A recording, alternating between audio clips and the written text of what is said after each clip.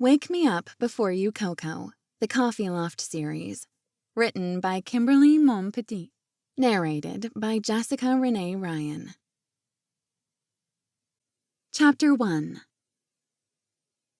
Marina Cormier raced through the graveyard as if she were 10 years old again. Her hair flew in a wave of gold around her shoulders, while a smile teased at her lips. The work of getting Miss Ruby Rose's antiques up and running again after her grandmother's death had taken up most of the past year. It was the perfect time to take a break and act like a kid under the towering oak trees of the old neighborhood cemetery. Marina came to a screeching halt. Long rows of dazzling azalea bushes formed a hedge along the fence line. A surge of joy welled up in her throat. Azalea season was the best time of year. Marina glanced about to see if weeping mourners occupied the graveyard, but she was blessedly alone. Taking a small pair of scissors from her handbag that she used for gift wrapping small items in the antique store, Marina snipped a twig here and then another one there. The deep violet, hot pink, and red petals were a riot of color. These would be perfect to add to the bouquet of roses and daisies she'd picked up at the florist to lay on Granny's gravesite. Marina scanned the dirt roads winding through the graveyard, where giant 200-year-old oak trees stood with bent and angled limbs. A deep blue sky soared high above the shadowy trees, while Spanish moss hung like lace on each limb. Quiet and musty, like ghosts from the past. If she believed in that sort of thing, which she did, kind of. Her granny certainly had. A sudden shiver crept up Marina's spine, glancing back over her shoulder while scanning the graveyard for dark shadows. After all, she would be 30 next month and didn't think monsters lived under her bed any longer. Even so, Marina figured she should personally verify that there was nobody sitting on the tall tombstones, watching her while they painted their fingernails or sipped their cups of tea. "Hey, Granny, guess what?" Marina said, dropping to her knees on the grass in front of the granite headstone. "I got good news to tell you." She swore she heard Granny's voice whispering hello from the spirit world. "Oh, before I forget, I picked these for you." Marina stuck the bouquet of flowers into the little pot she had purchased, then ran a finger along her grandmother's name while she blinked back the sting of grief. "Don't they smell nice?" Even though it had been almost a year, the engraved words, "Darling Granny, we love you forever," still got to her every time. She pictured her, kicking up her heels and partying with old friends and family that had gone before. Marina wiped at her eyes, laughing at herself for sitting in a cemetery, having a chat with the ghosts of people from the past. All she needed was a cup of tea and an English biscuit. "Okay, let's talk business, Granny Ruby. I finally managed to finish the overhaul of the store you always wanted to do. Had to take out a business loan, too. Drat you," she added, in the way she and her grandmother always teased each other. "I wish you were here to see it. I love how it turned out, and I know you'd be tickled pink." A gust of wind snatched up the bouquet, causing it to tumble end over end along the row of headstones, as if a ghost was trying to steal it. Marina sprinted after it, but the flowers kept going, and finally she launched herself on top of them, laughing at the weirdness of it, as if the flowers had a mind of their own, or her mischievous grandmother was playing a game with her. "Now, where was I before you rudely interrupted me with your shenanigans from the other side of the veil, Miss Ruby Rose Eldridge?" Marina swore she heard her grandmother chuckle in the stillness, and another burst of emotion watered her eyes. Gosh darn, she missed her. Real life had slammed into them like a freight train going off the tracks and blowing up the wheelhouse. Except it was their wheelhouse when Ruby Rose's Antiques abruptly closed when the cancer they thought was under control took her life so suddenly. Marina sucked in a breath. The contractor you recommended created cute corner pockets around the store with adorable wooden signs for each section. Things like party dishes and stemware, books and games, clocks from the past, jewelry to make your best friend envious, nooks and crannies, things to die for. The best thing was tearing down the far wall of the store and creating an entrance to the coffee loft shop that opened last year. The open archway between the two stores is created with timber beams, so it looks rustic and homey. Decorative handmade tiles along the top of the curve. The coffee shop has cozy tables and gourmet donuts. Perfect, right? My best friend from high school, you remember Jenna Thornton, rented the space and bought the franchise. The two shops will bring people to both our businesses, and when I'm craving a maple pecan bar, I can grab a bag of them for that lunch of champions I'm such an expert at eating. Marina swore her granny tisked her tongue. How you gonna find a husband if you keep eating donuts like they're going out of style, my girl? Came her grandmother's voice in that distinctive Louisiana accent. I will have you know that I weigh exactly the same as I did in college. Not for long, you won't. You always do get the last word in, Marina shot back with a quick laugh. Okay, you got your flowers. They're in a secure container filled with water, and your headstone is freshly polished. Now go bug Granddad for a while. I have a grand opening to prep for. But maybe you're just too busy jumping clouds and eating all the donuts you want to care any longer about my earthly woes, including no husband, not even a boyfriend. Marina paused at the empty silence, then rose to her feet. Grief bloomed in her chest. She wanted Granny to keep talking to her, at least in her mind. Although she suspected that her grandmother would have scolded her to quit saying no to all those boys, men, who kept asking her out. Not that there were very many, at all. Nobody had caught her eye in a long time, because there was this part of her that wished the past had turned out much, much differently. Water under the bridge, Granny would have said. Keep looking and don't stop living your life. Easy for you to say, Marina spluttered, throwing her hands up as the small spell of time had already broken, and her grandmother's presence floated away. Rubbing at her eyes, she trudged back to the parking lot, blowing a kiss over her shoulder. A sudden spark of light twinkled behind her, like a glint in a rearview mirror. Whirling on her heel, Marina stared behind her. A silent breeze lifted the Spanish moss in wafts of spidery filigree, but there was nobody there. Perhaps it was just her granny saying goodbye, or demanding that on her next visit, Marina better bring back a maple-frosted coffee loft donut with chocolate chunks and pecans. I gotcha, Granny, she said with a thumbs up while she climbed into her red Honda SUV and revved the engine. Chapter 2. Wade Kennedy took the exit off the I-10 freeway and headed for the small city cemetery. It was a gorgeous spring day in New Orleans, the best weather in weeks after a whole lot of rain, which meant the azaleas had gone crazy. He glanced over to point out the unexpected beauty of the day to his fiancée, Lydia Gravois, but she was busy twisting the sparkling diamond ring around her finger, sighing happily. She'd been admiring the engagement ring non-stop after they drove away from the jeweler's, where they had picked up the ring after having it resized. Despite Wade weaving in and out of the heavy traffic, which Lydia frequently commented on, She hadn't paid a smidgen of attention today.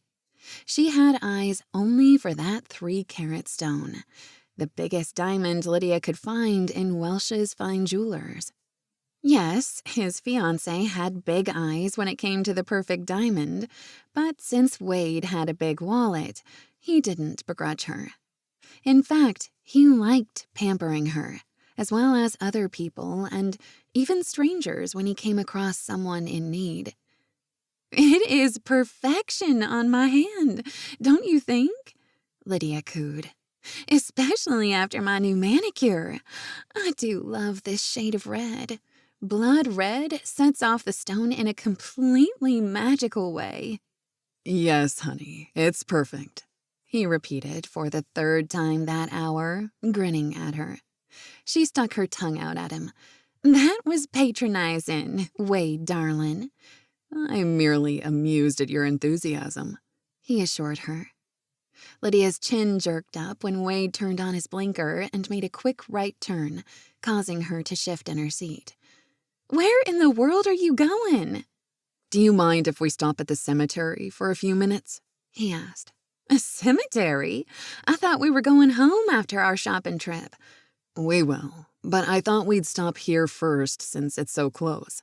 Besides, we have time. It's not even 5 o'clock yet." "That's true," she said, wiggling her fingers to catch the spring sunlight streaming through the car window, which lit up the diamond ring in an entirely new way. "Even so, why are you stopping at a cemetery? That's a strange thing to do." "My younger brother is buried in a family plot near here, from way back when we were kids. My folks and grandparents grew up in this part of town." "I forgot you were born on the other side of the tracks," Lydia said flippantly.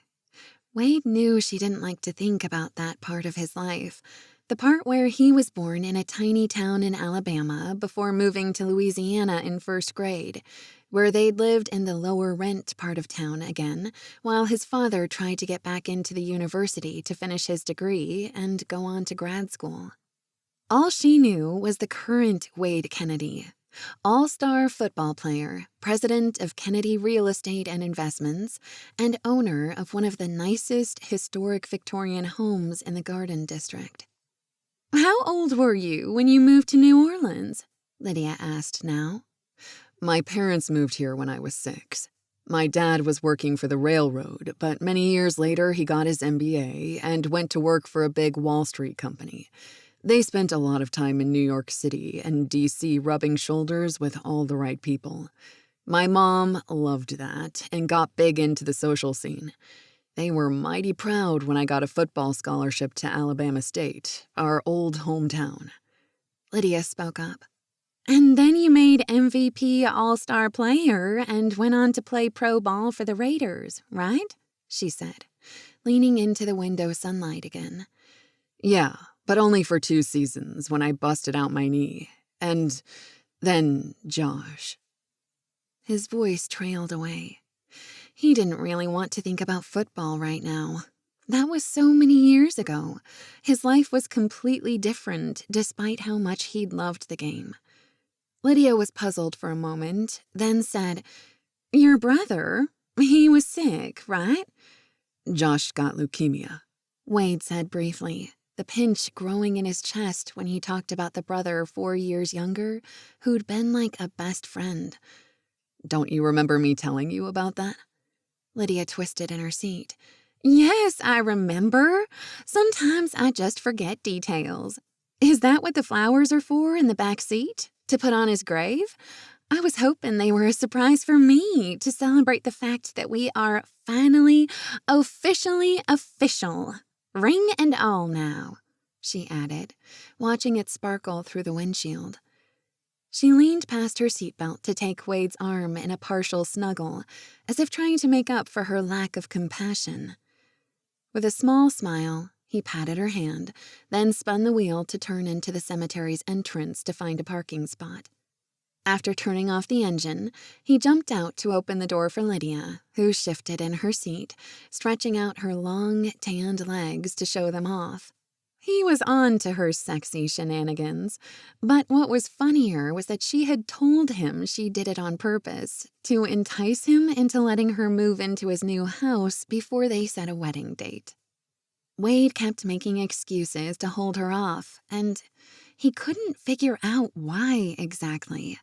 Getting married at 31 was going to be a big change, maybe bigger than he'd anticipated. Was he turning gun-shy about marriage and getting the jitters? No. Wade was tired of the single life and wanted to settle down and have a family. So, do you need to find the cemetery map to look up your brother's grave location? Josh. He said patiently. His name is Joshua, like the famous prophet who parted the Jordan River after Moses was taken up into heaven. Lydia wrinkled her nose and laughed. Really, Wade? You're quoting the Bible at me? Nope, he said with a quirk of his mouth. I just meant that I know exactly where my brother is laid to rest. Lydia lifted a hand to shade her eyes from the sun. It's kind of muggy out here. Do you mind if I stay in the car with the AC on? Wade cocked his head, surprised by her request. But not that surprising. Lydia didn't like to talk much about life or death, especially not terminal illnesses and dying.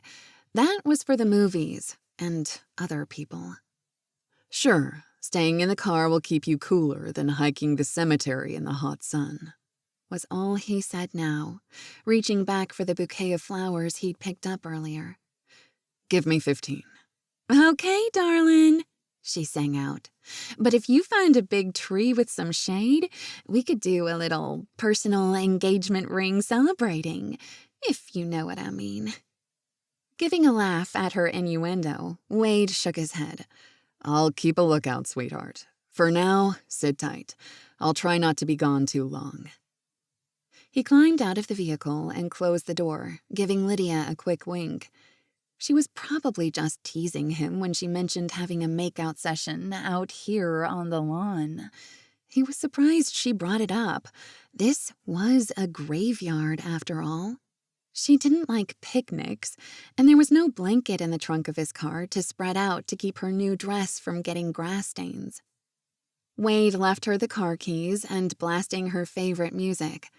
It didn't take long to walk to the back rows of the cemetery with the big trees, and the shade felt nice in the growing heat of late afternoon. Once he found the headstone, Wade crouched down to run a finger along the lettering on the granite headstone. Hey, buddy, he said in a deep voice, while his throat closed up with emotion. Joshua William Kennedy, beloved son, brother, and best friend to all. The dates were painful. Josh had passed away in the hospital the day before his 16th birthday. I think about you all the time, bro, Wade said in a low voice, even though the cemetery was deserted and no one could hear him talking out loud. Hope you're having fun up there in heaven, and you get to eat all the Rocky Road ice cream you want.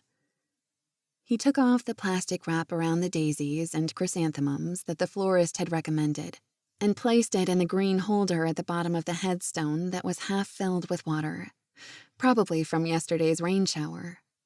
He gave a chuckle, remembering his last conversation with Josh before his brother had slipped into a coma. They'd crack jokes about him getting a pair of angel wings and flying around the universe to learn if there were actual aliens a billion galaxies away. Don't forget to take your camera, Wade had told him. Josh had been huge into photography, and he was good. Won awards at the state fair every year in the junior division. Josh had shaken his head weakly. Don't need no camera. Photographic memory, he whispered, tapping his forehead. I'll send you a copy someday. I'll put the pictures in an album, send them to all the newspapers, and you'll be hailed a genius. Your name will go down in history. Josh gave a small smirk, lifted his fist for Wade to bump, and then fell asleep. As if on cue, Wade suddenly heard the faint sound of a phone ringing. He whipped around, wondering if Lydia had exited the car and followed him. Nope, not a sign of her, but the huge oaks with their enormous trunks and limbs prevented him from seeing the parking lot from the back section of the graveyard. Wade walked in the direction of the ringing, and then the sound stopped. Maybe someone with a cell phone was standing beyond the tall hedge, but he couldn't hear any voices engaging in conversation. Returning to his brother's gravesite, Wade crouched down to say goodbye just as the ringing began again. Ignoring it for the moment, he muttered, "Stay cool and stay smart, buddy." When he rose to his feet, the phone was still ringing, but the sound was muffled. Where was it coming from? Wade had a really weird thought. What if the phone was buried inside one of the coffins nearby? Leaving a phone inside a dead person's grave would be a bizarre joke, even if it was kind of humorous. Just then, a glint of silver flickered in the sunlight. Wade blinked. It happened twice more, then stopped. He rubbed a hand along the back of his neck. Was he seeing things? A fence line about 100 feet away was piled with mounds of dead leaves from the previous winter, which gave him an idea. The closer Wade walked toward the leaf piles, the louder the ringing sounded. The phone must be under them. His shoes made crunching sounds while he took slow steps, brushing aside the leaves until he caught sight of the glint once more. When his toe knocked into something solid, he knew he'd found it. "There you are," he said, lifting the shiny object with its black glass face, a cell phone with a wraparound cover of the Disney mermaid Ariel. A sense of déjà vu ran down his spine. Seeing Ariel was like a blast from the past. Maybe it was just a memory of his older sister with her girlfriends, pretending to be mermaids in the community swimming pool when they were 9 years old. They always refused to get out for the longest time, but when the pool was finally empty of girls, Wade practiced his cannonball and splashed water all over the lounge chairs where Adele and her friends were trying to sunbathe and gossip. Instantly, the shrieks were followed by his mother yelling at him to knock it off. The ringing started getting on his nerves while he glanced about the rows of gravestones, looking for its owner. Not a soul in sight. Nobody had been near the piles of old leaves the entire time he'd been here. Somebody must have dropped it before his arrival. Wade finally couldn't resist. He slid his finger across the screen to open the phone. "Hello?" "Who is this?" a female voice demanded. Wade was startled at the abrupt question. "Who is this?" "I asked first, and obviously you are holding a phone that doesn't belong to you." Wade decided to have some fun. "Finders keepers." "Hey, don't you dare steal my phone." "How do I know it's yours?" "Obvious. I know the number." She rattled it off, even though Wade couldn't have possibly known the number of a lost cell phone he was randomly answering. "Maybe you're just making prank calls," he said flippantly, "and just happened to get this number." "Oh, please. Honestly, who are you? Can we meet so I can retrieve my phone? Please don't sell it on the black market," she said, her voice desperate. Wade leaned against the fence line. Having fun now with the girl. Woman? He probably shouldn't tease her. Even so, her voice was light and airy, including a laugh she was obviously trying to hold back. Now that he thought about it, she had a voice that was awfully familiar, a voice Wade used to know very well and loved deeply. But that girl was 8 years ago, in Alabama, not here in New Orleans. Even so, female voices often came across as unreliable over a phone line. He sometimes mixed up his mother and Adele. "Hello, hello?" the woman repeated. "Are you still there? Did you hang up? Please, don't hang up." "I've heard about the dastardly black market," Wade said, unable to resist teasing her. "Where do I find it? Some easy cash sounds good right about now." Chapter 3. No, no! Marina shrieked into the phone. Please, don't sell my phone. It has my entire life on it. My business stuff, friends, family. She broke off. Actually, just tell me where you are and I'll drive there and retrieve it. Please, just don't leave. I'm kind of in a weird location right now, the man said vaguely. Marina's stomach sank. What did that mean? She would probably never see her phone again. Best to get off Jenna's phone that she was borrowing in the hopes of finding her own and immediately call the phone company before her cell was wiped clean and disappeared forever. Are you homeless? She finally asked. Or are you the black market? His chuckle was low and deep. Was he laughing at her now? That isn't funny, she said tartly. It's a serious question. No, it isn't funny, he agreed. But what we call the black market isn't necessarily a person or even a single place. Marina widened her eyes. She never actually thought about it before. Then again, weren't black markets seedy, illegal places where criminals bought and sold stolen plunder or goods and services? Yuck. That was an unpleasant thing to think about. Do you remember where you lost it? The man asked. I'm just curious. To make sure I have the right person. I wouldn't want it to go to a black market person instead of the rightful owner.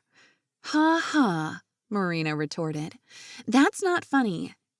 She had to admit that this stranger didn't sound particularly weird or like a serial killer. But one never knew for sure about these things.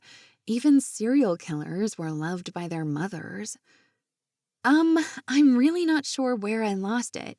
I didn't realize I had until I had to make some business calls. I dumped out my handbag and searched my shop, and nothing. So I borrowed my friend's phone to call my number. You know how you call your own phone number and let it ring so you can find it hiding in your house in plain sight when you forgot where you put it?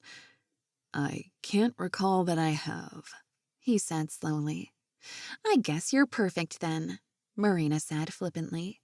Now, please tell me where I can meet you. Does the cemetery ring a bell?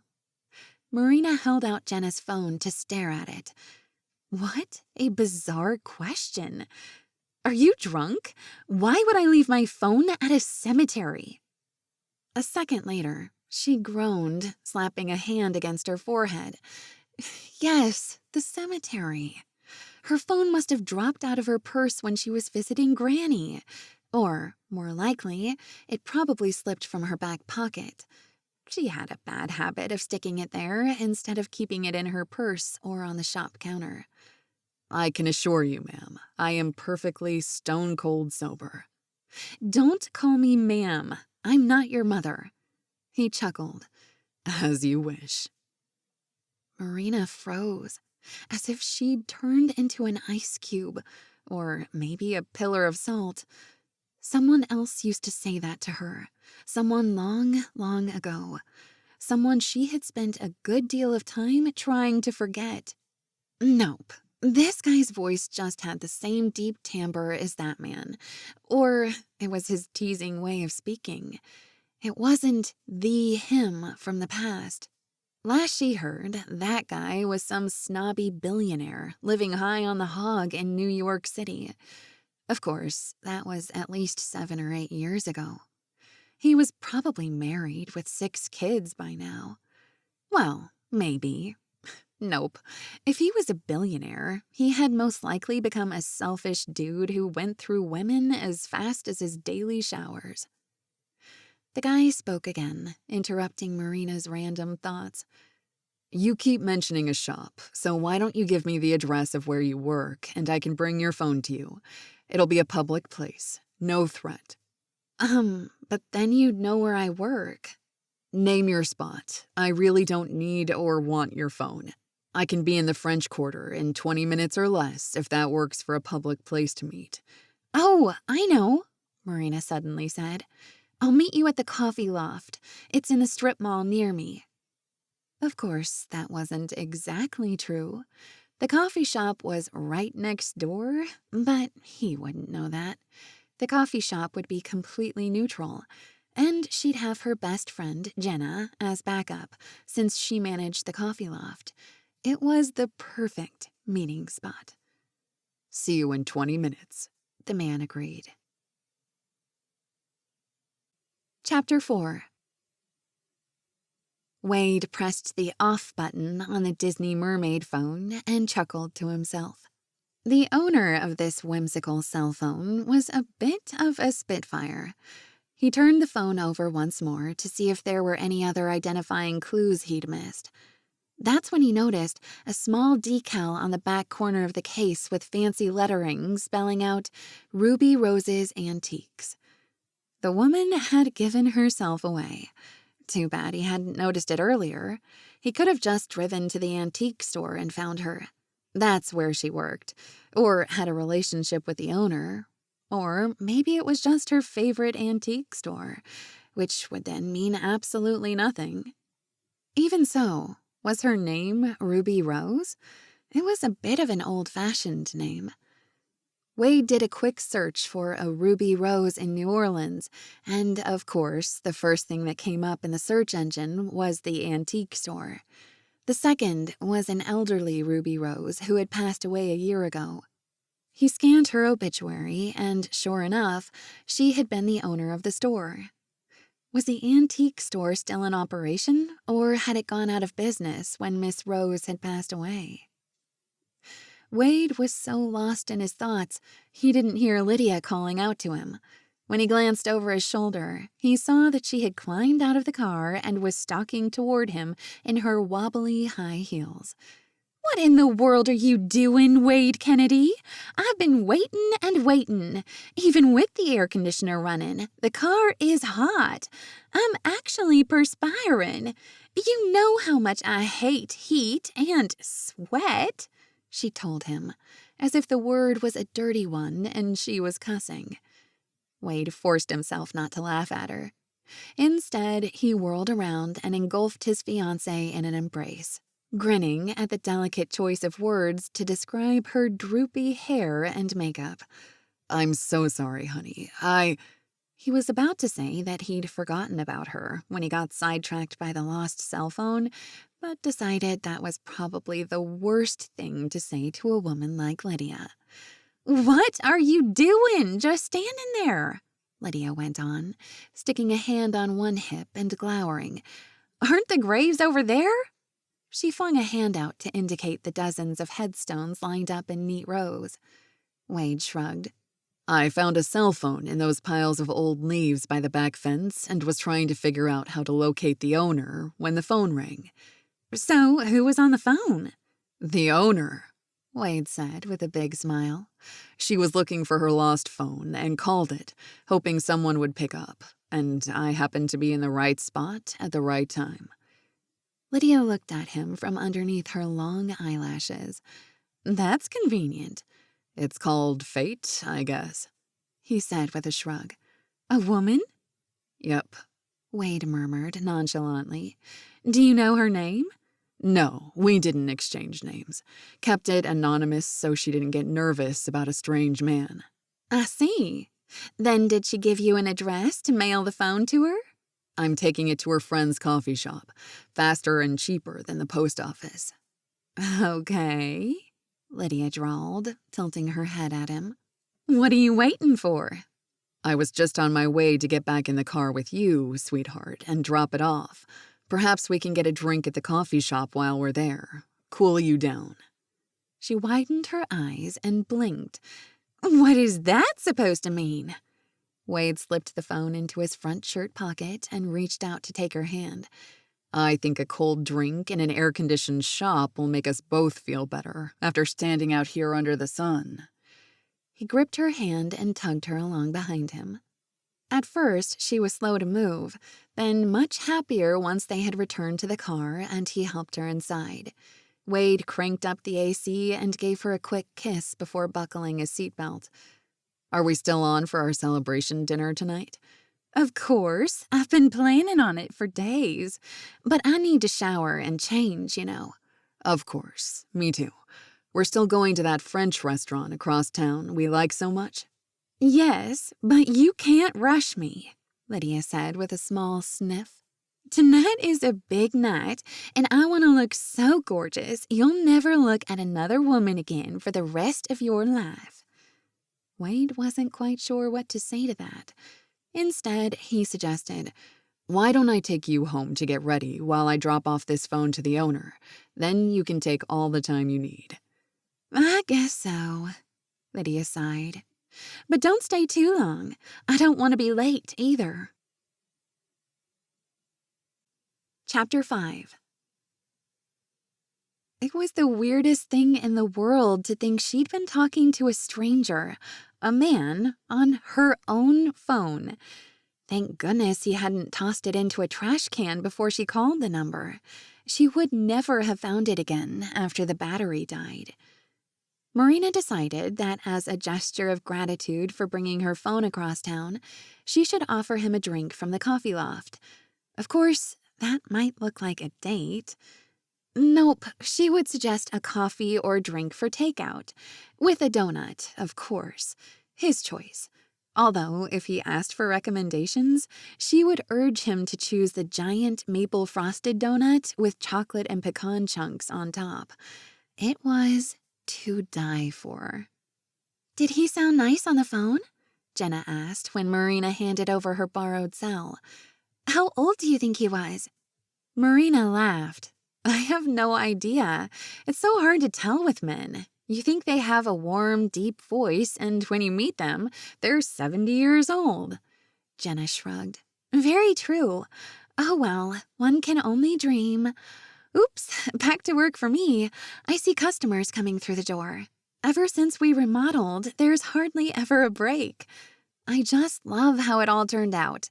Great minds think alike, right? Indubitably. Jenna shot over her shoulder as she hurried back through the stone archway to greet her new customers. Marina had kept the antique store open for the hour she'd been gone to the cemetery, but since there were currently no customers, she told her part-time help, Sally Broussard, to go on home. She gazed about the store, thinking of her massive to-do list to finish getting the place ready for a grand opening. In a few days, Marina also had a huge shipment of antiques coming in from Great Britain, causing her schedule to get even crazier and making a visit to the cemetery even harder. Cataloging and setting up the new inventory would take the next couple of weeks, at least, then advertising the reopening and planning the party.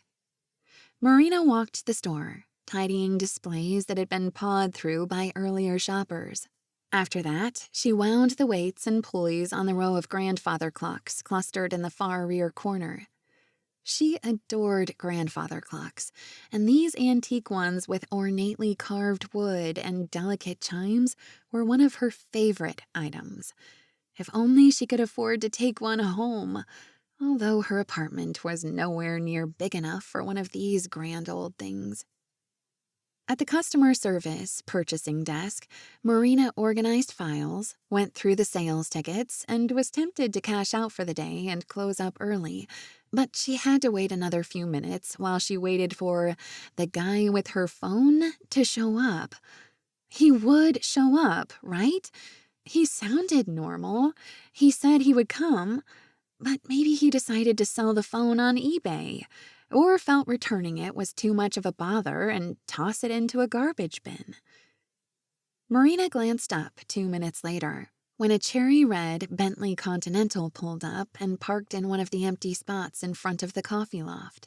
The plate glass windows along the front of the antique store and the coffee shop made it easy to see people coming and going. Marina's heart soared. Strange guy was here at last. At least, she hoped it was him. She stepped around the corner of the desk and stopped, dead in her tracks. Gaping through the window, she watched a tall, well-built man climb out of the sleek vehicle. That car was beautiful, and so was he, at least from the backside. The broad, muscled shoulders and torso were obvious through his button-down shirt, of course. His hair was thick and a dark brown chestnut color, cut perfectly as if he used an expensive barber. After closing his door, he stepped up to the sidewalk and Marina got a full view.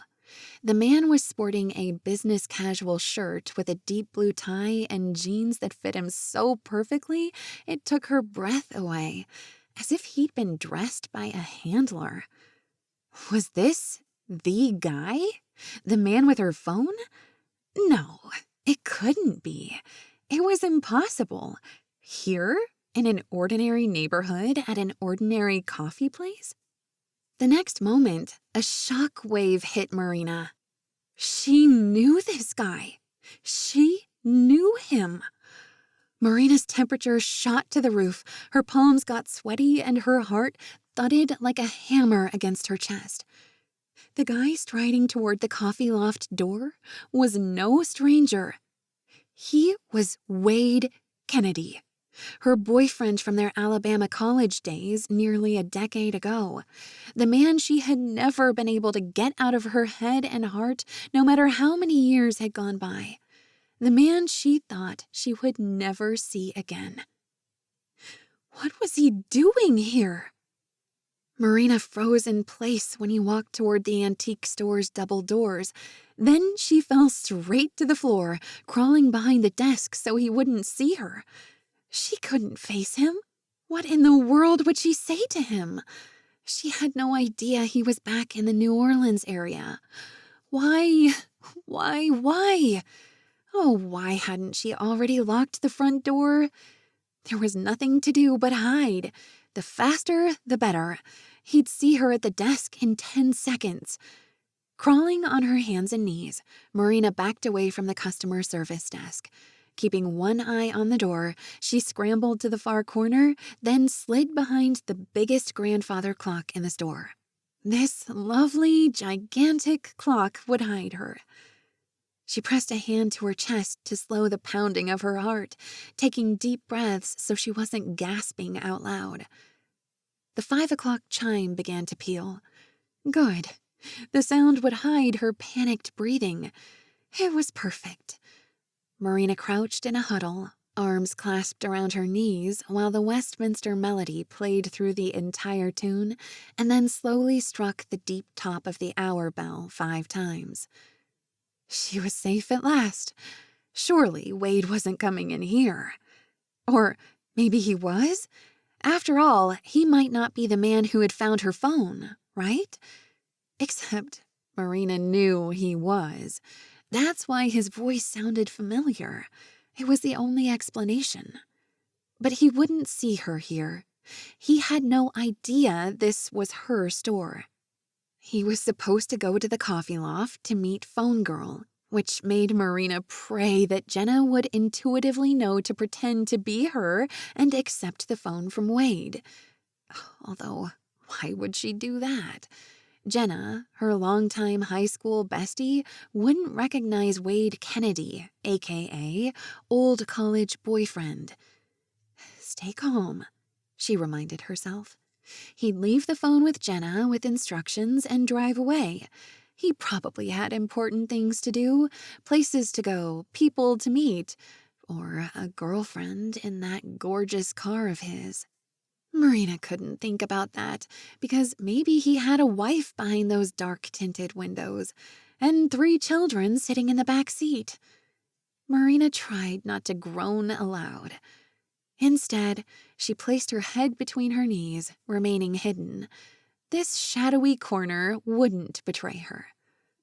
All at once, voices sounded through the open archway between the 2 stores. No! Marina curled into a ball, trying to make herself as small as possible and crossing all of her fingers for luck. Hey, Marina! Jenna called out, her voice growing louder as she walked deeper into the antique store. The guy who found your phone is here. There was silence, of course, while Marina held her breath. Huh, Jenna said. I wonder where she went. She was here just a few minutes ago. Their footsteps traversed the store's aisles. Why couldn't she have the power of invisibility? Seeing Wade, Talking to Wade would be the worst thing in the world after all this time. Marina, Jenna called louder. I wonder if she's in the storage room back there. I'll go check. Wait a minute, Wade said. Did you just refer to your friend as Marina? Yeah, why? No reason. Just curiosity. I used to know a Marina, and it's not that common of a name. That's true, Jenna said brightly as she led him around the store while they searched each of the cute corners. This Marina, Wade went on. She is the one who lost a phone, right? Yes, she called her number from my phone, hoping someone would answer. And you did, Jenna said brightly. What's your number? Wade asked next. Marina could hear him pull the cell out from his pocket and turn it on. Why didn't she ever put a lock code on it? Laziness. Stop for a second, Jenna said. I'll call it again. There were a series of soft beeps while Jenna punched in the number. A moment later, the phone in Wade's hand began to ring, sounding obnoxiously loud in the quiet store. Bingo, Wade said, speaking from a distance of a mere 10 feet from Marina's hiding spot. That's the number that came up at the cemetery. The number I answered of the woman who had lost her phone, found it in a pile of dead leaves. Yes, Marina was there a couple of hours ago visiting her grandmother's grave. Must have fallen out of her back pocket. It happens all the time. Interesting, Wade mused. Sounds like the Marina I used to know too. Hey, Jenna suddenly said. Looks like I have customers next door and my help is out sick today. You're welcome to get a coffee or other drink, my treat, while we wait for Marina to show up. That's nice of you, Wade said in that sexy, deep voice of his. Marina closed her eyes, remembering how that voice was like melted, gooey chocolate. I'll come over in a sec, look around a bit, and wait for her to emerge from the back room, like you mentioned. Marina shivered at the memory of his voice whispering in her ear. The memory, hearing him now after so long, was so powerful she wanted to weep. She shook her head to stop thinking about old memories of Wade. Sounds good, Jenna said brightly, and left, fast. Why didn't she drag Wade with her and force him to get a drink? Marina suppressed a moan, holding a fist to her mouth. She wanted to shift on the cold, hard tile floor, but didn't dare move. How long could she remain hiding here without her entire body going numb? The antique store went completely silent. Maybe he had actually left with Jenna, although she hadn't heard his footsteps following her. Then she heard the sound of movement coming closer and closer. She remained still as a statue. He'd never spot her in this dark corner, would he? All of a sudden, his voice softly called, Marina, Marina, where are you? Keeping her eyes shut, Marina determined that she would not respond. It all felt so silly and stupid now. Why couldn't he just leave the cell phone by the register and leave? After all, he'd confirmed that it belonged to her. The sound of his jeans whispering while he slowly walked to the store stopped. There was silence. She waited for a full minute, then took a peek to see where he was. Perhaps she could crawl into the storage room and hide in a cardboard box until he left. The next instant, Marina gasped, rearing back in shock. Wade had crouched right in front of her, elbows on his knees, fingers clasped together, gazing at her. And he was smiling, those perfectly straight, pearly whites like a thing of beauty. Hello, Marina, he said softly. Long time no see. Is it really you? She whispered hoarsely, as if Wade had just come back from the dead. Where did you come from? How can you be here? He gave her one of his old, saucy grins. That grin she loved. The grin she had tried to forget. Well, I was at the cemetery visiting my brother and found this cell phone. I talked to the owner, and here I am. A lump formed in Marina's throat. She knew all about Wade's brother and what a terrible time that had been for him. But you were supposed to go to the coffee loft, not Miss Ruby Rose Antiques. He shrugged. Came in the wrong door. Thought it was the coffee shop at first. Then your friend Jenna led me around. Well, I'm sure you heard our entire conversation. Yeah, I guess so, Marina slowly admitted with a toss of her long hair. He lifted an eyebrow, grinning at her in the way she remembered. Good grief, that was a long time ago. But Wade looked exactly the same, if not better. His grin turned into a soft smile. Why are you hiding behind the grandfather clocks, Marina? She gulped, trying not to feel the magnetic pull toward this man she had loved so long ago. But she couldn't let him know that. She had to save face. Why are you sneaking around my store and then giving me a heart attack by getting right in my face? I knew you were here somewhere. Before Jenna came over from the coffee shop, I heard what I thought was a mouse scratching in this corner. See, I was doing you a favor to find the mice and get rid of them before you returned. Marina widened her eyes. Right. You are such a liar. Don't you have someone waiting in the car? It's probably getting hot out there, so that isn't very thoughtful of you. Nope, no one is in the car. I dropped her off before I came over here to hand off your cell phone like I promised. Of course. Her. A girlfriend? A wife? Marina spoke the last words as if trying to claw them out of her throat. He cocked his chin. How do you know it's not my mother? Marina gave him a look of disbelief. Right, okay. This is weird, like really weird, but thank you for bringing my phone. I was going to buy you a drink and a donut as a thank you and send you on your way, but I can see that's now impossible. Why is it impossible? Hey, I want my Good Samaritan donut, he said. A tickle of laughter began in Marina's throat. She tried to suppress it, but it became impossible. The next second, a strangled giggle escaped, and then a soft snort. She slapped a hand over her mouth while her eyes widened with mortification. Pretend you didn't hear that? I'm so embarrassed. I don't even want to look you in the face. Wade just gazed at her as if he was in shock. Then his lips turned up in a smile, and he chuckled. You always did have the cutest laugh. It's been so long, I'd almost forgotten. Chapter 6. Wade shook his head, trying to take in the fact that his old college girlfriend, Marina Cormier, was hiding behind a grandfather clock in a dark corner of an antique store. Hiding from him. The shock was real. Nope, that was the understatement of the year. He was blown away and having a tough time processing the fact that he was staring into Marina's adorable face with those startling crystal blue eyes while her blonde hair wafted about her shoulders. Her crazy funny laugh snapped him out of his musings with a jolt. It was really her. In New Orleans, of all places.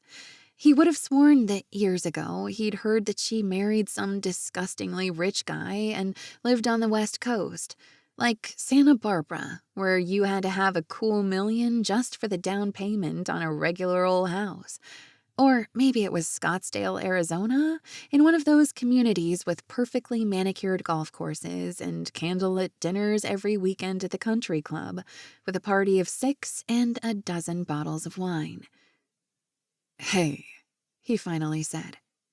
Do you want to keep hanging out here on the back corner floor, or can I help you up? I can manage, she said, obviously flustered. Oh no, my legs fell asleep, she yelped when she tried to stand. Her knees buckled and she fell back to the hardwood flooring. You were not supposed to see that, Kennedy, she accused. So you do know who I am, he said quietly, reaching out a hand to help her to her feet. But Marina wouldn't take his hand, wouldn't even look at him. With awkward movements, she climbed to her feet and brushed at her clothes, eyes darting every which way but at his face. I gotta get back to work. I think store hours ended 5 minutes ago, he told her. At least your sign says so. So did the grandfather clock chiming.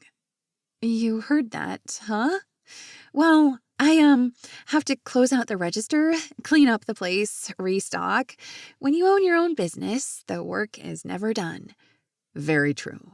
But you look a bit discombobulated, he replied, trying to catch her eye.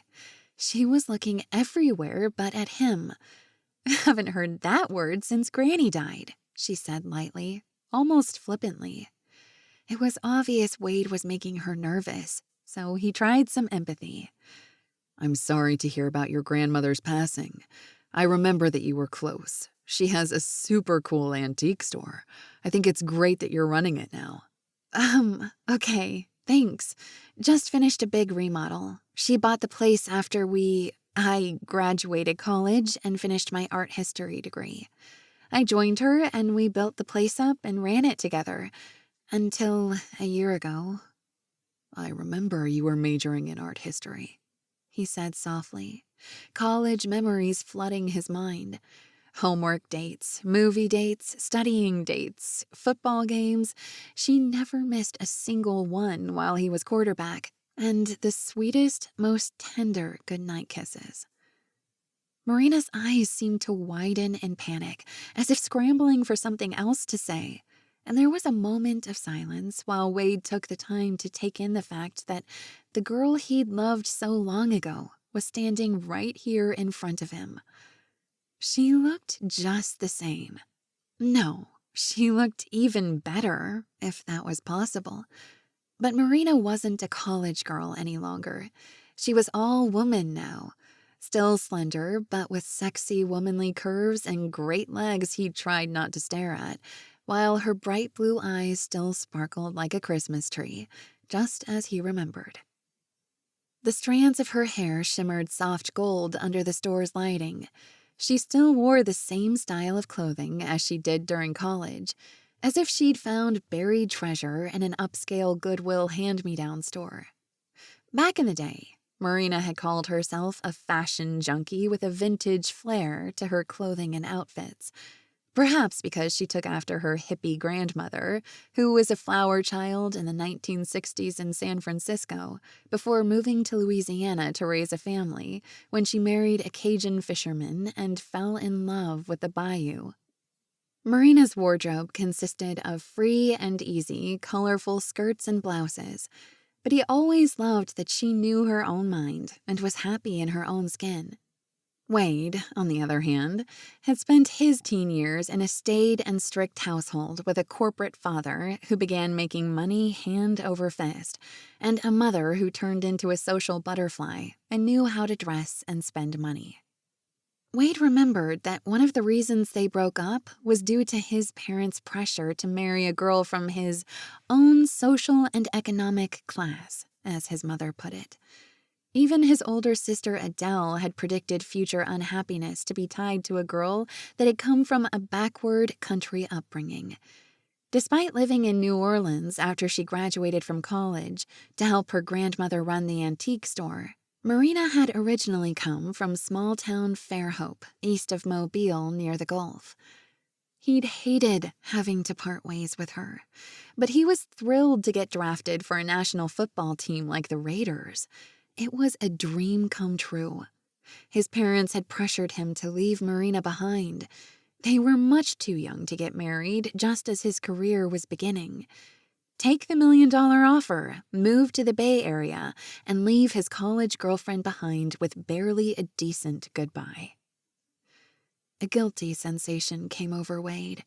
He knew he had hurt Marina all those years ago, but she didn't know it had torn him up too.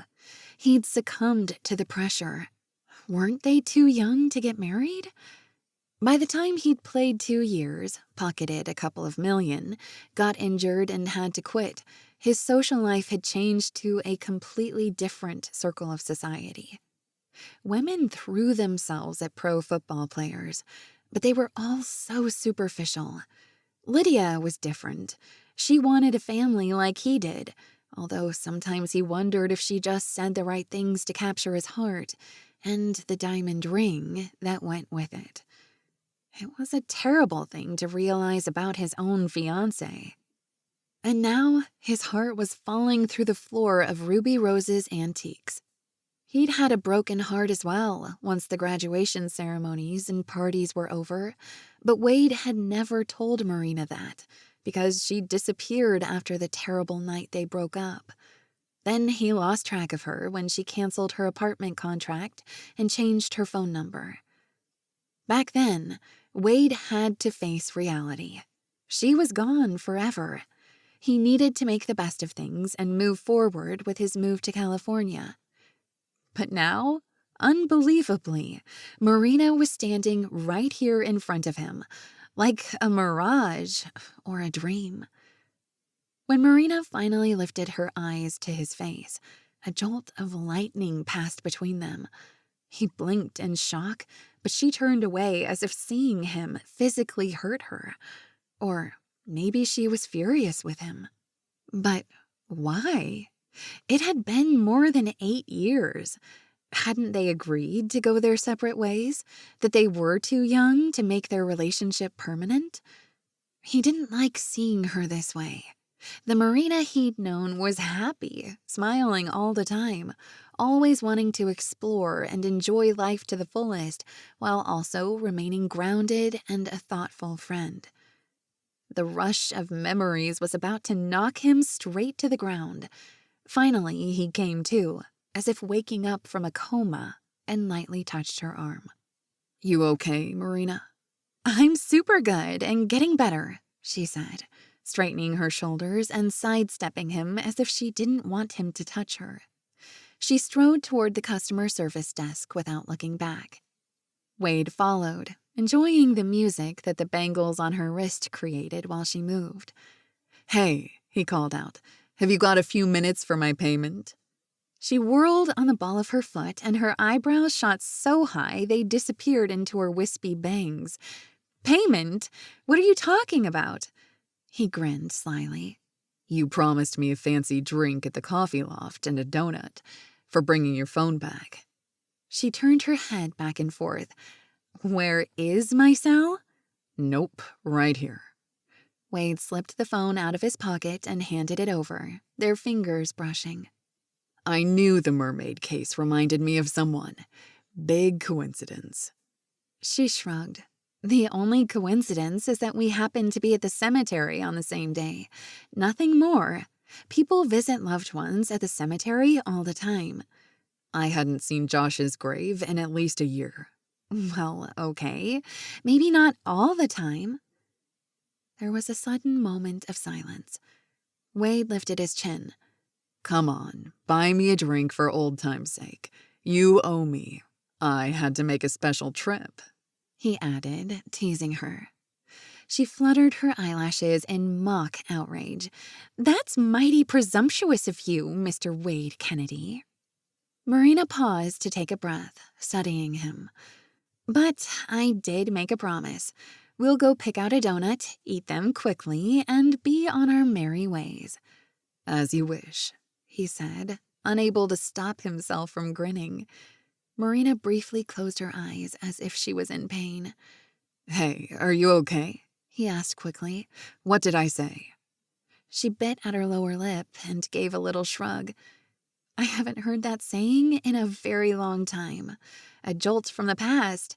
I remember watching Princess Bride with you during college, and we adopted that saying of Wesley's, turning it into a personal joke, or a joking threat, depending on the circumstances at the time. Those are good memories, he said now, watching her. She tried not to notice his eyes on her face. You said, as you wish, on the phone when I called you at the graveyard, too. Wade lifted his eyebrows. I did? Yep.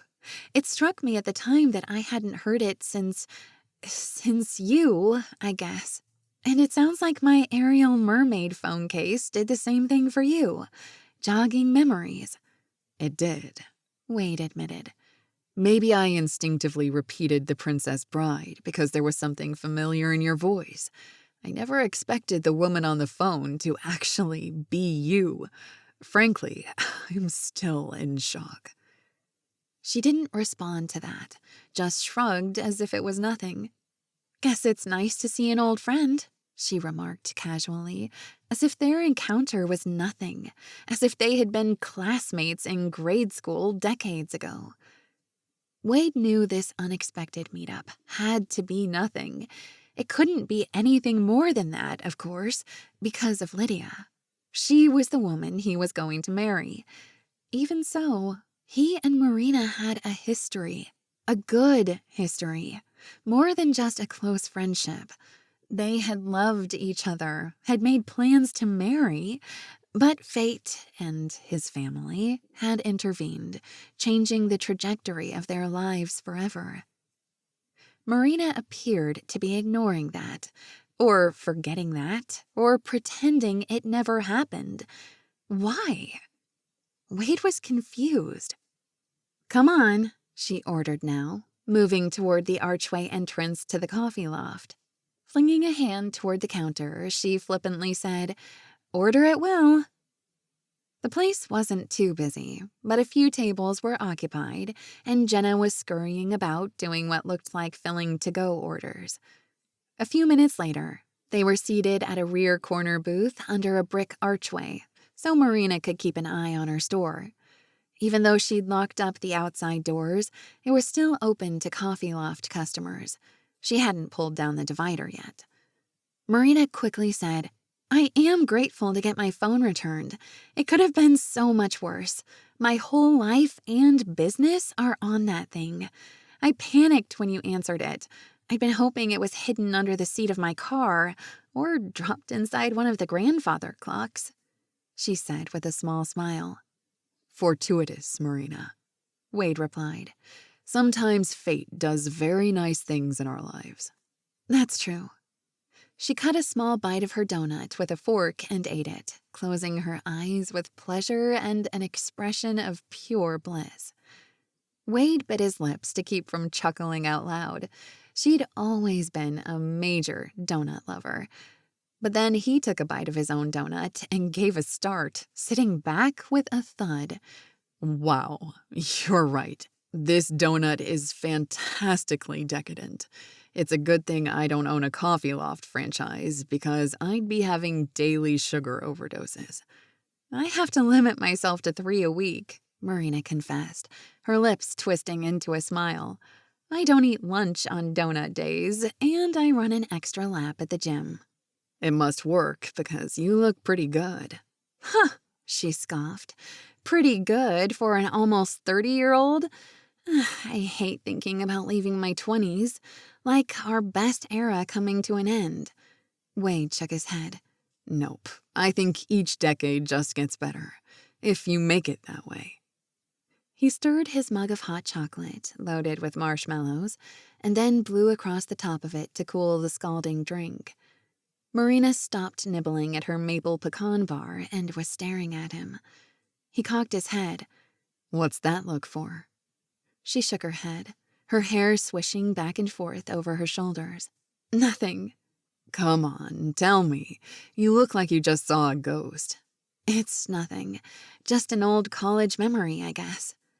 She took tiny sips of her own cocoa while it cooled, then scooped up a marshmallow with her spoon and popped it into her mouth.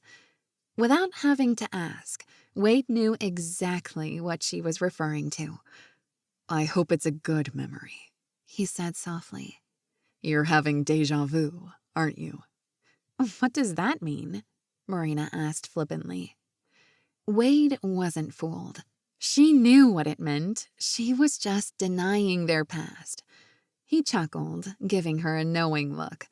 "I seem to remember that on frosty January mornings, I'd bring you a coffee loft hot cocoa to wake you up."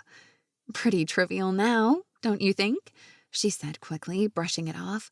"It wasn't at the time," Wade said, reaching out to lightly touch her hand that was gripping her mug of chocolate like super glue. He wanted her to look at him and not stare at her food or flicker eyes over his shoulder to check the antique store repeatedly. What's that supposed to mean? I don't know what you're referring to. Remember when you had first-hour classes and didn't want to get up? I'll have you know that I never skipped a class, even if there was ice frozen to my bedroom window. Yep, you did. He paused. When Marina finally raised her head and their eyes met, he went on. With a little help from the man you adored, me. Don't tell me you forgot your favorite purple mug filled with hot chocolate, marshmallows, or whipped cream when I could afford it on a student budget. Oh, yeah, I guess you did. That was nice of you, she said vaguely, sipping from her cup again to avoid speaking. Wade was sure that she was pretending not to remember, hoping he'd drop the subject. But suddenly, here they were, drinking hot chocolate and reminiscing about one of the best times of his life. Frosty winter mornings when he'd hike over from his apartment with 4 rowdy roommates to bring her hot cocoa in bed, give her a kiss, and then drag her out from under the electric blanket so she'd make it to class. It was more than nice of me, Marina Cormier, he said firmly now. Why was she acting like they hardly knew each other? We dated for 2 years. I remember, she said stiffly, blinking those exquisite blue eyes, as if trying to stop an onslaught of tears. I guess the memories are more nostalgic to me than you, he said now, feeling a bit hurt. But it was stupid to feel hurt. Those times together were a lot of years ago. He and Marina were super young, became instant friends, and helped each other through Alabama State University before graduating with a decent GPA and moving on with their lives. Wade was engaged to Lydia now, a beautiful, smart woman who was giddy each day planning their wedding and starting a life together. This day had turned very strange. Seeing Marina had thrown him off his game. The past was the past, right? No matter how much they had loved each other, they'd been kids back then. They both had different futures now. A new thought struck Wade. Perhaps Marina was acting distant and vague with him because she was engaged herself.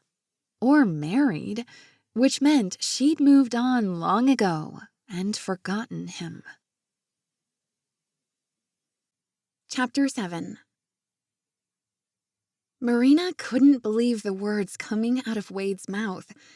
You think that you and me, us back in college, meant more to you than me? She scraped back her chair and tried to stand, but she was trembling so badly she feared she might fall over. Tears bubbled to the surface, blurring her vision. Sorry, gotta go, she said, her voice quivering. Really? Now she was going to cry? No way. Not in front of him. That would be worse than hiding behind the grandfather clock. Well, maybe worse, maybe not, depending on one's perspective, she supposed. Stop, she ordered herself. Do not cry over Wade Kennedy. Lurching forward toward the antique store, Marina tried to move into a run, but her legs had turned into jello.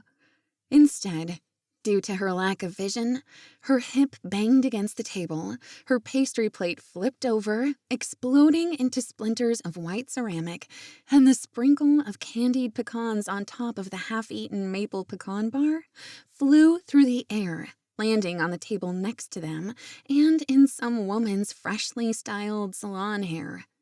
The woman screeched, jumping to her feet to shake her head, pecan bits raining, or rather, zinging, about the restaurant.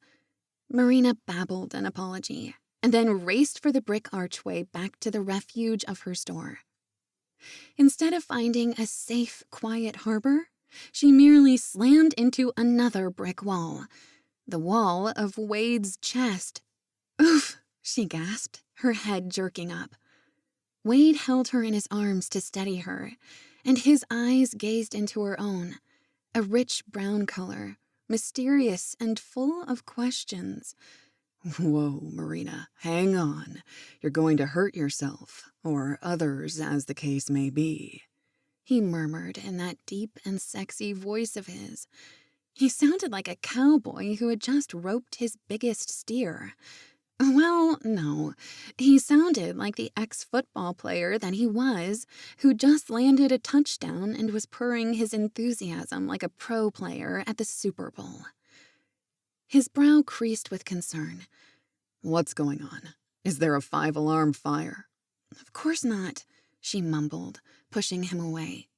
Except that he didn't move an inch.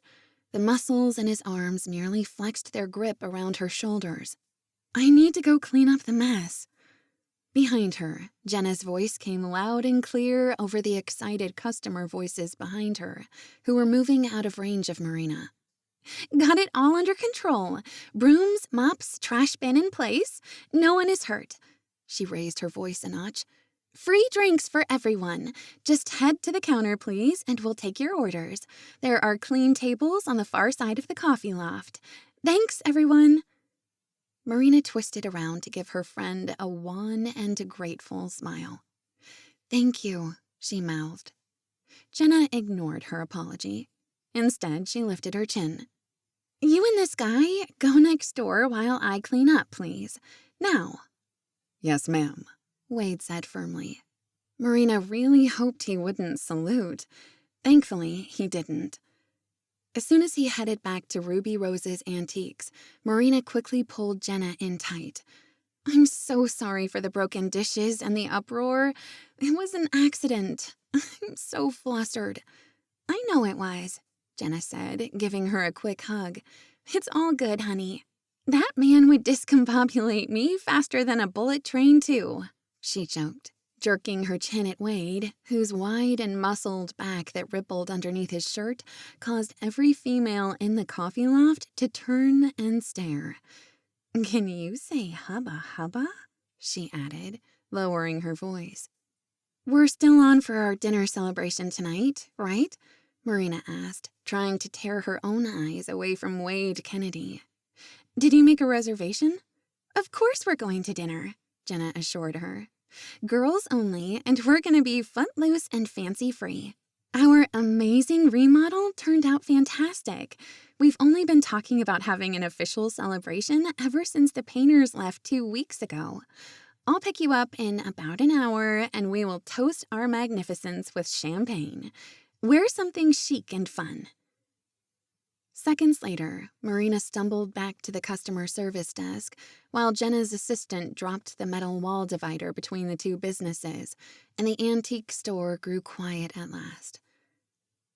When she had tugged herself out of Wade's arms after the crash of crockery, the warmth and strength of his embrace disappeared, leaving Marina feeling empty and cold.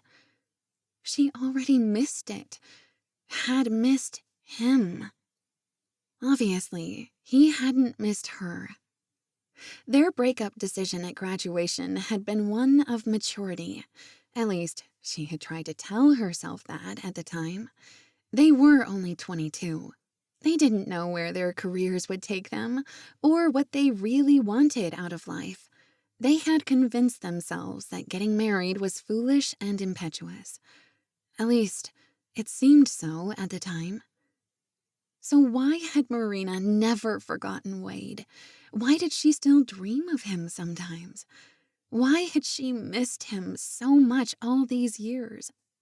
When months turned into years, the idea of finding him or calling him put her off. What if he rejected her? Maybe he didn't remember who she was?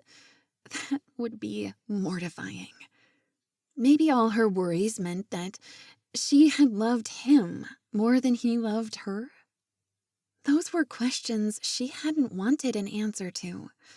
But no other man she'd met in the intervening 8 years had come close to her relationship and memories of Wade Kennedy.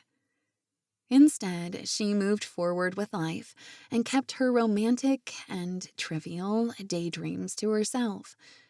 Until now.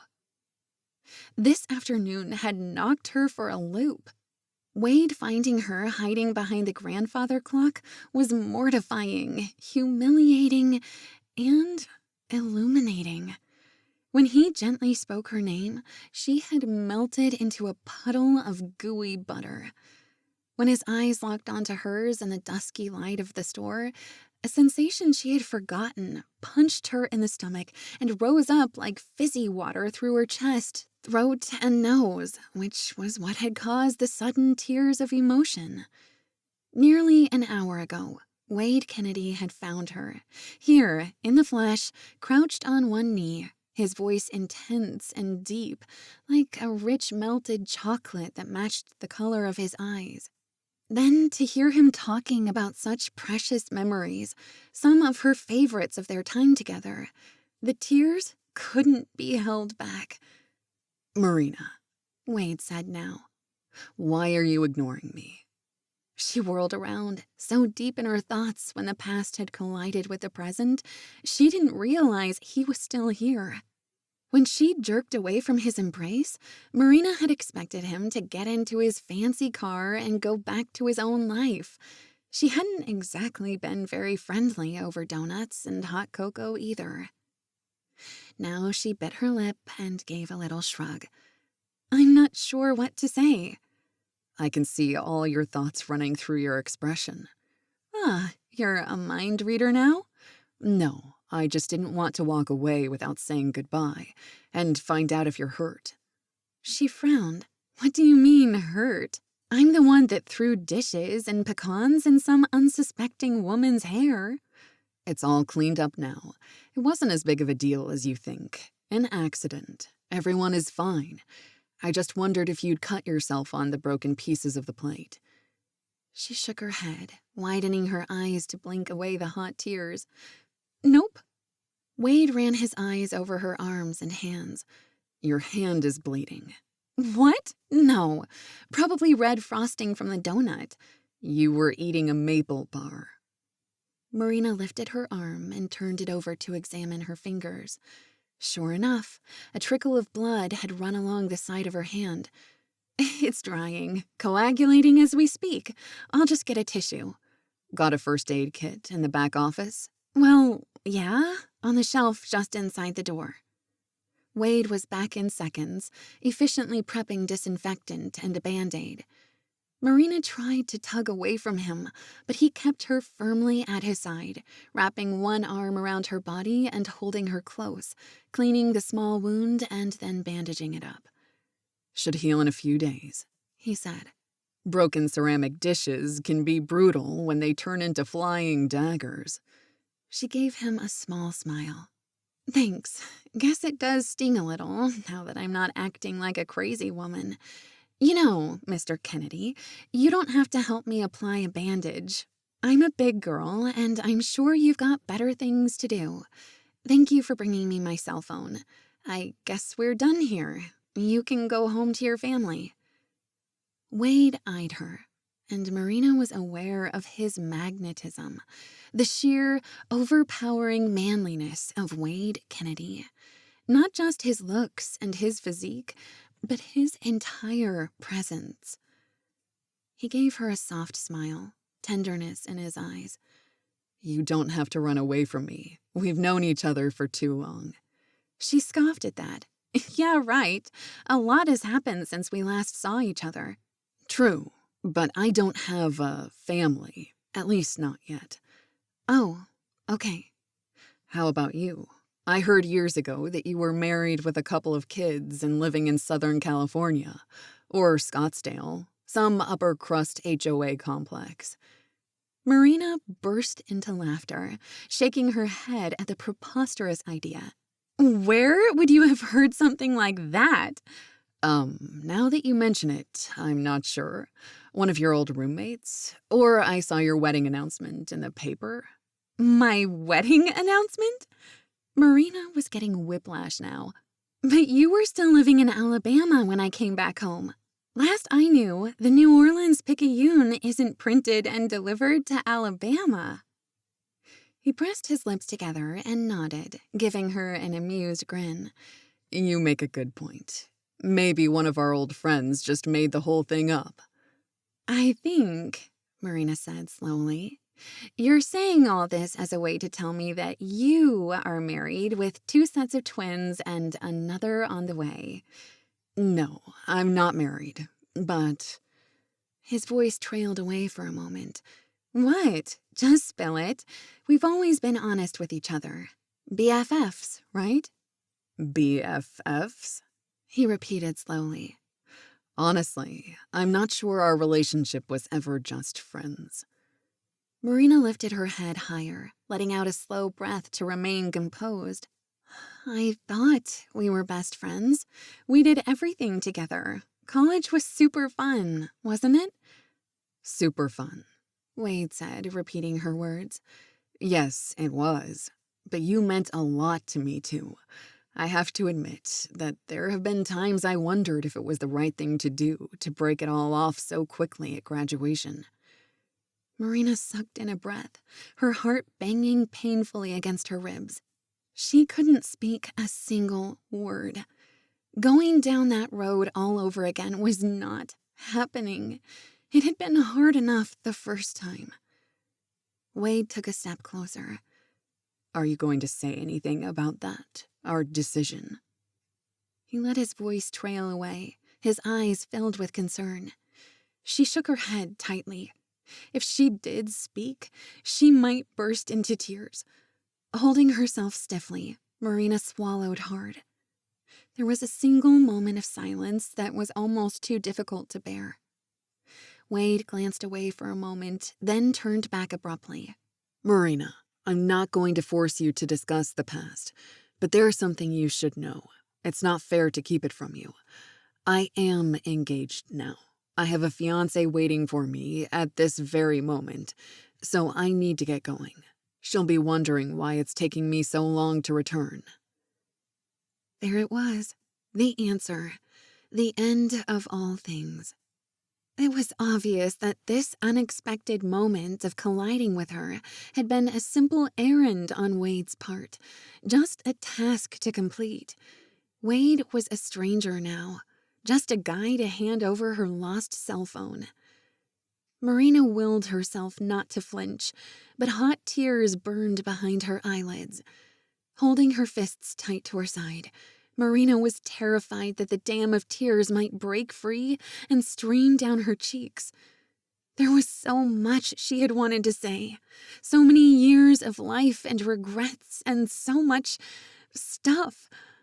But now, if he was engaged, she would never, ever in a million years speak her true feelings.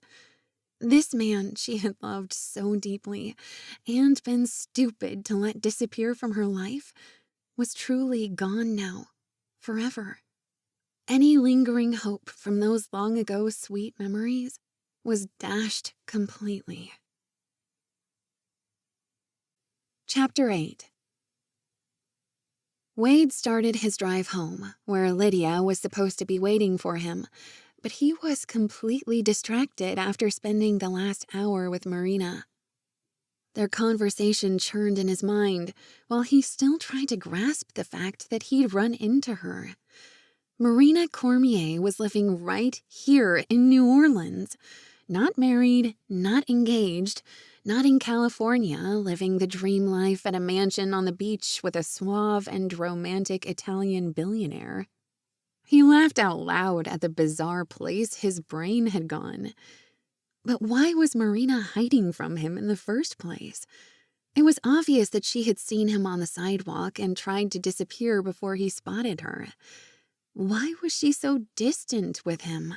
What did the mournful expression in her eyes mean? Perhaps it was the lingering effects of visiting her grandmother's grave earlier. This was one time Wade wished he could read a woman's mind, especially Marina's. There was more going on inside his old girlfriend than he'd ever expected, and she'd always had unique and funny perspectives in the past. That was the way he'd always remembered her. Happy, content within herself, selfless and giving, and enjoying life, even when it was hard or challenging. For years, he'd pushed his memories and love for Marina away. especially when he thought she was married and living 2,000 miles away. But Wade remembered those moments of despair, thinking he'd never see Marina again and would never have the chance to truly love and cherish her. He'd had to accept that he'd lost her forever. And now here she was, available, single, sweet, and more beautiful than she realized. And he remembered. Wade ran both hands through his hair, as if trying to shake Marina out of his thoughts. He wasn't supposed to be thinking these things about another woman. But this day had changed his entire perspective of the last 8 years since they'd parted ways after college graduation. A whole new paradigm had just replaced the old one. Yet Wade still had no clue what was really going on inside that head of hers. Marina had been hiding her thoughts, hiding her old self. Or had she changed that much? Not on the surface, of course. Marina still wore her distinctive vintage style, cute black boots on her feet and dangly earrings that brushed against her slender, pale neck. The funky antique store was a perfect fit for her. All of her quirks were still there, endearing and adorable as ever. He even recognized that subtle, musky perfume she used to wear, floating around her, invisible but seductive. Okay, get a grip.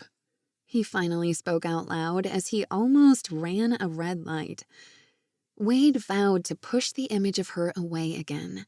There was no us between him and Marina any longer. Hadn't been in nearly 10 years. It was over. Done. Finished. Goodbyes had been said. No looking back. So why did he feel so melancholy? He shook his head, trying to rid himself of the thoughts that had stirred up so strongly. He had the fashionable and stylish Lydia now. He was a different person with Miss Lydia Gravois, a former New York model, daughter of Philip Gravois, the impressive CEO of Gravois Manufacturing and Business Enterprise Systems. Wade had become the person he was supposed to become. Driven, ambitious, disciplined, visionary, and ruthless when it came to real estate development. And enjoying the success of his hard work and smart investing. Clicking the garage door opener, he smoothly parked his Bentley Continental inside, grabbed his briefcase, and entered the house through the back door, which led directly into a marble foyer, not a laundry room or mudroom. The architect of the house had been married to an impressive interior designer.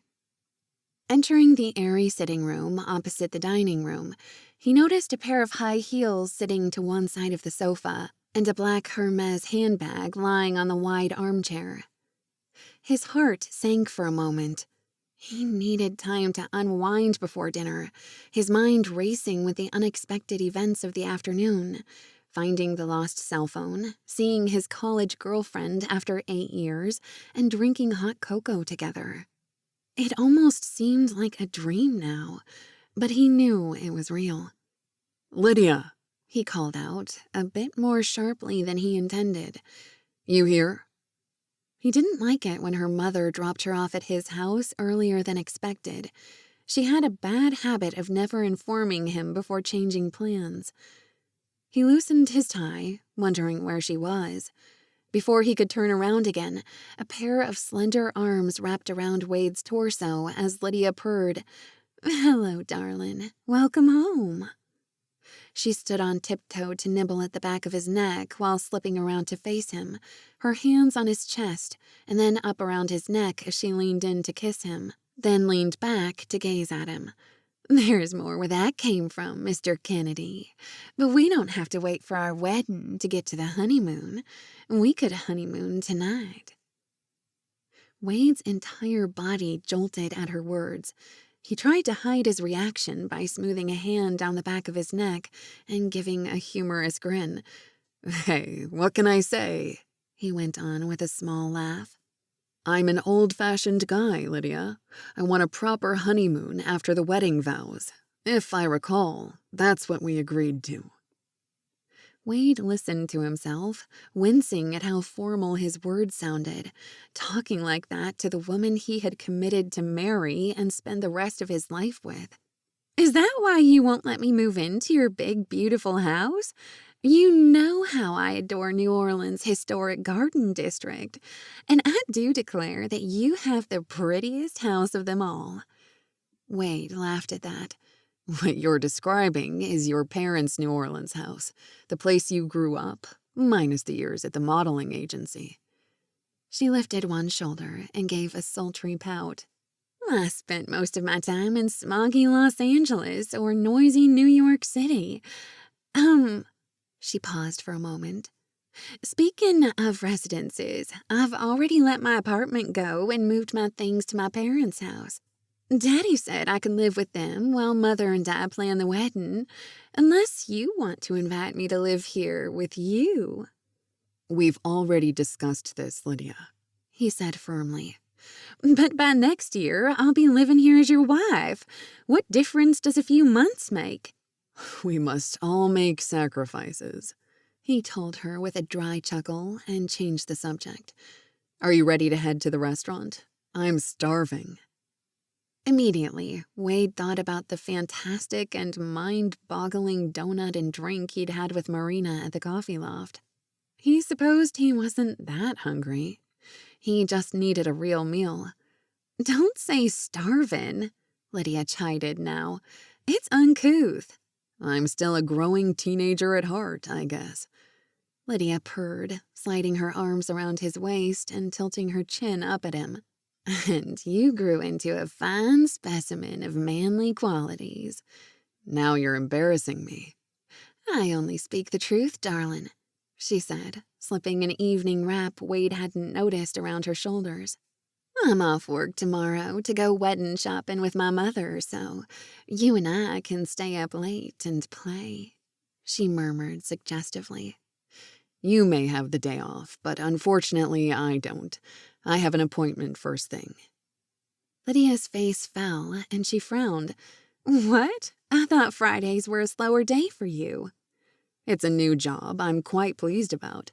I guess I forgot to tell you. An older woman wants to discuss putting her Victorian home up for sale, and it needs a big overhaul. New plumbing, electric, and heating systems, as well as remodeling. She wants the best price she can get so she can have a nest egg when she moves into a smaller home, possibly with her granddaughter, and yet have enough left over for an assisted living spot when, or if, that time ever comes. She's a spry and healthy 80-something at the moment. You can't have your assistant manager take care of it? Wade let out a quick laugh, shaking his head. No way. I've been dying to see this house for years. It's one of the best in the Garden District from a famous architect of the 19th century. I have to see this place in person. So much history, as well as the style and architecture. It's a job I want to personally oversee. Even at the expense of being with me?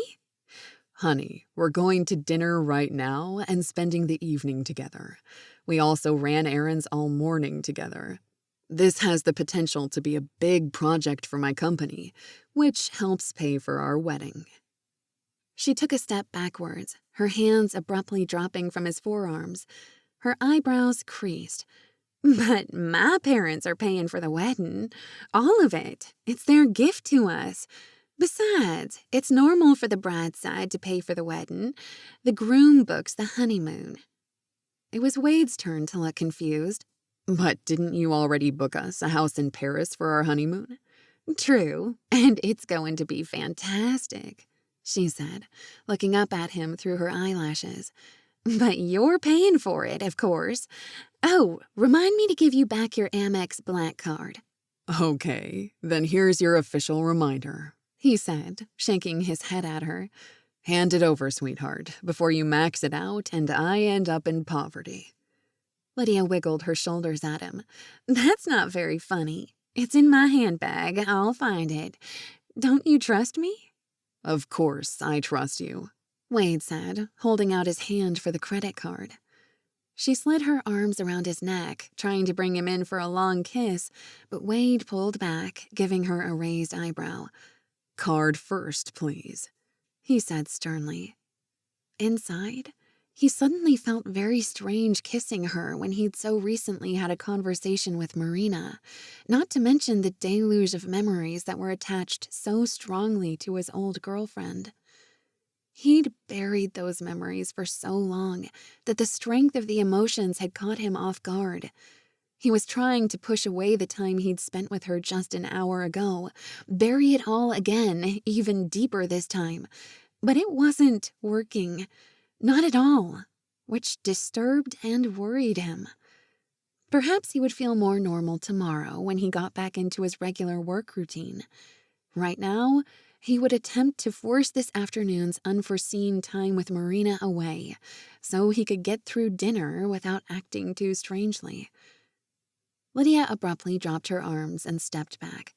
"We're going to miss our reservation now," she said, and swatted his arm in exasperation. Wade couldn't tell if she was upset or trying not to show her displeasure at his rebuff. "After you, m'lady," he said with a sweep of his arm. After grabbing his leather jacket against the chill spring evening air and an umbrella for good measure, Wade helped Lydia into the front passenger seat of the red Bentley. He had personally washed and cleaned the vehicle a day earlier, just for her benefit, but the drive to the restaurant was unusually quiet. Despite his thoughts of Marina, Wade did his best to focus on listening to the vehicle's automated voice giving him directions, while Lydia stared out the window for the first 5 minutes in silence. She was obviously upset, and he wasn't sure what to do about it. Lydia didn't take teasing or joking when the subject was about herself, so he left her alone and tried not to blow through the perpetual red lights of city traffic. Pulling out her phone from her evening bag, Lydia ignored him, checking her email or scrolling social media. Her head bent, she tapped her blood-red fingernails against her teeth, the diamond ring flashing in the dusk of sunset. Wade wasn't sure if she was trying to show off the ring or annoy him. Frankly, he kept replaying that moment of finding Marina hiding behind the grandfather clock, hands over her eyes like a kid who thinks nobody will see them. It was darker back in the corner of the antique store, but when he whispered her name, she had jerked with a start. Big blue eyes flew open while a laugh escaped her throat. She had looked so darn cute. He'd forgotten how much he loved her genuine smile, the joy of life she always exhibited. He wasn't sure they had ever had a fight or a disagreement in their 2 years of dating at UA, affectionately referred to as Bama by the student body. He gave a chuckle, thinking about them both visiting the cemetery on the very same day. He could picture her running through the gravestones, enjoying the sunlight, her hair flying, a giggle in her throat. She was one of a kind. All at once, Wade noticed that Lydia was staring at him. "What are you laughing at?" she demanded coolly. "I was?" Wade asked, a stab of guilt in his chest. "Nothing. Let's enjoy the evening. I'm getting hungrier every minute." 2 minutes later, they were finally pulling into the circular drive at the Toulouse Garden. Wade breathed a sigh of relief, but it was short-lived. Chapter 9. When the valet parking attendant opened the car door, Lydia glanced at her phone again and gave a small squeal. "Oh no! We're 15 minutes late!" "We'll be fine," Wade assured her. "We have a reservation, and there's always a 30-minute grace period. Doesn't hurt that I went to school with one of the new owners, either," he said with a wry grin. Lydia placed her hand in the crook of his arm while they walked inside. "It's just that my daddy has a thing about punctuality," she said in a low voice. Wade lifted an eyebrow. "Then why were you trying to seduce me earlier?" She lifted one bare shoulder in a sexy shrug. "Just teasing you." When they entered the exquisite lobby, Wade gave a low whistle. "Been a while since I've dined here." I had lunch with my parents here a few weeks ago, Lydia murmured. It's really nice. Nice is an understatement, Wade said in a low voice. More like breathtaking. A long, rectangular room completely done in white and gold with magnificent Corinth columns greeted them at the entrance. Intimate tables with plush white chairs were set with crisp linens and crystal, and situated on thick white carpet. Wide windows overlooked a manicured French garden, brick pathways, wrought iron benches, and a fountain in the center. Soft music played, floating delicately underneath a magnificent chandelier that spread from the center of the high ceiling, with plaster molding and medallions, outward with hanging crystal teardrops. At the other end of the room, charming marble fireplaces were lit, orange flames giving off warmth and a cozy atmosphere, despite the gold leaf grandeur of the arches. "Follow me," Lydia said, tugging at his arm. "There they are." "What?" he said, confused. "Who?" She threw him a sly grin. "My parents." Wade tugged on her hand, slowing Lydia's surge forward. "Your parents are here. But why? Did they know we were coming and are sabotaging our personal celebration?" "They want to help us celebrate our official engagement. And my mother is dying to see my ring." "But this dinner was supposed to be for our celebration," he said under his breath, careful not to move his lips. "I figured we could always have dinner with your folks another time." Lydia lifted her shoulder and giggled. "I was so excited I couldn't wait, so I invited them." Wade ran a finger under his collar, where his tie had suddenly become very constricting. He cleared his throat, heat rising up his neck while he attempted to remain calm. "When did you invite them, and why didn't you tell me?" he asked Lydia in a low voice, hoping his future in-laws couldn't hear his words. Frankly, he was stunned. Seeing them here and already at their table was more than just surprising. It was like a secret he'd been left out of. Why hadn't Lydia asked him first? Why hadn't she told him before their arrival at the restaurant? She'd had plenty of opportunity to mention it on the drive over. Instead, she brushed him off with a quick wave of her hand. "When the ring was ready today, I called them after you left to return that cell phone at the coffee loft. I thought I'd just let it be a surprise."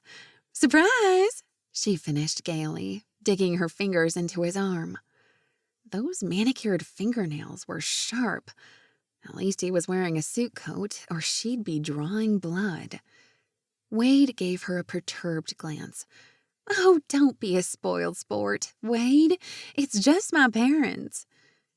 Lydia laughed gaily as she greeted her parents, showing off the large, glittering diamond ring while she held her hand in the air and twirled.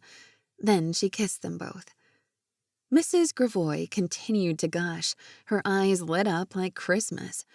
"Sit down, my precious girl, and let me have a good long look at that magnificent diamond." Lydia slid into the chair next to her mother before Wade could pull the seat out for her. Immediately, the pair of them were chattering a mile a minute and discussing every detail of the design of the engagement ring.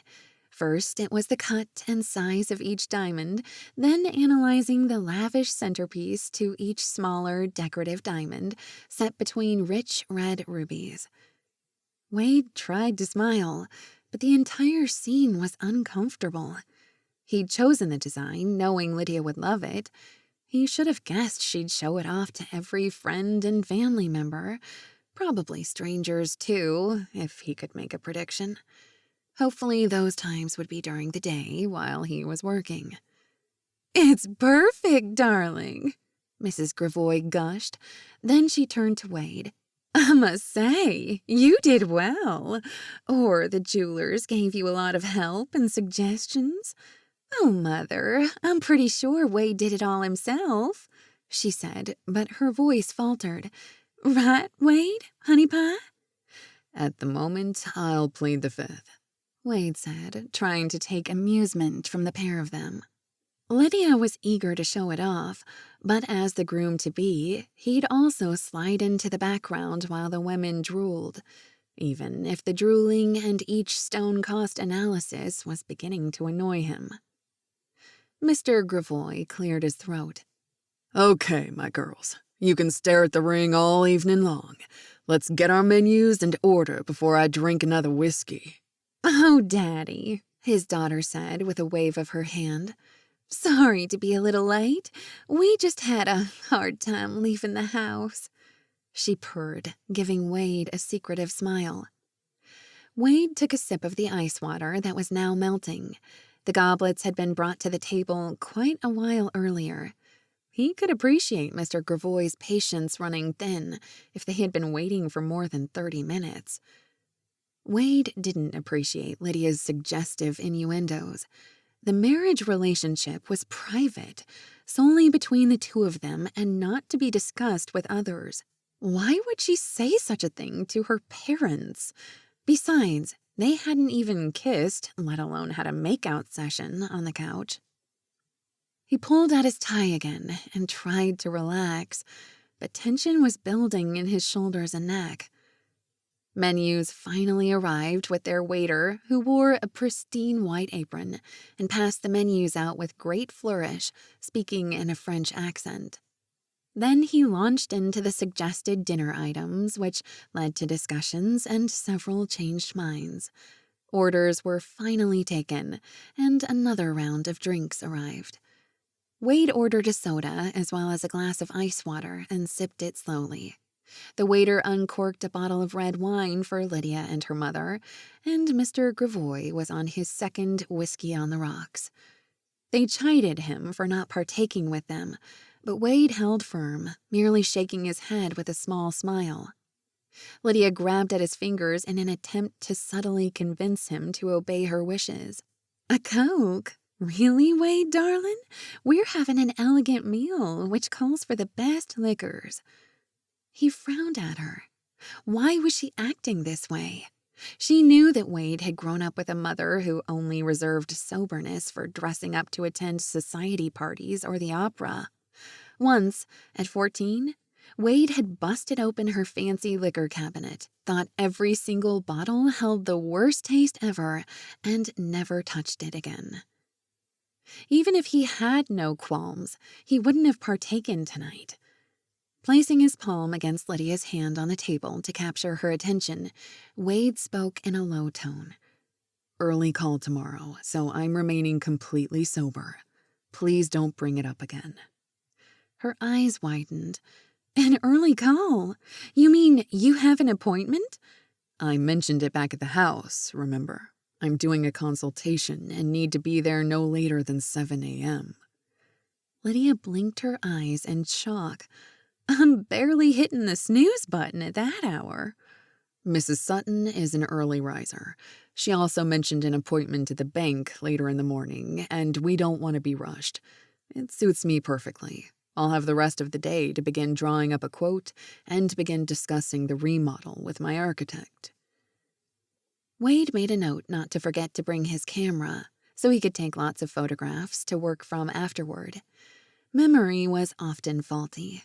He usually took several pages of notes and drew spec notes, as well as jotting down a client's wants, needs, and wishes. His excitement to see the historic mansion was like Christmas morning when he was a kid. Chapter 10. How do I look? Marina asked when Jenna arrived to pick her up for dinner. She twirled around in her newly purchased ivory lace dress, off the rack from her favorite second-hand vintage dress store. Wow, Marina, Jenna said with a low whistle of approval. Where did you find that dress? It's stunning.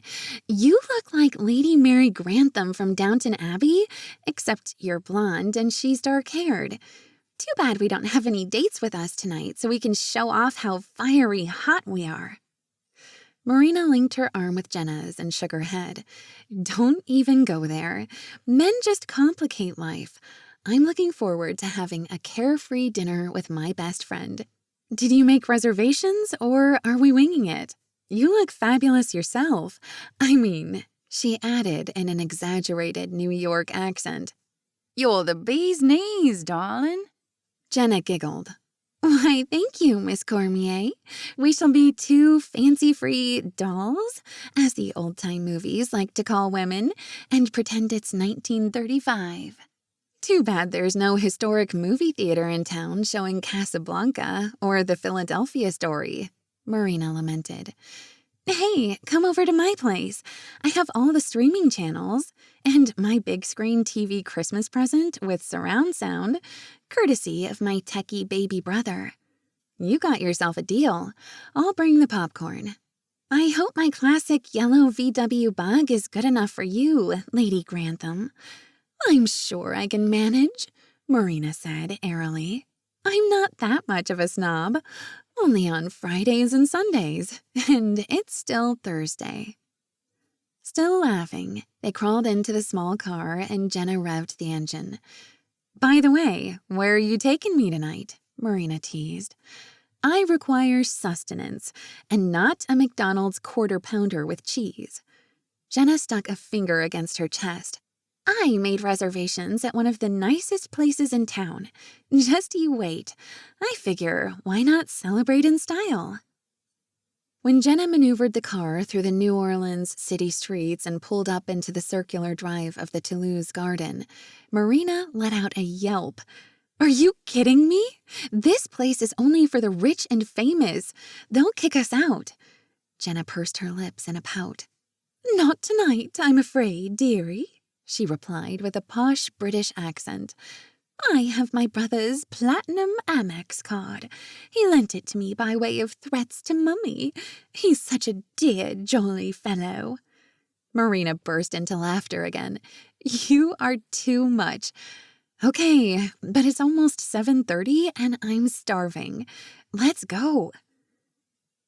After a short wait, the parking valet greeted them and took Jenna's keys with a bow.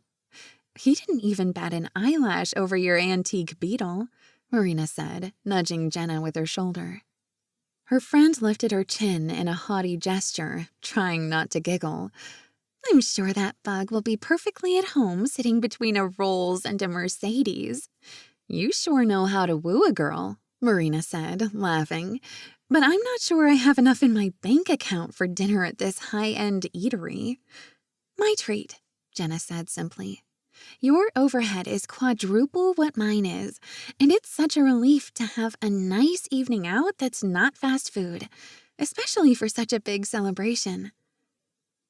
As they entered, the maitre d' greeted them warmly, then led them to their table for two, a cozy corner with beautiful linens and crystal goblets filled with ice water. There were fresh flowers and a glowing white candle in the center of the snowy white tablecloth. "Your waiter will be here shortly," he said with a slight bow, handing out the fancy calligraphy-printed menus. "Enjoy your meal." When Marina picked up her menu, an instant shockwave reverberated through every one of her bones. She sucked in air and began to tremble. Her line of sight lasered straight into the eyes of Wade Kennedy. She gripped the edge of the thick tablecloth, her palms beginning to sweat. Marina took a sip of water to soothe her dry throat, but her hands still shook. Wade's eyes remained on her face. He appeared just as surprised to see her, and yet he was better at hiding it. After a few long moments of not being able to wrest her eyes from Wade's handsome face, the rest of the dining room finally bloomed back into Marina's vision, and she was able to take in her surroundings again. Wade sat next to a gorgeous woman and an older couple. Had to be the fiancé and her parents. Every one of them dressed to the nines. Marina glanced down at her off-the-used store rack old-fashioned dress and tried not to flush. The fiancé wore dangling diamond earrings that sparkled like fire under the magnificent restaurant chandelier. Her hair was swept up into an elegant chignon and her makeup flawless, as though she had a makeup artist on call.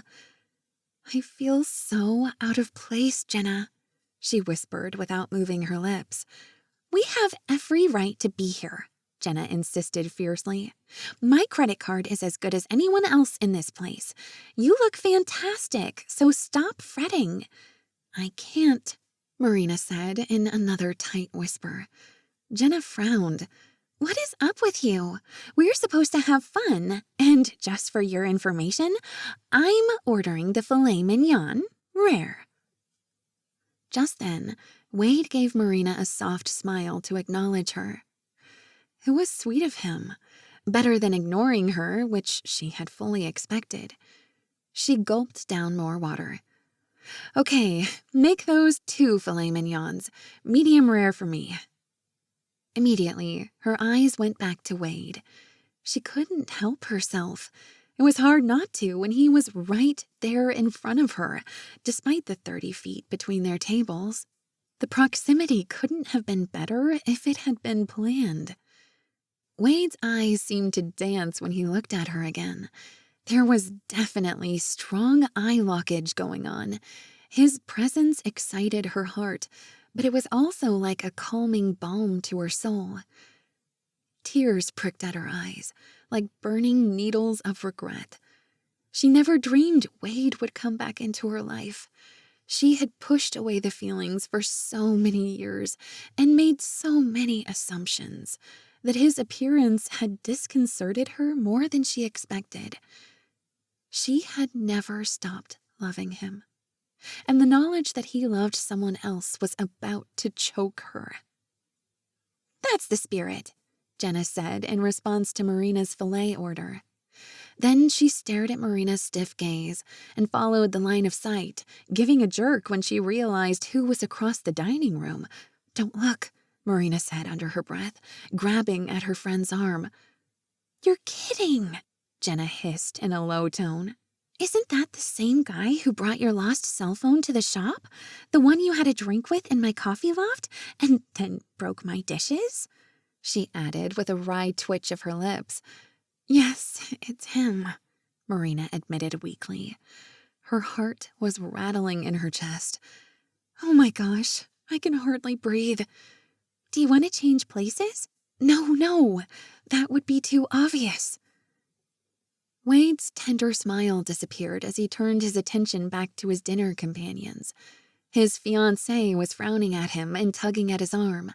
The older man waved a handful of papers, and his voice rose for a moment until his wife laid a hand on his arm and appeared to try to shush him. All at once, Marina noticed that the woman hanging all over Wade had turned her head, did a quick line of sight herself, and stared straight into Marina's face, her eyes filled with daggers. The expression on the woman's face was so unnerving. Marina quickly broke eye contact and attempted to act normal. It's apparent they're in the middle of an uncomfortable conversation, Jenna observed dryly. Don't be too envious. That woman, she's scary, Marina said under her breath. Jenna took a sip of her drink and smiled. Pretend you and I are having a pleasant conversation. Just act natural. Easy for you to say, Marina murmured, while trying to read her menu without getting flustered. When the waiter appeared again, Marina gave her order quickly, gulping down more ice water. I'm not sure. What? Jenna asked, peering into her face. What's going on inside your head? Seeing him gives me cold, tingly shivers, Marina confessed. Scratch that. I feel hot all over, but I'm too young for hot flashes. Sounds more like hot and bothered, Jenna said knowingly. Marina gripped the stem of her water goblet.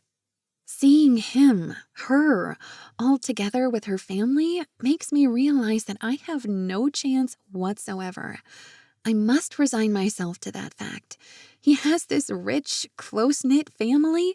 That might be a big assumption, Jenna interrupted. Marina shook her head. I have to forget about him.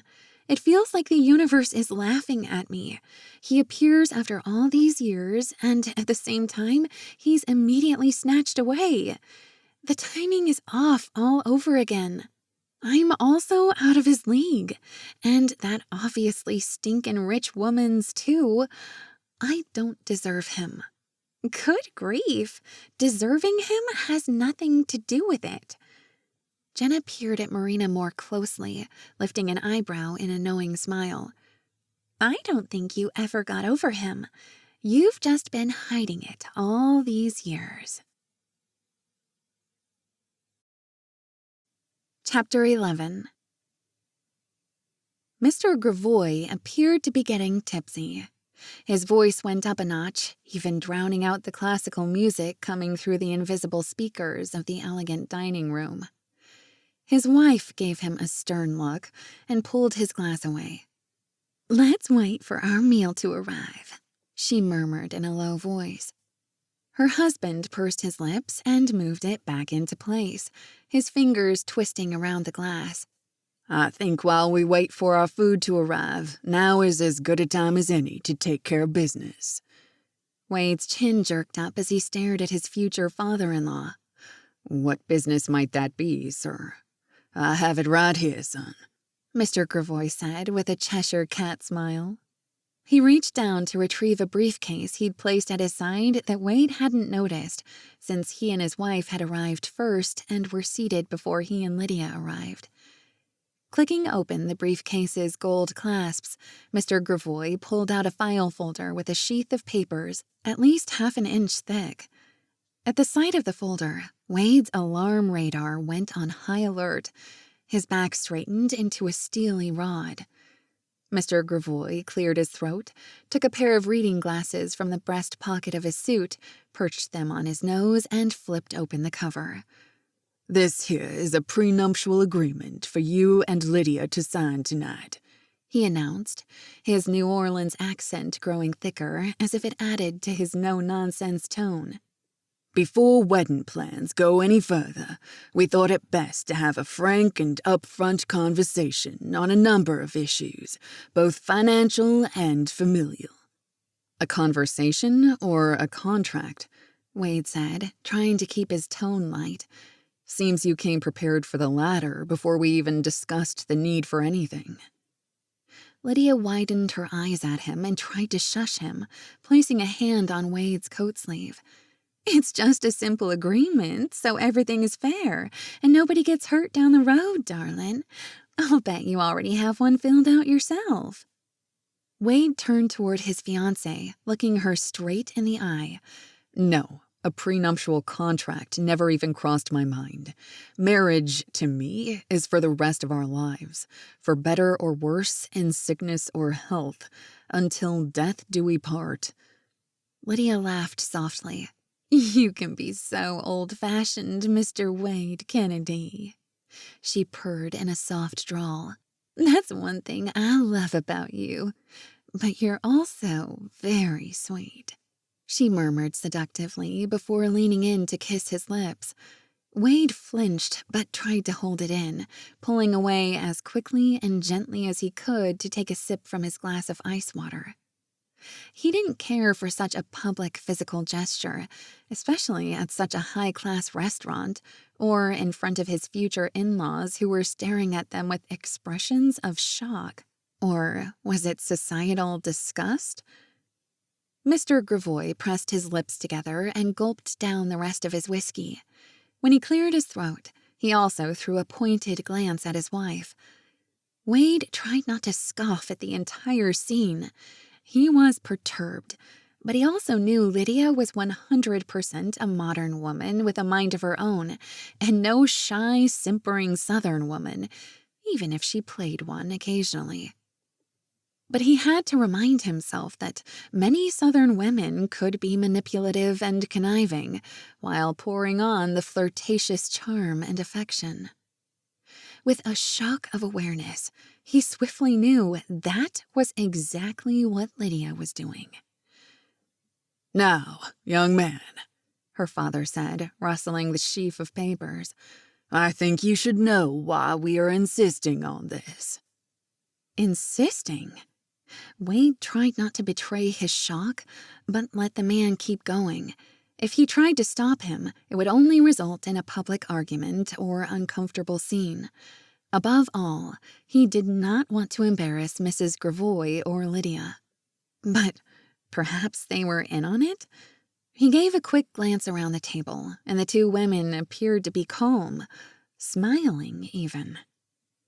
"Now, hear me out, son," Mr. Gravoy continued, while Wade winced again at the familial term. "Our daughter is set to inherit a great deal of assets, money, investment portfolios, and an estate in the country when her grandparents are gone."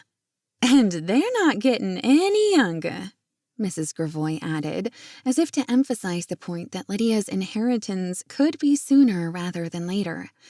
Even so, the comment was quite crass, as if they were hoping the grandparents kicked the bucket as soon as possible. Her husband continued as if he hadn't heard his wife. "This agreement is to protect our daughter from any unforeseen circumstances, whatever form those circumstances might take." Wade cringed at the implications of his words, but he held his tongue and attempted to hold his decorum in check as well. Mr. Gravoy continued in a firm tone, staring straight into Wade's face. "We all want to ensure that Lydia and any offspring she might have will be taken care of.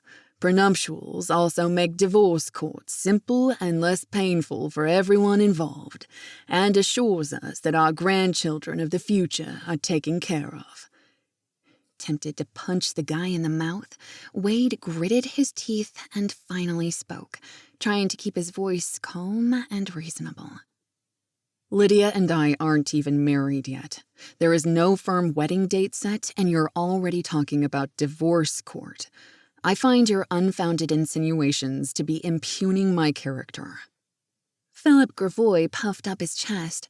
"I will protect my daughter and our family assets at any cost." Just then the waiter arrived bearing salad plates. Wade took a deep breath, downing the rest of his soda while the man laid down each of their salad plates, then arranged the bread basket in the center. He stepped back and smiled brightly. "Is there anything else I can get you? The main course will be here shortly." "No, thank you," Mr. Gravoy said in a curt, dismissive tone. Wade's appetite had disappeared, but he ate as much as he could swallow. His throat was dry after the prenuptial surprise talk, so he drained his water glass. A passing waiter instantly refilled it, and he nodded his thanks. "More Coke, sir?" Wade shook his head. "No, thank you. I'll stick with water from here on out." As they finished their salads, his future father-in-law suddenly asked, "Can I trust you with these notarized documents, Mr. Kennedy?" "Daddy," Lydia chided, "his name is Wade." "First names will come in time," he replied, holding up a hand for another glass of the whiskey he appeared to be quite fond of. "Besides, what sort of name is Wade? Did your mother birth you in a river?" He chortled at his own joke, but the rest of the table was silent. Mrs. Gravoy blinked uncomfortably, giving her husband quick glances, but not saying a word when their dinner plates arrived. After everyone had received their entree course, Wade said in a quiet, firm voice, "If your daughter trusts me, then I think you have your answer." Gravoy brushed the comment aside. "This is why I take all matters into my own hands. It's better if the man of the house has firm control over his household and the family business, whether it's financial or social. I think trust and respect are also excellent virtues." Wade couldn't stop himself from saying, he'd had about enough of this one-sided intimidation. Lydia's father stared at him coldly and began cutting up his steak. Wade gripped his water goblet just as he spotted the maitre d' seating two women directly across the room.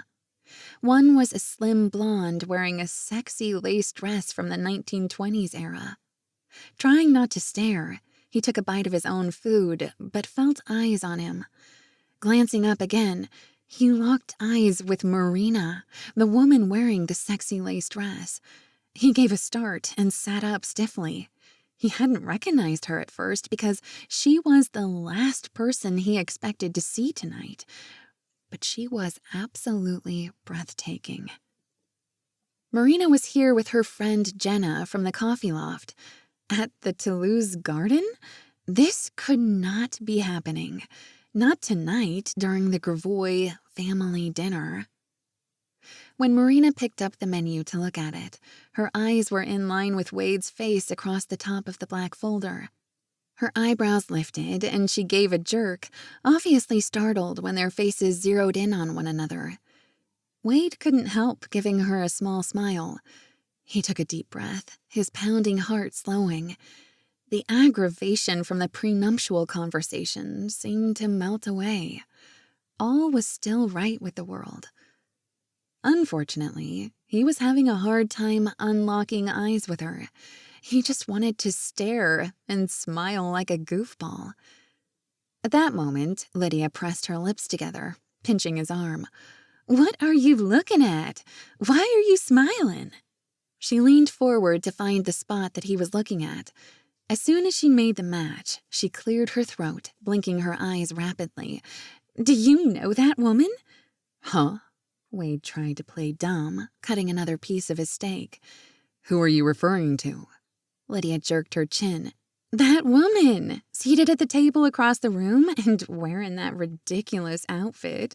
She obviously doesn't know how to dress and picked it up at a second-hand store." Wade's temperature rose a notch. To him, Marina was beautiful and quite original. She always had been, and never minded what other people thought.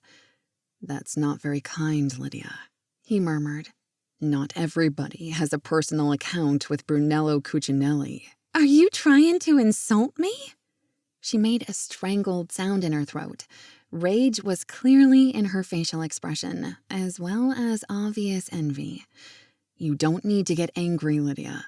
It's not like I'm walking over there to speak to her or join them." "It's all over your face that you want to." He lifted his eyebrows. "Now you're jumping to conclusions." Unfortunately, she was right, though. Marina Cormier was like a magnet to him. But what did it mean? Wade sighed. What a mess his life was turning into. Everything had been going so well over the past year. He had a confident, beautiful woman after all these years, with a future he thought was real. But he never imagined Marina would appear so unexpectedly.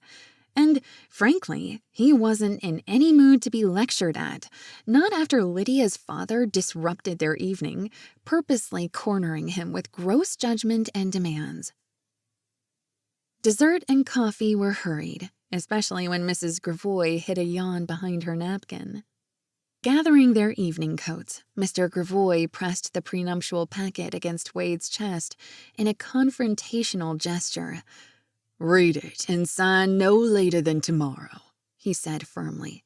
"You can drop it off with my secretary at my office. Then we'll talk about wedding dates. The missus and I are discussing next year for the actual nuptials. A year from now, next spring." Frankly, Wade was so done with tonight. It was all he could do to keep from blowing up at all three of them. Once he had helped Lydia into the car and started the engine, Lydia leaned over.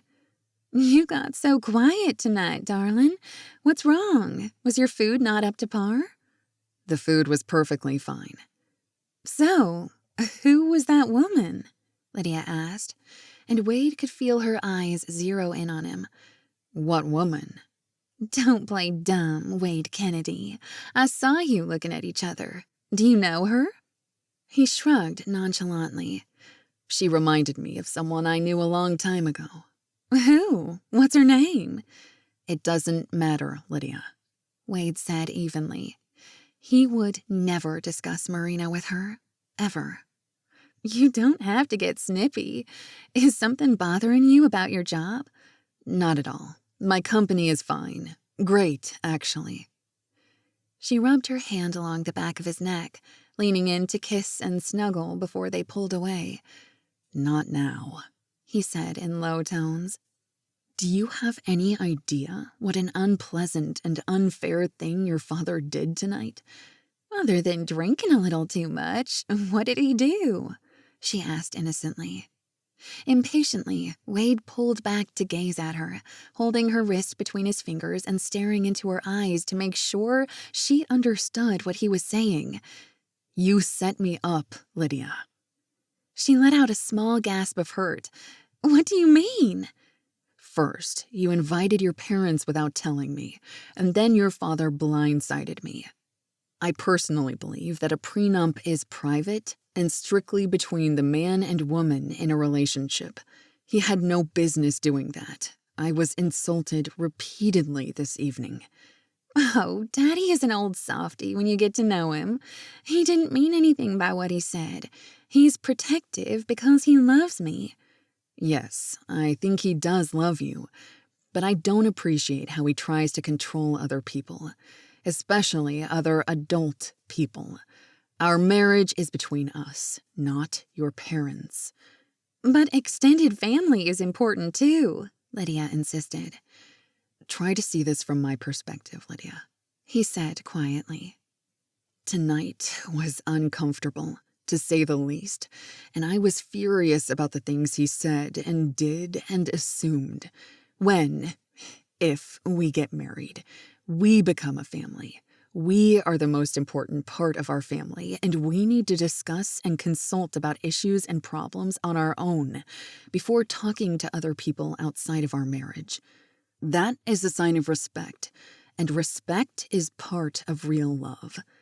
It's like you're lecturing me, Lydia huffed, crossing her arms over her chest and falling back against the bucket seat.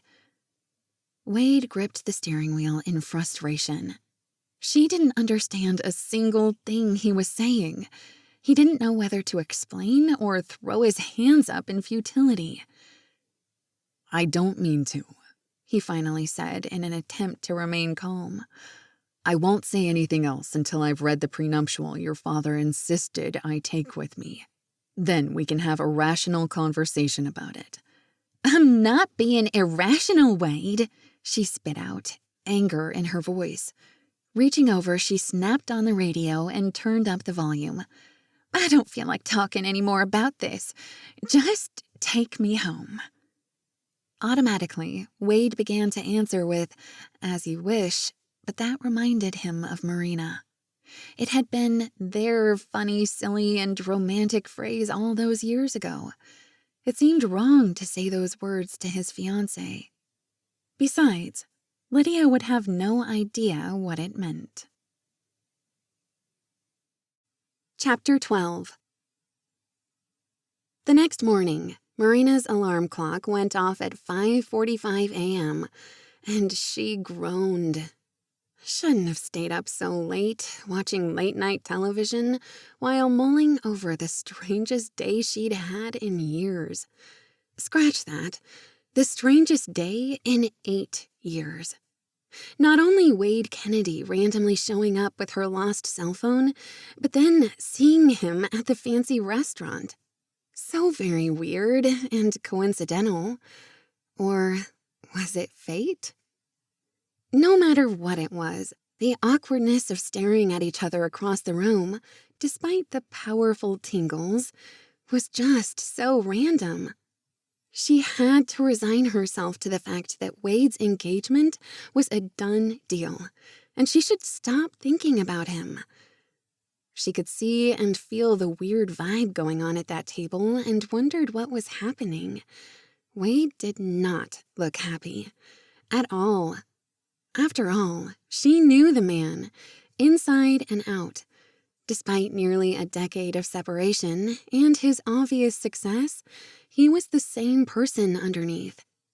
He'd been so kind to her yesterday, too. She still cringed, thinking about hiding like a silly ninny behind the grandfather clock, as if she were 6 years old instead of almost 30. But then he'd said in that beautiful, deep voice of his, "You always did have the cutest smile, Marina." And dang, he looked good. So very, very good. Wade stirred emotions she hadn't felt since the day they had broken up for their own good.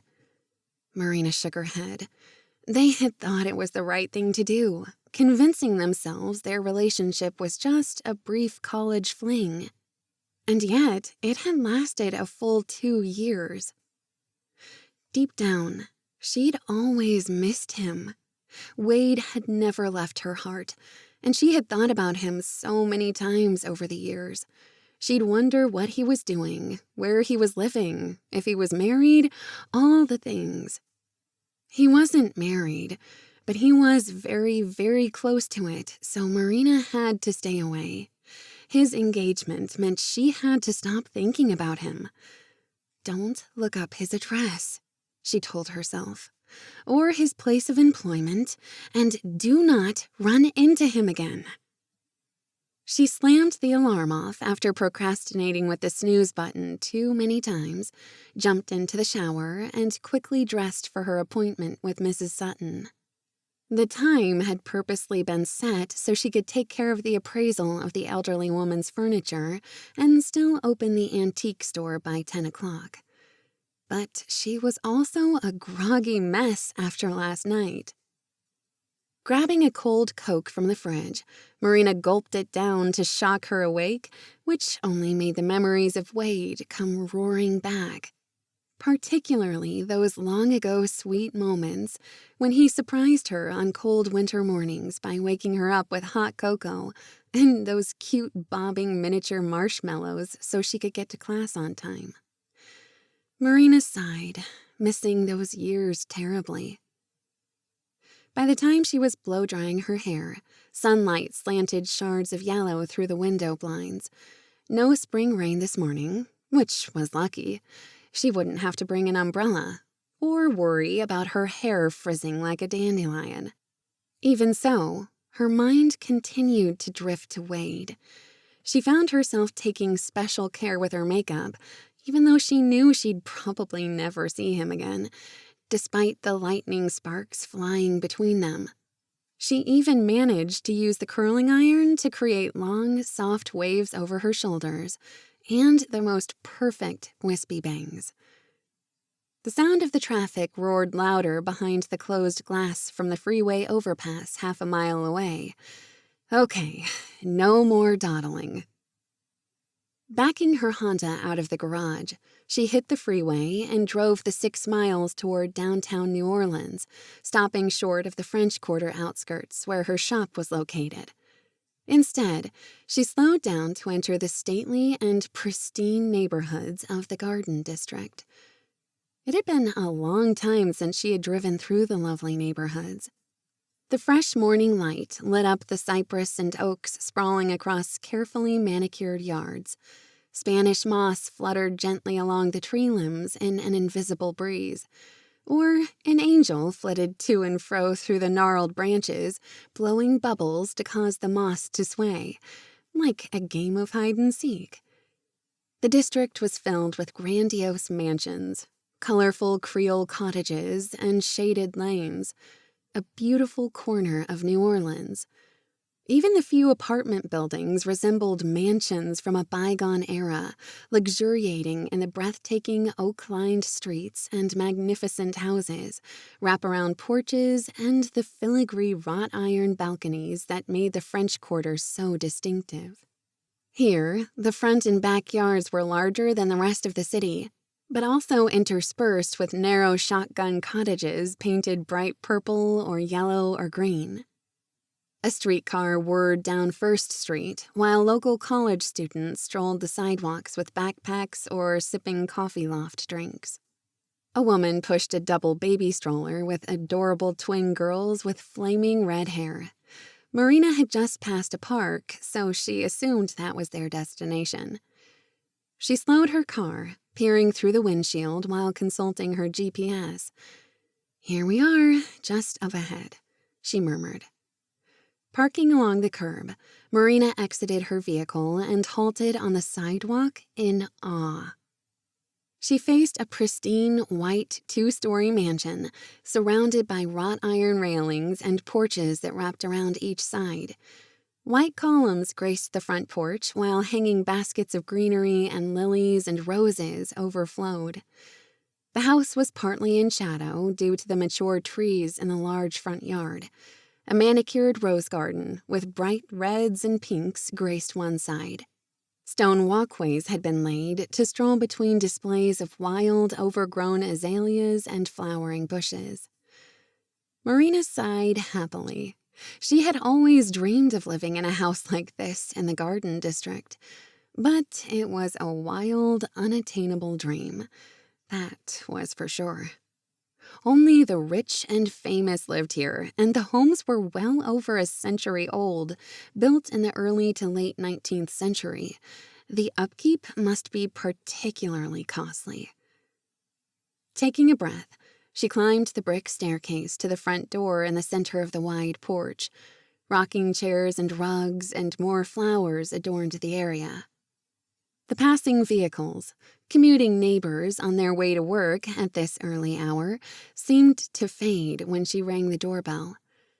A woman wearing a pencil skirt and blouse opened the door. "Are you the woman from the antique store?"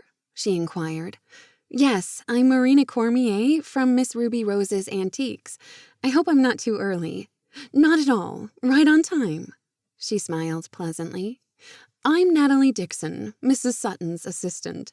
Please come in. She's expecting you." She opened the door wider and escorted Marina down a parquet floor with thick, soft rugs to an open door on the left side. Up ahead was a magnificent stairwell that wrapped downward from the second floor in 2 staircases. A chandelier hung high above Marina's head. "Here's the library, Miss Cormier. Please wait here." When Marina stepped inside, the instant scent of musty old books, paper, ink, and worn easy chairs permeated the air. So far, every ceiling was at least 10 feet high, although the entrance hall had to be an impressive 16, if not more. A desk was situated on one side, family portraits on the walls, windows that overlooked the side gardens. Morning sunlight streamed in, growing brighter with each moment, the shadows of oak leaves dancing on the carpets that covered more parquet wooden floors. Marina stood at the window, admiring the view. The neighbor's backyard was lush with vegetation, trees, and a sparkling fountain. "Miss Cormier," a woman's voice said from the doorway. Marina whirled, as if she'd been caught spying. A blush rose up her face. "Yes, I'm Marina, from the antique store." The woman was at least 80 years old, if a day, but she gazed at her with a pleasant smile as she strode forward to take Marina's hand in her warm, dry one. "Miss Dorothy Sutton, pleased to meet you, my dear. I knew your grandmother." "What?" Marina stammered. "You did?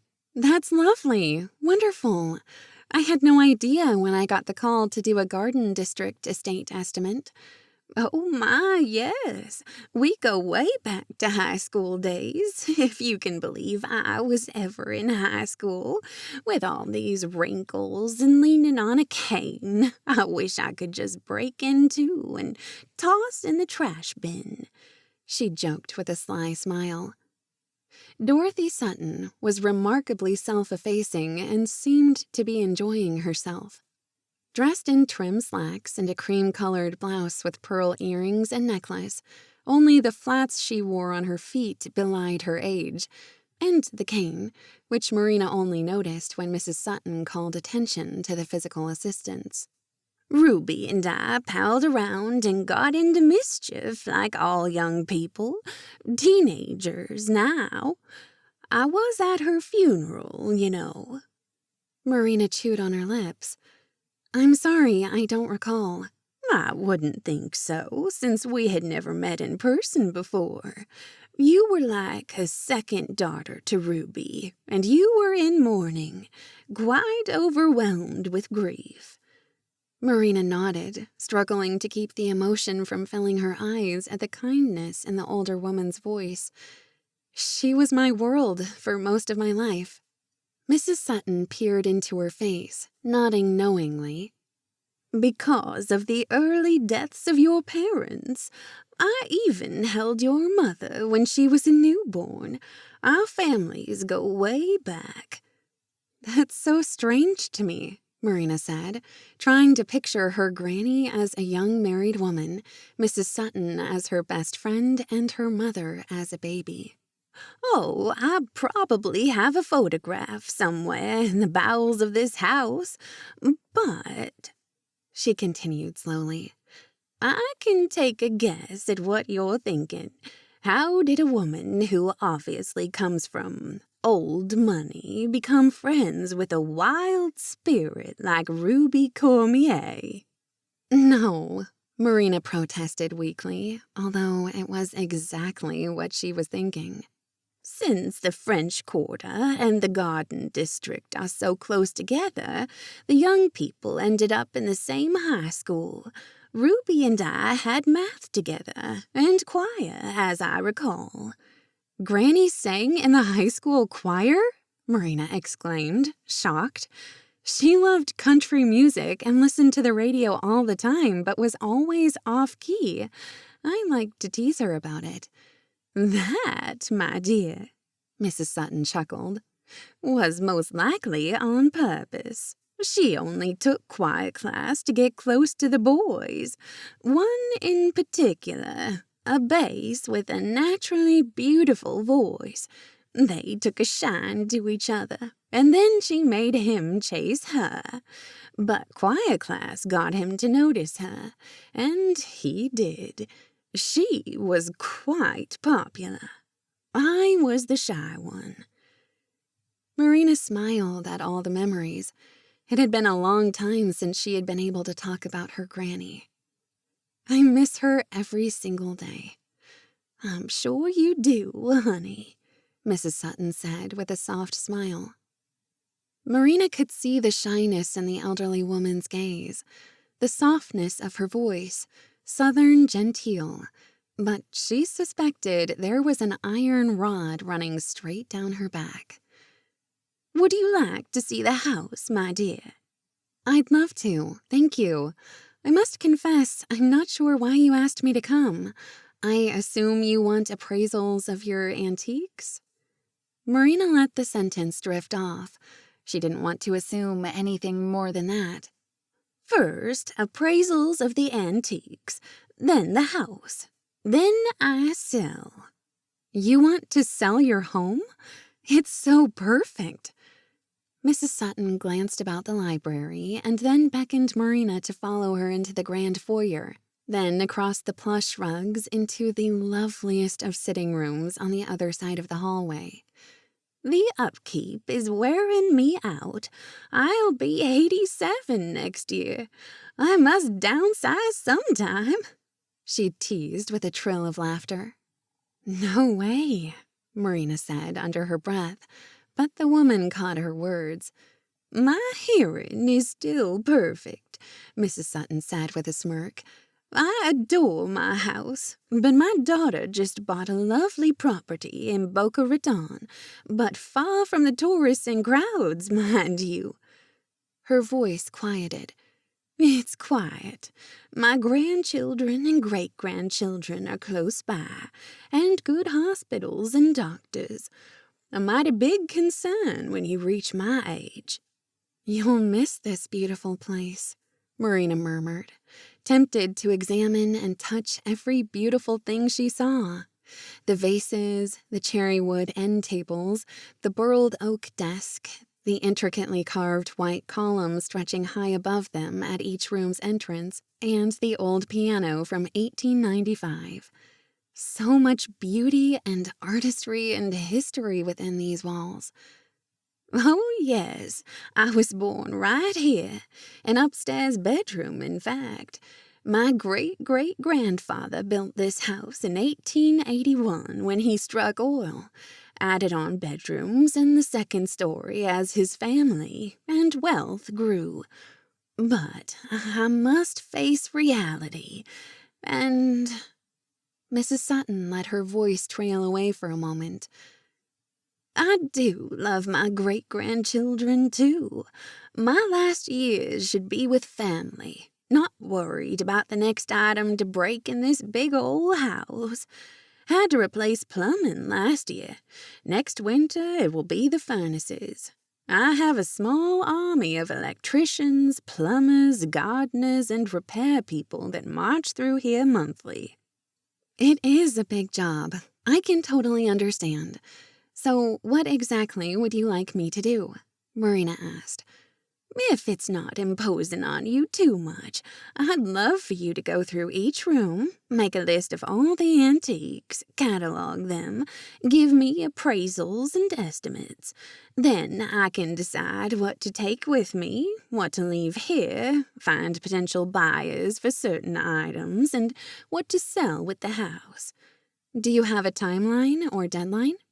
No real rush, but it would be lovely to move into my granddaughter's place by September. So that gives me 6 months. And I would pay you handsomely, I can assure you. Marina paused for a moment, thinking about the tasks at the antique store that kept her hopping, including the upcoming shipment from overseas. I can read your mind, my girl, Mrs. Sutton said, peering straight into her face. I know you have a full-time business. That's why I've also hired a gentleman to do the heavy lifting and the appraisal of the house and gardens, as well as getting it ready to be put on the market. All you'll need to worry about is antiques.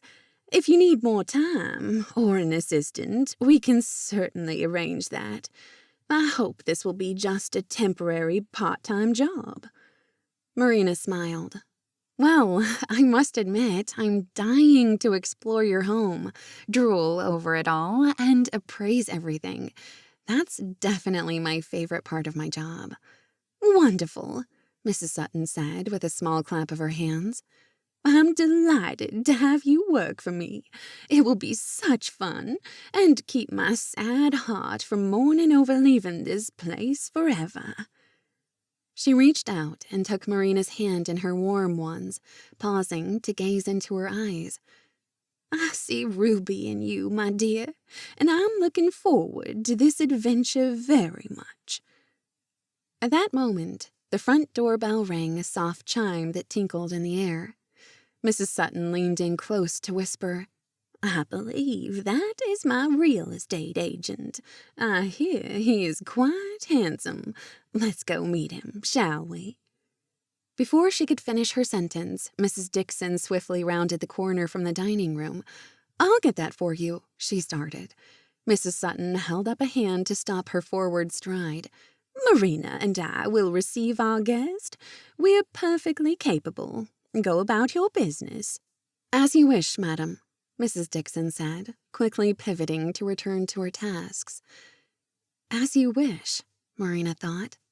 Strange how she kept hearing that phrase lately. Chapter 13. On Friday morning, Wade swapped the Bentley Continental for his work truck, a dark blue Chevy 250 four-door dually with all the trimmings and a locked box for his tools. He didn't just wheel and deal real estate properties. He loved the hunt for hidden gems in New Orleans or anywhere along the Gulf Coast. There were times he had work trips away from home for a few days. Lydia didn't care about that, even though he called her frequently. Part of the adventure of his job was those fixer-uppers, neglected historical homes that just needed a little TLC. On the way to Mrs. Sutton's house, he stopped by the coffee loft to grab a hot cocoa loaded with marshmallows because ever since yesterday, he couldn't get those past memories of Marina out of his head. He had hoped to catch a glimpse of his old girlfriend, especially after last night's weirdness at the restaurant, but Miss Ruby Rose's Antiques didn't open until 10 o'clock. Talk about the shock of his life seeing Marina at the restaurant. What a coincidence that their tables and chairs had lined up so perfectly to gaze at one another. So funny, and yet a little sweet, how their eyes instantly locked together. There was an invisible, yet tender connection still between them. Despite Lydia's snide remarks, he thought Marina was stunning in her vintage dress. It suited her so perfectly. But even better was the fact that underneath her funny, quirky personality, Marina possessed a heart of gold. Those college memories, when he used to surprise Marina with hot chocolate on cold winter mornings, were still sweet. Young love, he supposed. And Marina had always given him the best hugs on top of her pure delight when he brought hot chocolate, sometimes with peppermint sticks or a sticky bun. She often mentioned his thoughtfulness. He always said it was because he loved her. And he did love her. Had loved her? Used to love her? Which was the correct verb tense now? Wade was so confused. Sleep had not been easy last night. Of course, he should not be thinking about Marina at all. Only thoughts of Lydia should occupy his mind and heart. But last night's cozy family dinner had left him unhappy, even angry, and Lydia didn't seem to understand his reaction. In fact, she appeared annoyed that he had not immediately and eagerly signed the prenuptial papers and set a date for the wedding next year. He shook his head, the shock of being cornered by such a disgusting set of legal paperwork making him angry all over again. After Wade returned home, making sure Lydia didn't try to spend the night at his house again by immediately dropping her off at her parents' home, Wade perused the prenuptial contract in more detail, and it didn't get better. In fact, it was worse than he thought. The terms were outrageous. He didn't want Lydia's inheritance from her grandmother. Who would ever think he'd try to lay claim on that? The suggestion was insulting. Then there were the terms concerning their future children. If they split up, Lydia would have full parental rights, no shared custody or holidays. Mr. and Mrs. Gravoy also wanted a say in the grandchildren's futures and finances for the rest of their lives. There were multiple paragraphs about his retirement, education funds, and any and all property that he and Lydia might purchase or accumulate over their years together. And yet she was not under any obligations to share her property, houses, retirements, or pension with him, or the grandmother's exceptionally large bequeathal to her only granddaughter, not even with their children. Wade didn't want all that property anyway. The idea had never even crossed his mind. It was Lydia's, of course, but he did not care for the fact that he was obligated to share everything with her, including the additional monthly spousal support. The icing on the proverbial poisoned cake of a prenup was the terms of paying off Lydia's credit cards and any previous debts upon their marriage. A final addendum discussed visitation rights and their children's schooling and religious upbringing. That irked him the most. He had come from a strong faith and wanted his children brought up in the same. He had so many wonderful and special memories of youth days, campouts, Wednesday activities, and inspirational speakers and pastors at his Christian church. He wanted those same experiences for his own children. He believed a family grounded in faith and worship created a more tight-knit family. The kind of family where divorce was only an option under extreme circumstances. The idea that in 5 or 10 years he and Lydia would grow apart and he'd be obligated to her for the rest of his life was gloomy and, frankly, oppressive. Lydia was agnostic, at least now. He had hoped she would start attending church with him. So why would her parents get a say in that personal decision? Bottom line, the Gravoy family had ambushed him last night. It wasn't honest or fair under any circumstances, and Wade was frustrated and resentful. For now, he had to push it all out of his head and focus on today, and enjoy the challenge and joy of a Garden District mansion project he'd always dreamed of. 2 minutes later, He found an empty spot near the front of the house and parked his truck. Another car, a red Honda, was right in front of him. Surely the lady of the mansion didn't drive such a small car. It would be difficult to get into if she had a cane or wheelchair. She was certainly at an age where she might be incapacitated in some way. Perhaps one of the local college students grabbed the empty parking spot due to being late for class, sprinting down the street to the campus. Before climbing out of his truck, Wade did a quick check of his appearance. He wanted to make a good impression so Mrs. Sutton would make an official offer to him of handling the sale of her home. He took a moment to stand on the sidewalk and gaze at the majestic mansion. It was certainly a beauty. Grand pillars and wraparound porches set off a rose garden, along with a fountain and lawn chairs on the side of the house.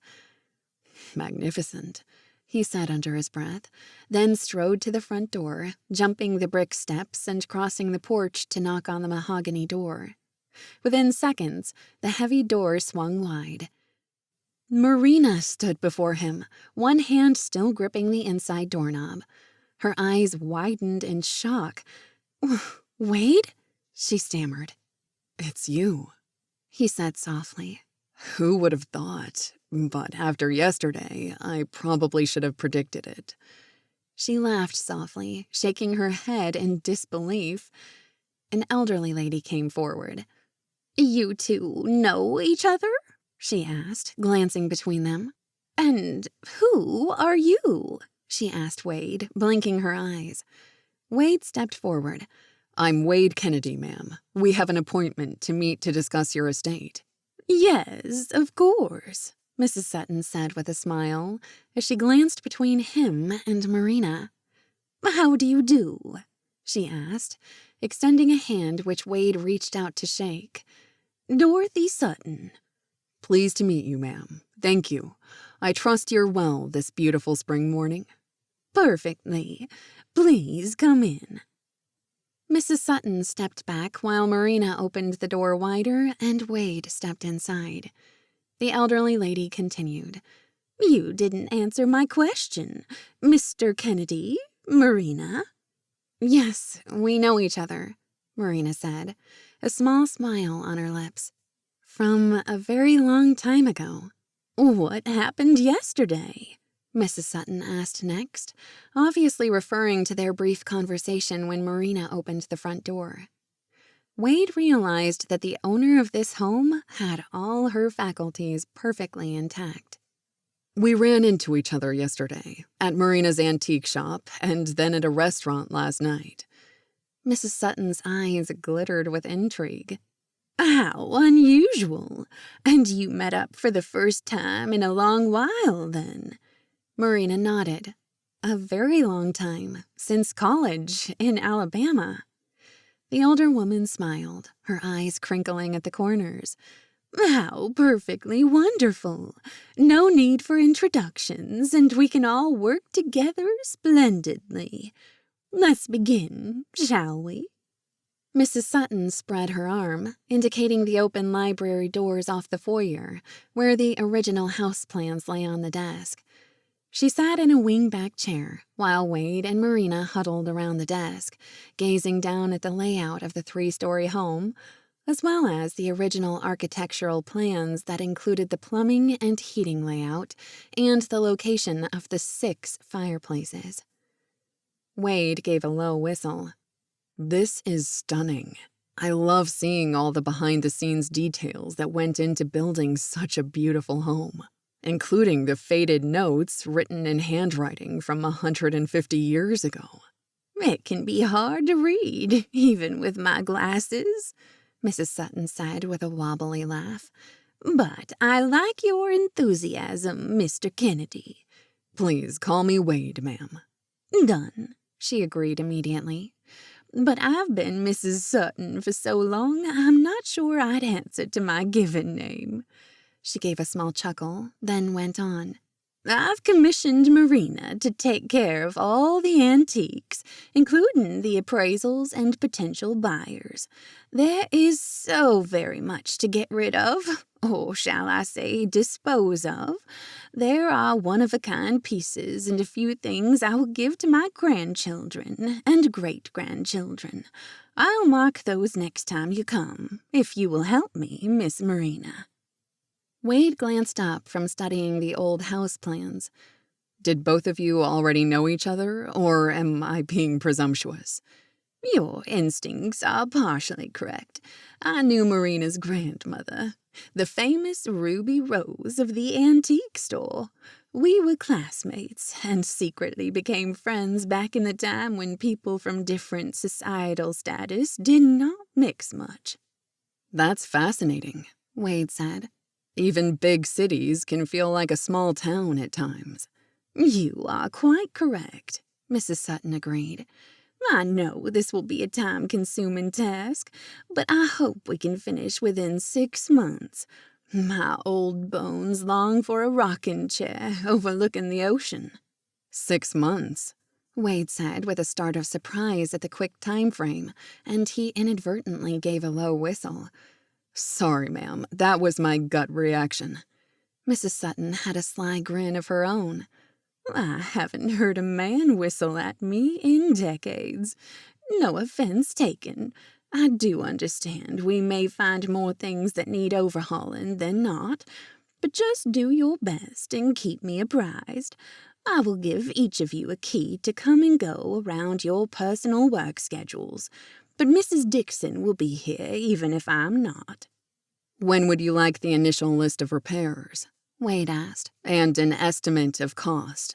"Would 2 weeks give you enough time?" "Absolutely. Your home is my top priority until it's finished and sold to the highest bidder. I have a couple of guys that will oversee our current jobs." "Perfect. I was hoping you'd say that. Now, I have an appointment to attend to. You and Marina make a first pass and just leave me your lists and notes at the end of each day." "Mrs. Sutton," Marina said quickly, "I do need to tell you that I have a scheduled trip to Great Britain coming up on Monday. I'll be gone almost a week. I know it delays my work here at your home, but it might be a good thing since I can take my initial list of the items you might want to sell to my contacts in the UK. "I would say that's perfect timing then," Mrs. Sutton said with a smile. "Mr. Kennedy and I will have plenty to keep us busy until your return." Mrs. Sutton slowly rose from the chair. "I bid you au revoir for now, Mr. Kennedy and Miss Marina." She grabbed her cane from the corner. "Mrs. Dixon," she called out. "Your car's in the driveway," the housekeeper said, appearing at the library door. "I'll help you to it." Chapter 14. Within 30 seconds, Mrs. Sutton had a sweater around her shoulders, her handbag over her wrist, and she was gone. After waving her off from the front porch, Marina spun around on her heel and found Wade gazing at her. "Hey, you," she said, trying not to grin like a lovesick puppy. "Hey, you ditto," he replied. There was a small moment of silence, and then Wade said, "We've got 2 hours. Shall we get started? I'm pretty enthusiastic about this project." "Oh, yes. I want to pretend like this house is mine," Marina said, practically bouncing on her toes in excitement. "Is that bad?" "Nope. That's part of the fun of old houses, especially something so exquisite and historical as the Sutton mansion." Marina tilted her chin to gaze into Wade's face. There was a boyish giddiness and happiness she hadn't seen in far too long. "I think you're as bad as I am, and I didn't think I'd ever find a friend who loved the past the same way." "Are we still friends then, Marina Cormier?" he asked, giving her one of his beautiful smiles that sent shivers all over her body. "Of course we are," she said softly. "We never stopped. We were just a couple of stupid kids to ever go our separate ways." Whoa. A shiver ran down Marina's neck, working all the way to her toes. She'd said the words aloud. What would Wade think? Had she come on too strong? Wade just gave her another beautiful smile. Of course, the man wouldn't say more. He was about to get married to another woman. Marina blinked back the sting of emotion in her eyes and pulled out a spiral notebook from her handbag. Clicking a ballpoint pen, she gazed up at his face in a businesslike fashion. "How's this for a plan? I've got a list of the rooms in the house," Wade said, holding it up. "I've been comparing it to the floor plan, and it matches. Let's go room by room and just list all the antiques so you can get started with appraisals. I need to consult with my architects before I can start anyway. Plus, get my heating and cooling contractors out here to inspect the bowels of the house. I can't do anything more until I have an official, certified inspection from my guys and the city." "Let's do the downstairs, then the upstairs," Marina agreed. "Lead the way. But first, there is a magnificent grandfather clock right here in the foyer, an inlaid cherry wood table, some porcelain vases, and the library has this giant oak and mahogany antique desk, plus tons of old books. I'll get my librarian friend, Kirsten Floyd, over here to inventory those. She's an expert when it comes to historical books." Marina wrote as fast as she could, listing the rooms and the items in each. "Ready for the dining room?" Wade asked. She nodded, leading the way, her excitement building. "Good grief! That table is to die for. Not to mention hand-painted china from the 19th century and silver cutlery and accoutrements. The real stuff. These hand-blown wine goblets in the cabinet are superb. See how much smaller they are than the ones we purchase these days? Even the chairs are smaller. Based on shoes and clothing of the period, people were smaller than today." "All these heavy velvet draperies had to cost a fortune," Wade remarked, running a hand along the soft material at the dining room windows that overlooked the backyard fountain. "Come look at the window glass. It hasn't been replaced in 100 years. The glass was hand-blown, and you can see the waves in it." "I love the design of the floor-to-ceiling windows here in the South," Marina said, walking over to gaze through the glass. During the summer months, they'd open them up to catch the cool evening breezes. It took another hour just to analyze and list the drawing room, with the sofas, a grand piano, and a harp in the corner, as well as the chandeliers. "I adore the fresco and plasterwork in these old houses, too," Marina sighed, throwing her head back to look upward. "This ceiling is at least 16 feet high.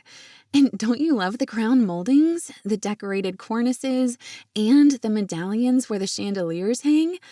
I want that in my house someday, when I'm not living in a modern duplex with traffic noises like I currently do."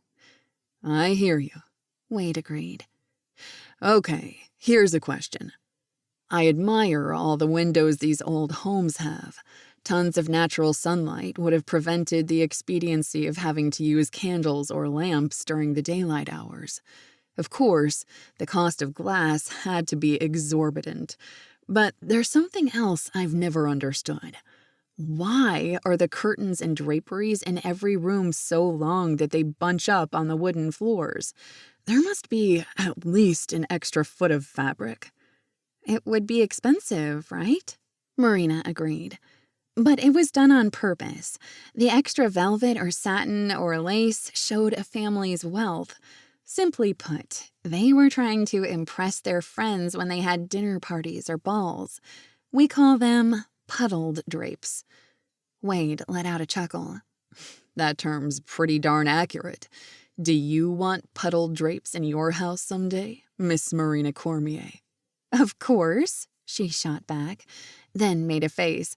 "I think you're being cheeky." "I probably am, but it was worth it to see your face and hear you giggle." Marina suddenly pulled out her phone. "Oh boy, the store is supposed to open in 30 minutes. I'm gonna call Jenna real quick and see what's happening over there." "Good thing you're only a few minutes away." Jenna answered on the first ring. "Hey, Marina, what's up?" "I've been delayed. Marina said, feeling a little guilty since she wasn't ready to halt her time with Wade. Do I have any potential customers lurking about on the sidewalk? Nope, it's been a pretty quiet morning. At least after the commute hour rush of customers I get here at the coffee loft. I'm cleaning up breakfast stuff now so I can get ready for the lunch crowd. I might be a few minutes late. I'm still at Mrs. Sutton's mansion, and I still want to run upstairs and scope out the bedrooms. Whether you scope them out now or later, they'll still be there, Jenna teased. Okay, smarty. We're making a first-pass list of all the antiques for assessing. Speaking of antiques, Jenna said, I think your UK order arrived. Already? Marina squeaked. It was supposed to get here next week. Are you sure? Positive. When the delivery guys saw that our stores are connected, they told me they can't leave it in front of your shop on the sidewalk. My quick-thinking brain ordered them to bring everything through here and leave the crates inside Ruby Roses. Oh, that's perfect. Thank you.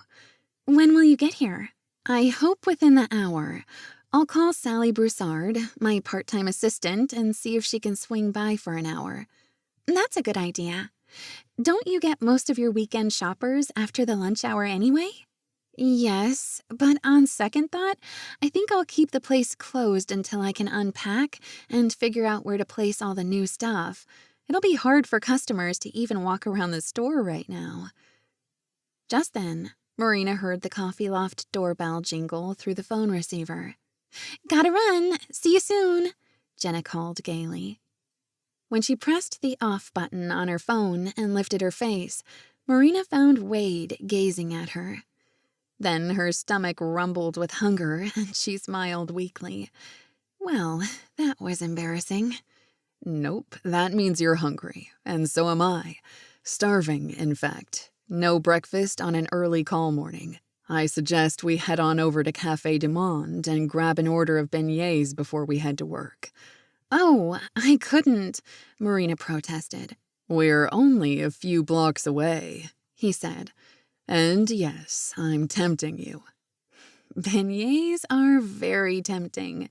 Haven't had one of those hot out of the oven, puffed pastries loaded with powdered sugar in ages. Say no more. We're going. Right after I finish the bedrooms, Marina said, spinning on her heel to head up the curved staircase to the second floor. Wade pounded up the steps right behind her. You take the right side and I'll take the left. Deal. But, he added, wagging a finger to tease her, you promise to get breakfast with me. No changing your mind when we finish here. You drive a hard bargain. Okay, I promise. Cross my heart. Then Marina grinned. But it's called brunch since it's almost 10 o'clock. Touché. First one to finish gets the biggest beignet, Marina said, taking the staircase 2 steps at a time. Wade's laughter was infectious as he let her win that round. 15 minutes later, they met in the upstairs hallway to compare notes. Marina's scribble was like chicken scratch, but she announced 3 bedrooms, 1 sitting room, and 3 modern bathrooms. There are gorgeous rosewood half-tester and full-tester beds, 4 poster beds, canopy beds, antique tables from Europe, hand-painted ceramic basins for washing, merely decorative now, of course, and dressers and writing desks are huge. I'm going to need to rent a warehouse. Mine is only slightly smaller. 2 bedrooms, 3 modern baths, and despite some modern sofas and desks, lots of amazing beds with beautiful linens. Oh, there was also a small study, I suppose for that studious guest or a son who was in university. Marina put a finger to her chin and pursed her lips. What do you think the 3rd story contains? Let's find out together. The staircase doesn't curve around quite like the other 2, she noted. After they walked through, there were 2 more guest bedrooms, but also a working bathroom, a small music room with another later model piano, and a large attic. Marina blew out a slow breath, causing her bangs to fly from her forehead. I think I need to hire an assistant for the next few months. It's overwhelming, and we forgot to inspect the kitchen and pantry, Wade reminded her. I did peek while we were in the dining room. There's a small butler pantry, a larger food larder, and a spacious kitchen. All the kitchens and bathrooms appear to have been updated in the last 10 to 15 years. That will help significantly with selling the house and cut down on the remodeling aspect. I also did a quick look at the plumbing I could see and tested the faucets and tubs. They're all in working order. An official inspection will tell us if any wiring or plumbing needs to be replaced. Marina tucked her notebook under one arm. I think we made quick work of this, and now I'm starving even more. Lead the way to sustenance, Mr. Kennedy. With pleasure, Miss Cormier, Wade said in a gallant voice, tucking Marina's arm into his elbow to return down the wide staircases.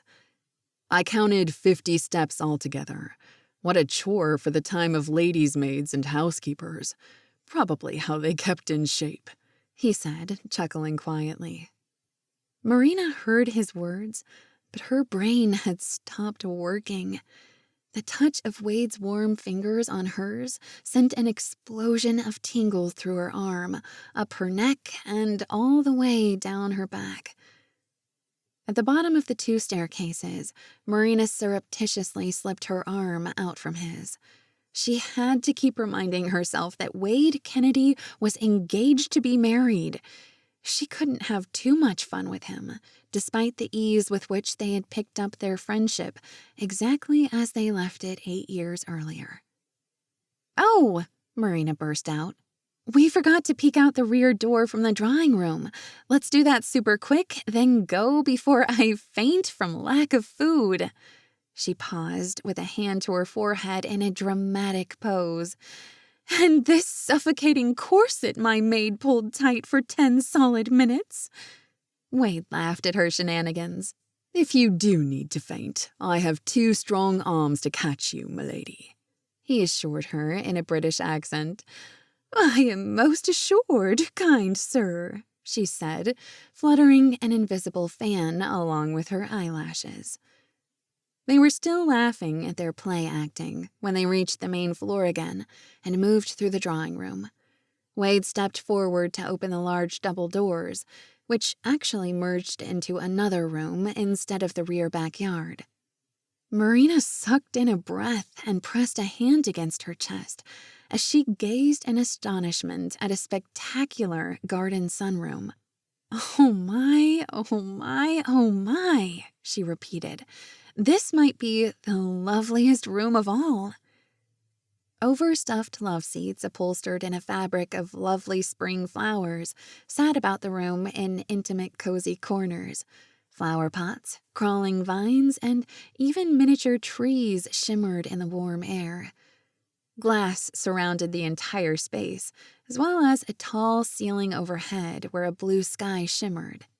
The glass walls showed off the large backyard, where meandering stone paving created a pathway around a cascading fountain in the center. Mature cypress and oak trees had been kept pruned within the bounds of the space, while a beautiful magnolia tree was in full spring bloom, its large leaves waxy and a bright green color. "Can I live here?" Marina whispered in awe. "It's incredible," Wade agreed. "Added in the last dozen years, I would say. The furniture is new, no antiques to be found. I hope she has good movers," he said, gazing about the space. "This place is going to take months to move everything out, especially if all the antiques go in different directions to new owners." "You're so right," Marina agreed, walking deeper into the airy sunlit room. "Look, Wade, I love the carved circular table set for 6, already set with china and glass goblets. How perfect to eat breakfast or lunch here. A small private party." "Speaking of brunch," Wade said meaningfully. "I was speaking of breakfast or lunch," Marina pointed out with a grin. Wade widened his eyes now, shaking his head. "Just combine them, and what do you get? What do I get? Time to go. She linked her arm through his. Lead the way, kind sir. Chapter 15. Parking is going to be a bear in Jackson Square, Wade said, after locking up the house to head to the curb where their vehicles were parked. I'll drive. By now, I've become world-renowned at parking in small spaces. She lifted an eyebrow. In a big monster truck. Not exactly monster, he protested, but it is big. No more arguments. In you go. He strode to the passenger side and opened the door for her. You live nearby, don't you? Marina asked, as if it suddenly occurred to her. About half a mile, and nowhere near as grand as Mrs. Sutton, but I'll show you. 10 minutes later, after winding slowly through the lovely neighborhoods of the Garden District, Wade slowed in front of a 2-story Victorian with big oaks in the front yard, their lower limbs now growing close to the ground after 100 years. You are so lucky to have such mature oak trees, Marina said, clapping her hands together with delight at their majestic beauty. I am very lucky, Wade agreed, giving her a wink as he stopped his truck to let her look a bit longer. Since I'm a bachelor, I didn't need one of those super enormous houses, but I like it, and it's close to my downtown office. The previous owners modernized the furnishings and kitchen about 5 years ago, but it still has a good parquet foyer and a curving staircase with 4 bedrooms on the 2nd floor. Marina gazed at the yellow-painted house with a sigh. Sounds lovely. Is there a library on the main floor? Oh, yes, and I use it as a home work office. I think the original owner, back in 1889, ran a textile factory. Wade touched her arm. Shall we grab that food now? I don't want you to have to face perturbed customers. My store traffic is still a little slow after being shut down for the remodel. That's why I'm gearing up for a big open house next month. I'll do some advertising after I finish filling it with new product. That must be why you have this trip to the UK. She nodded. Exactly. My store credit card is about maxed out, which I try not to freak out about. Granny had savings, though, as well as life insurance, so I'm okay. Your grandmother was something, huh? Wade said softly. Yes, Marina whispered, giving him a quick smile, despite her attempt to hide the emotion in her eyes. 15 minutes later, they were circling side streets for a parking space. Luckily, it wasn't quite lunchtime, and not many tourists in the vicinity yet, so Wade maneuvered the big truck easily. They walked through Jackson Park to the far side where Café du Monde was located, just below the set of steps leading to the Mississippi River, where people walked along the pathway. The restaurant was popular and always busy, but they managed to snag an inside table within a few minutes. After studying the menus, Wade told their server, "We'll each have an order of beignets with as much powdered sugar as you can shake on the things." And hot cocoa, Marina added with a small smile. Thanks for brunch, Wade, she told him in a quiet voice. If you hadn't dragged me here, I might not have eaten until dinner time. My pleasure, mademoiselle, he said, which seemed so fitting while sitting in the Parisian architecture of the French Quarter, where each building boasted wrought iron balconies and overflowing pots of colorful flowers. Merci beaucoup, Marina quipped. Their conversation went quiet for a few moments while they ate. Wade's head spun with so many conflicting emotions and thoughts, it was overtaking his ability to speak. Being with Marina was engaging and often entertaining, and yet serene. He didn't have to worry about what he said or how she would take his jokes or teasing. Just then, his phone rang and Wade pulled it out of his front shirt pocket to look at the screen. "Lydia," he said simply. "I'd better answer it." Marina waved a hand, having just taken a huge bite of her second beignet, while trying not to groan in ecstasy at the decadence of the pastry. By all means, answer it. Hey, Lydia, he said, turning slightly in his seat.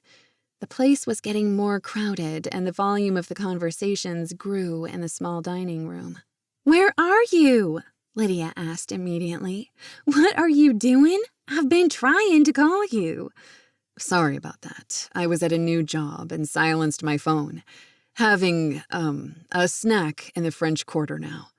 The background is so loud I can barely hear you, Lydia complained. Did you sign the papers yet? I just got them last night, Wade said, pressing his lips together. Did you read them? Yes, I did. Did you? She let out a small sound of outrage. What is that supposed to mean? I think you should know the details. I've already told you that I'm not happy about it.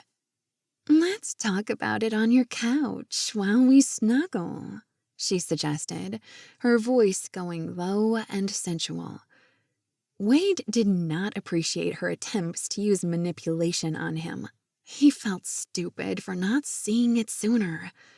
Last night's dinner with Mr. and Mrs. Gravois had really opened his eyes. That wouldn't work at all. It's time to have a real discussion. This is serious business. He was suddenly aware that Marina was watching him. She quickly turned away, sipping at her drink while she stared through the window at the restaurant's garden and the growing line of people waiting to get in. You sound so mad, Lydia said with a grumpy tone. Wade pressed the phone harder against his ear. If you bothered to read it, you would know why. She gasped, and Wade knew he'd insulted her. But she was a grown woman, for crying out loud. She should be able to have an adult conversation about serious topics. Don't you love me? Won't you do anything for me? Wade sat back in his chair. That was a particularly good question. He had principles, but he wouldn't do just anything for anyone, not even the woman he married. I can't talk right now. Gotta get to the office. I'm late already. I'll meet you there, she insisted.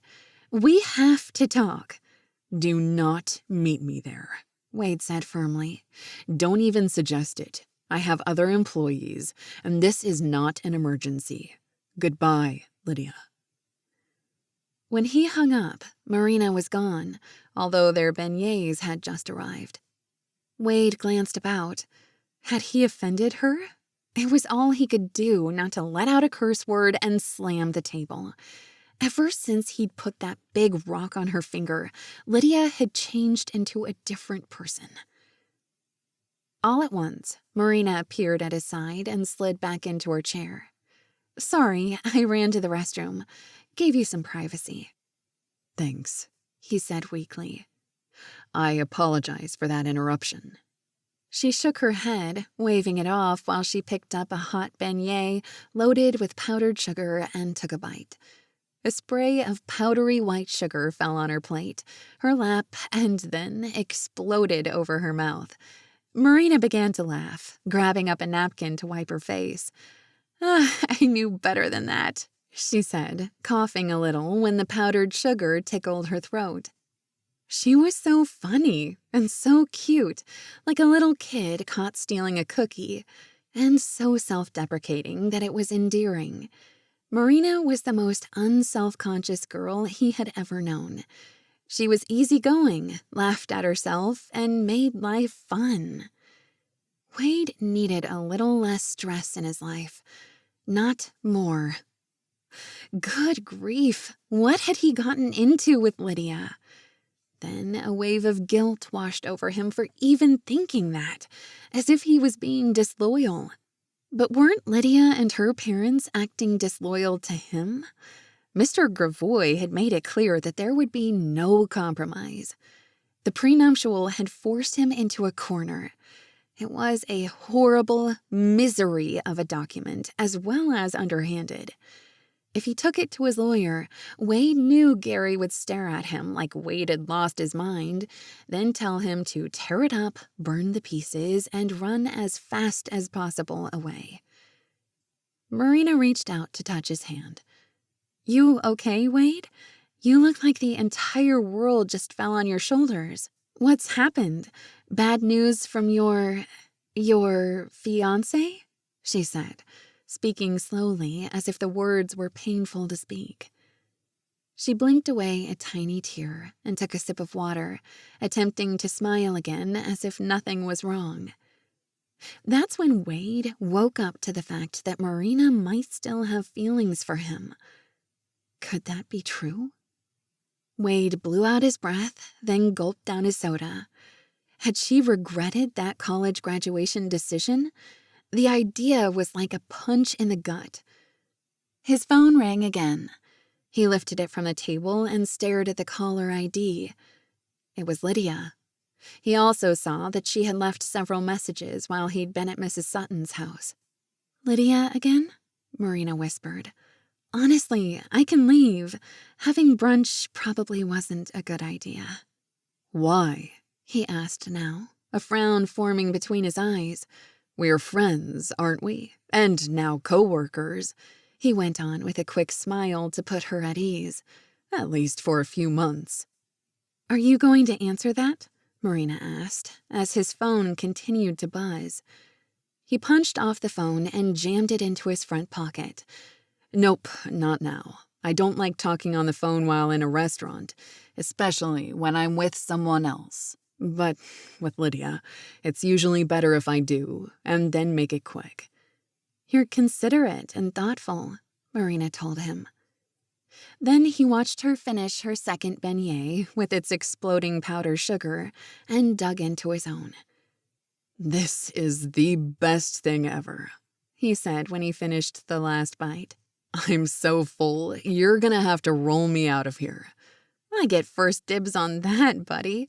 Think our server is up to it, or is there an extra charge?" Wade chuckled at the idea. "I don't see the service on the menu, but we've made such a mess, I'll leave a big tip." They were both laughing now as they tried to clean up their faces and hands. Their server brought wet wipes, apologizing for not bringing them earlier. That just made them laugh all over again, while Wade paid the bill and a generous tip, and they left the cafe, heading to his truck. "I may need to change my clothes when I get to the antique store," Marina said, brushing white sugar from her clothes. "I'm a mess. Thank goodness I keep an extra blouse in the back room." When Wade's phone buzzed again, he gritted his teeth. He silenced it and slipped it into his pants pocket.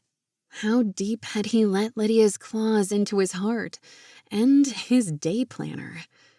He'd probably proposed too fast, given Lydia a diamond ring too fast. And yet, he now knew the truth about her parents and Lydia herself, which he wouldn't have known before dinner last night. Lydia wasn't interested in his opinion or his feelings. The wedding date hadn't been set yet and was many months away, if not a year or more. No plans had been made, no shopping for wedding gowns or caterers or engraved invitations. He'd gotten carried away with the idea of getting married, the yearning he had to start a family. But he had to stop this now, before it got so much worse. Which meant he had to figure this out fast. He started the engine and felt a buzzing against his thigh from the cell phone in his pocket. Lydia again. Confronting her was going to be the hardest thing he'd ever done. No, that wasn't true. The hardest thing he'd ever done was walk away from Marina. Chapter 16. When Wade pulled up to the antique store and dropped her off, Marina gasped. "What in the world?" she whispered as she unlocked the door and walked inside. 5 large wooden shipping crates were stacked in front of the customer service desk. Halting in her tracks, Marina stared, overwhelmed. There was so much here. After spending extra time with Wade, it had slipped her mind that the Great Britain order had arrived. She was already a bit weary after the long morning with Mrs. Sutton and the cataloging she and Wade had already done. There was so much to do. It was overwhelming. Marina sagged against the counter. I think I need another beignet, with twice the sugar this time. I'll run and get you one, if it'll help, Wade offered with a grin. No, I'll be sick to my stomach. 2 were plenty, so keep your sugary thoughts to yourself, Mr. Kennedy. He laughed and gave her a one-arm hug of encouragement. Marina hadn't anticipated the friendly overture, but the feel of Wade's muscled arm around her shoulders and his strong chest so close to hers made her knees go weak. She gripped the front desk and tried to act nonchalant. His aftershave was a musky citrus scent, and he just smelled clean and fresh all over. Even his plaid work shirt was freshly laundered, and his jeans hugged his slim hips in a way that made her want to hide her eyes so she wouldn't keep staring. The man was such a hunk. She melted into a puddle of butter whenever she saw him. Shall we get to work? Wade suggested. Wait, what? Marina jerked her chin as if she'd been caught staring.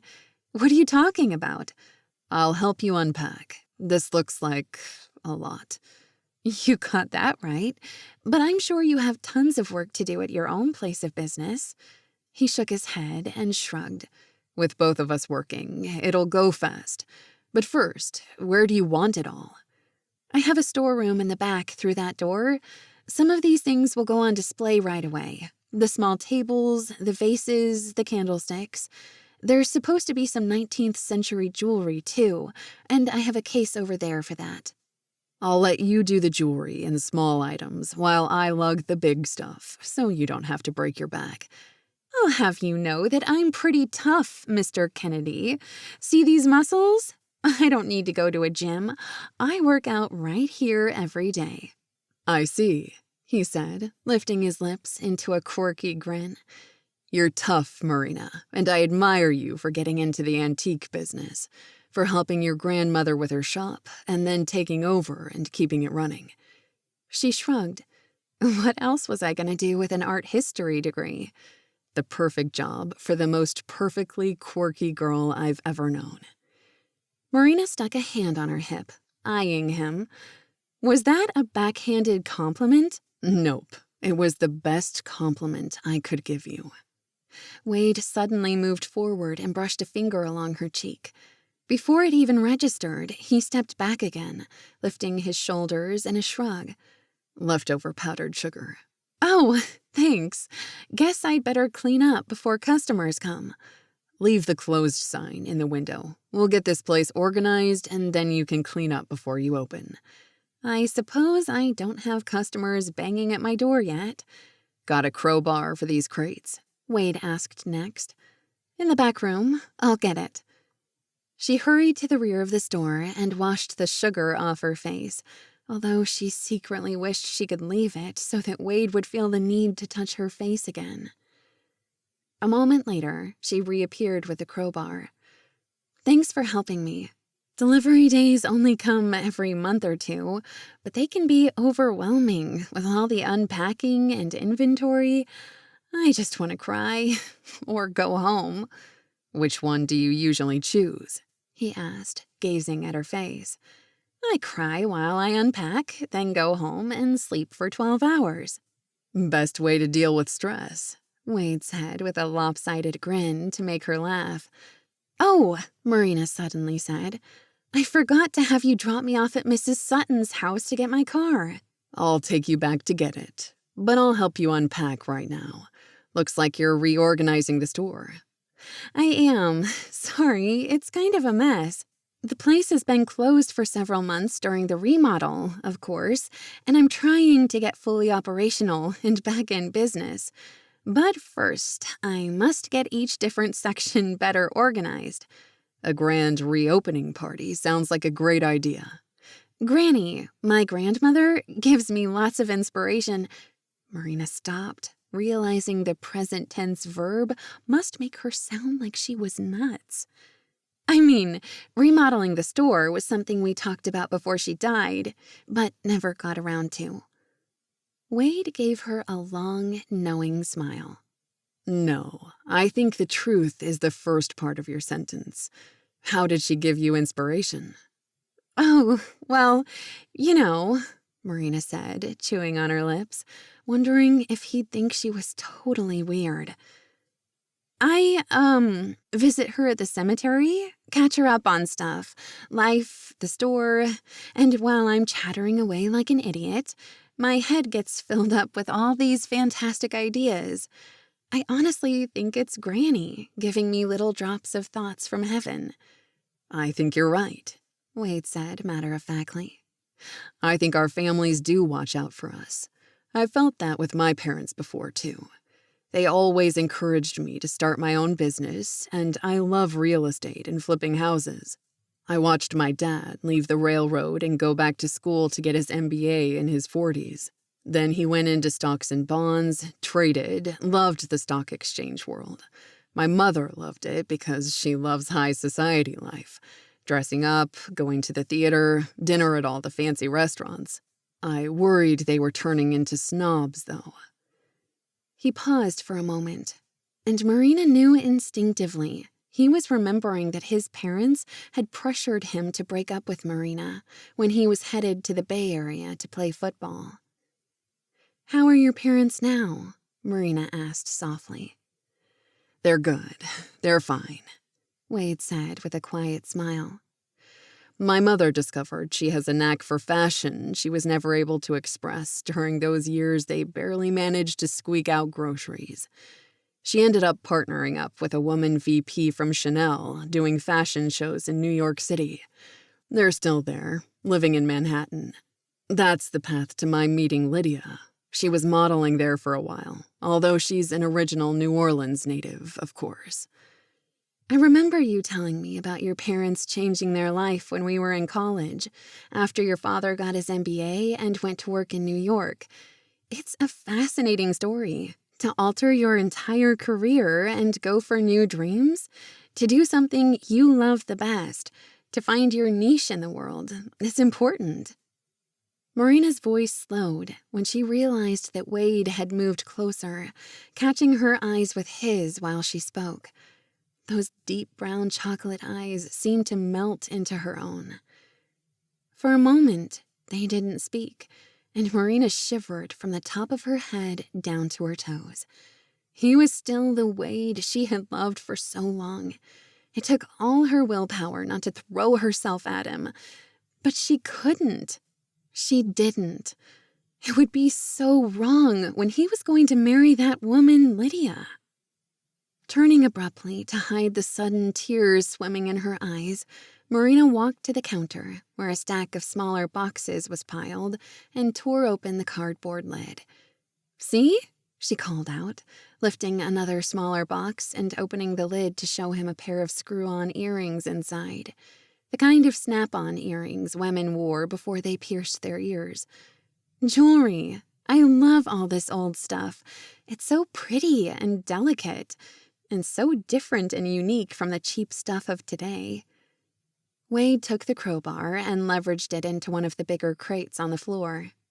With careful hands, he lifted out vases and bowls and oriental fans, along with small lamps with painted glass stands. "Those are beautiful," Marina said, coming closer to inspect them. "Looks like everything is intact after coming across the Atlantic. I always worry about that. Bad for me, but sad for the dealer and the family who originally sold it. I like to find the perfect person who will love and cherish all the beautifully crafted things from the past. It's a way to honor their lives and the memories of people I'll never meet." Wade nodded, suddenly closer than Marina realized. She glanced up, then took a quick step backward lest she throw herself at him. I like that. You're sentimental and kind, Marina. And, he continued quietly, I'm glad you lost your cell phone in the cemetery. Marina didn't dare look at him. "I'm glad you're the one who found it," she whispered. Such a coincidence, she added, attempting to be flippant to hide how much she cared about him. Is it just a coincidence? He said. Almost seems like fate. So does the fact that Mrs. Sutton hired both of us independently to work on her home. I gotta say, today has been one of the best days I've had in a long time. Chapter 17. Wade had to work all day Saturday to make up for taking most of Friday off. He'd spent much of the day in his truck delivering supplies to various work sites and thinking about Marina and their day together on Friday. When he got home that evening, there were at least 20 missed calls and texts from Lydia. Wade was overwhelmed listening to and reading all the messages, so he finally silenced the phone so he could think clearly. It was time to move forward once and for all. Flopping onto the sofa in the family room, Wade pulled out the prenuptial and read every single page one more time. By the time he finished, he was sick to his stomach. He was not going to allow his father-in-law to dictate his life, his finances, his wife, and his future children. He'd end up a pawn to Philip Gravois. If he signed this monstrosity, Gravois would treat him like dirt, as if he owned him, which would be the truth.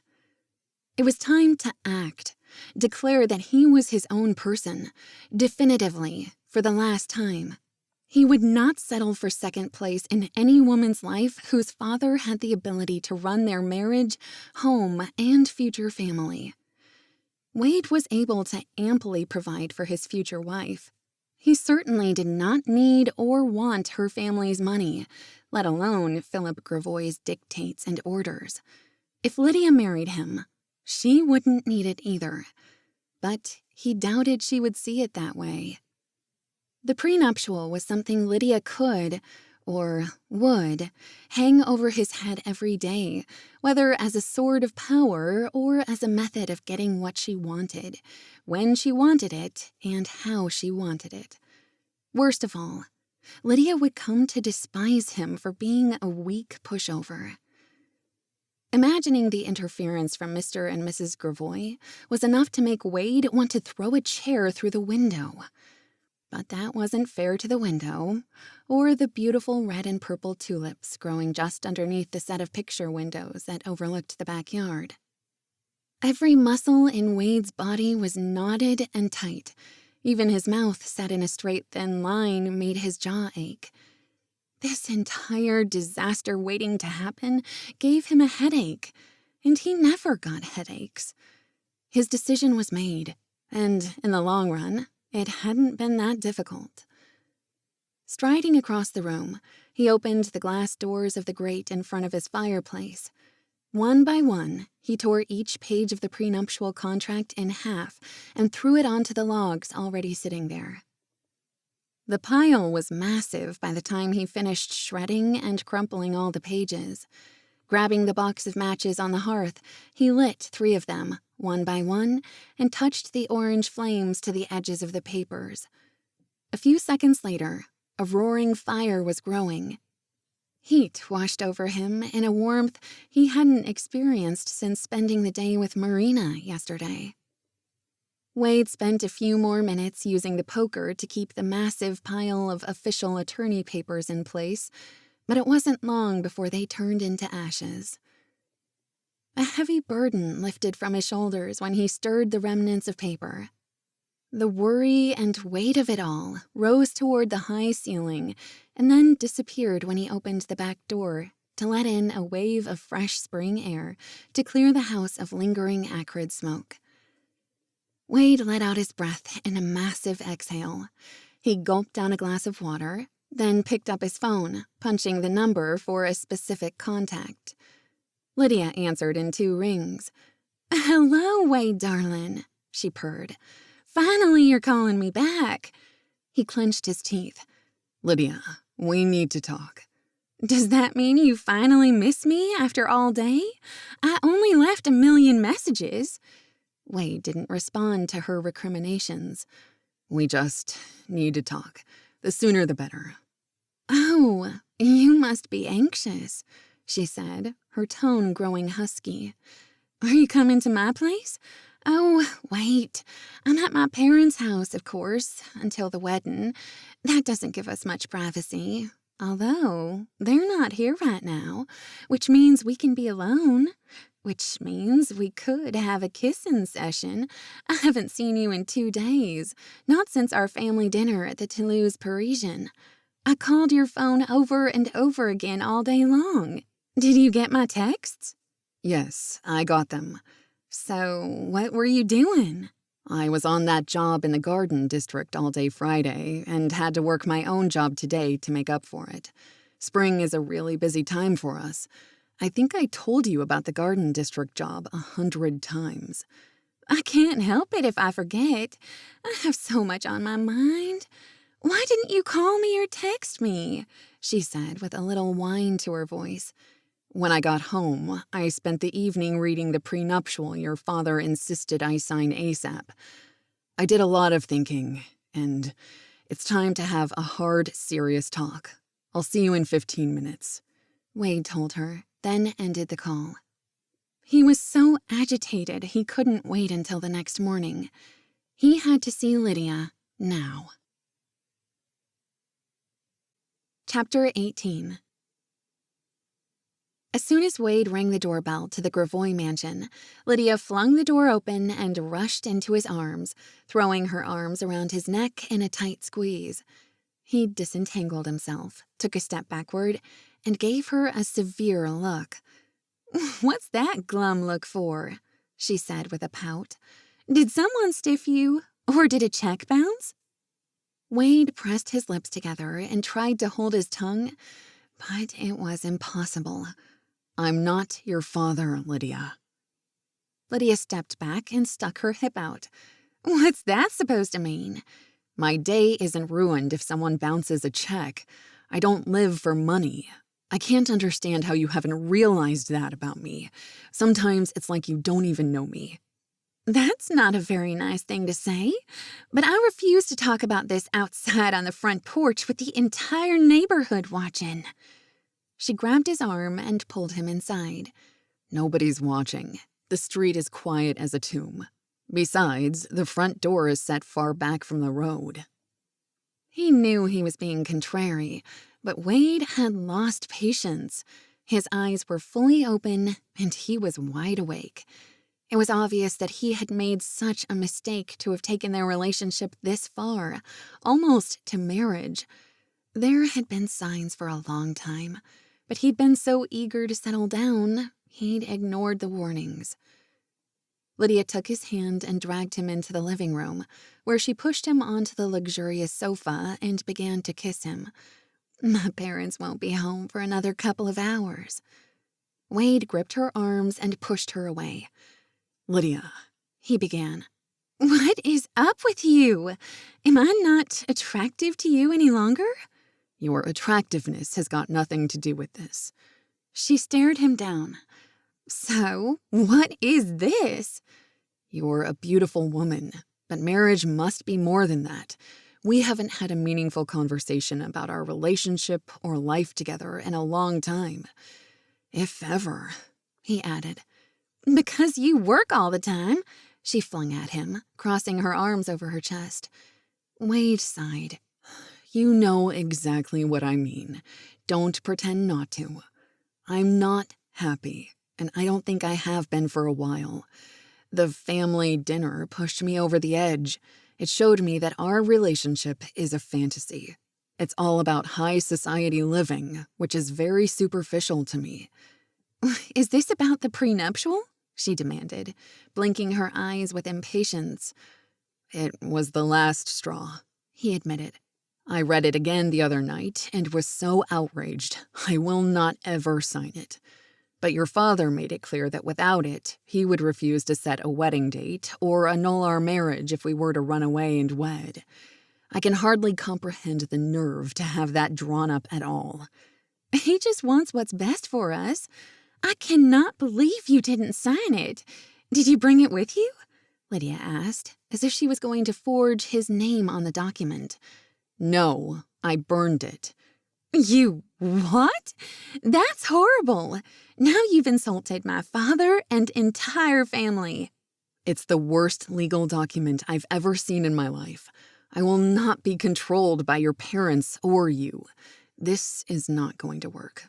And I finally realized it. Lydia's mouth dropped open. Are you breaking up with me? She asked, her voice rising to a squeak. Wade let out a sigh. Yes, he said bluntly. I will not turn over my life and my heart to your father. He's more than overbearing. Don't you dare criticize my father, Lydia hissed. If you're going to defend him over me, then I think we're done, Wade said quietly, while he rose to his feet and headed to the front door. I'm very sorry things turned out this way. I never meant to hurt you.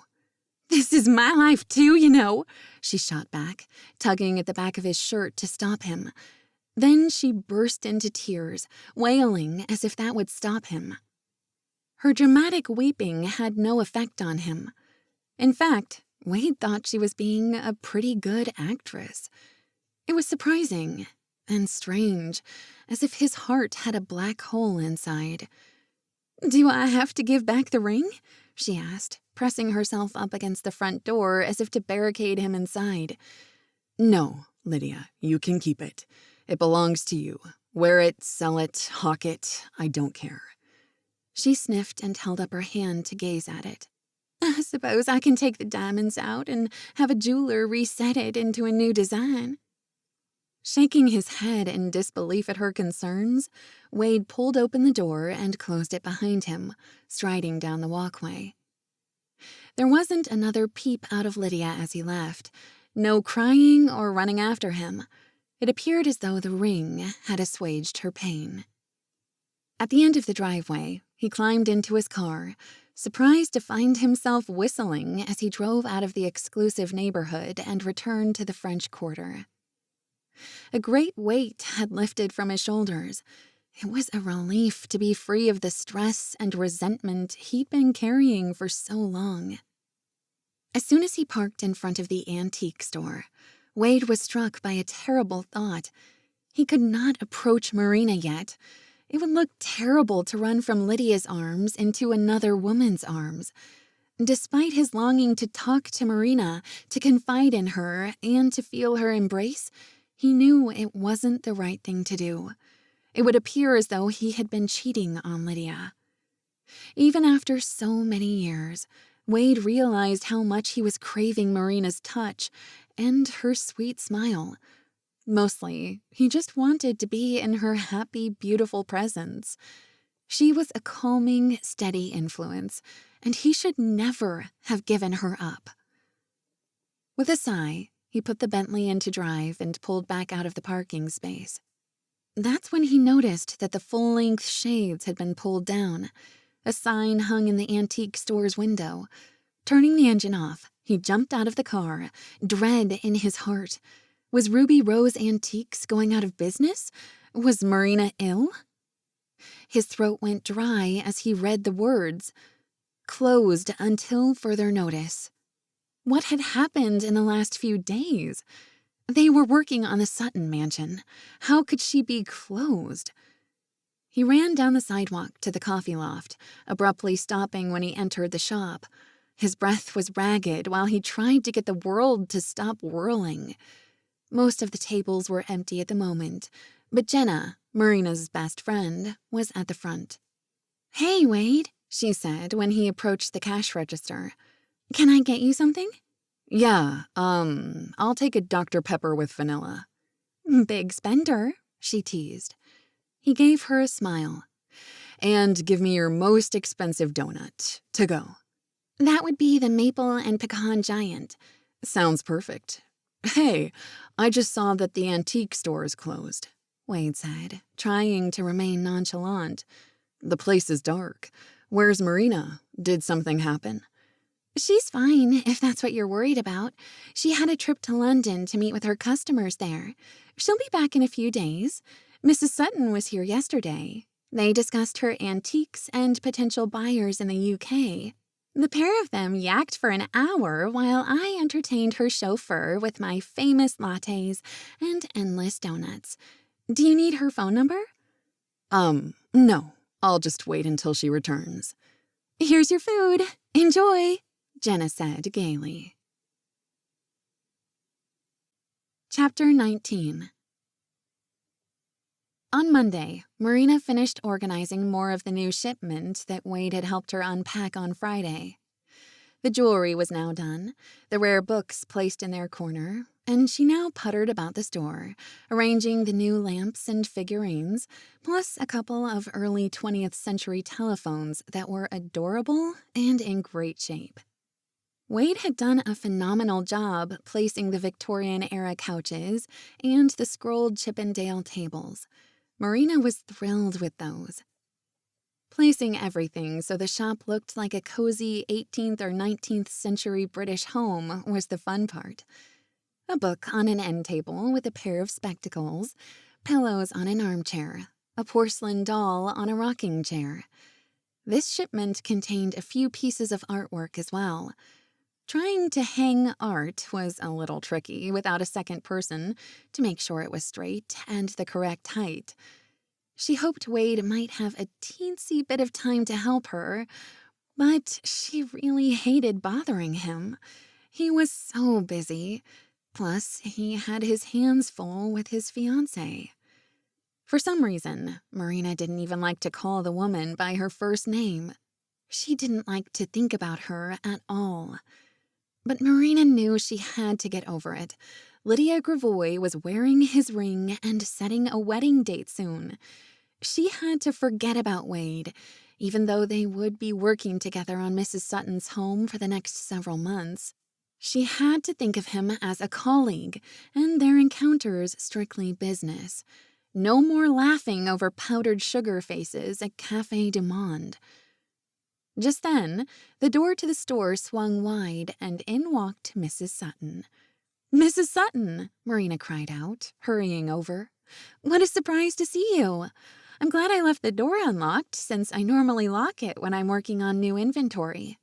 I was on my way home after getting my hair done, and I asked Davis, my chauffeur, to stop at the coffee loft to get me one of their beautiful drinks with the crushed ice, fruit, and whipped cream. It sounded lovely to add to my lunch." "That does sound nice. I left my AC off, but the afternoon is warming up. Usually Jenna, the manager, and I leave the entryway between the two stores open, but today I kept it closed." "The front door works just as well, my dear," Mrs. Sutton said with a smile. Her eyes roved about the store, and Marina crossed her fingers, hoping she'd approve. "Sorry for the mess. My UK shipment arrived early. I love getting it arranged without customers. I can focus more easily." Marina covered her mouth with her hand. I didn't mean to say that. I'm thrilled to pieces that you popped in." Mrs. Sutton smiled. "I knew what you meant, and I hope you don't mind the intrusion, but when I realized the coffee loft was right next to Ruby's store, I had to say hello." "I'm happy you did. I enjoyed seeing your beautiful home on Friday. I came away with an entire notebook of notes and ideas for particular customers who would be interested in your furnishings." "That's wonderful. I'm so happy to hear that, sweetheart. Would you like to see something in particular?" Marina asked as Mrs. Sutton stood in place, a thoughtful expression on her face. "No, but I'm here to communicate a few of my wishes that I didn't get a chance to tell you last Friday. I have so many rooms of antique furniture and old artwork, and the fact that you are Ruby's granddaughter, I would love for you to sell as much of my household furniture as you can right here in this store, on commission, which will go to you, of course." Marina stood stock still in shock. "You can't be serious." "Deadly serious. What will I do with it all, or with the income it will bring? I am more than taken care of. I'll be giving most of it away upon my death, in fact.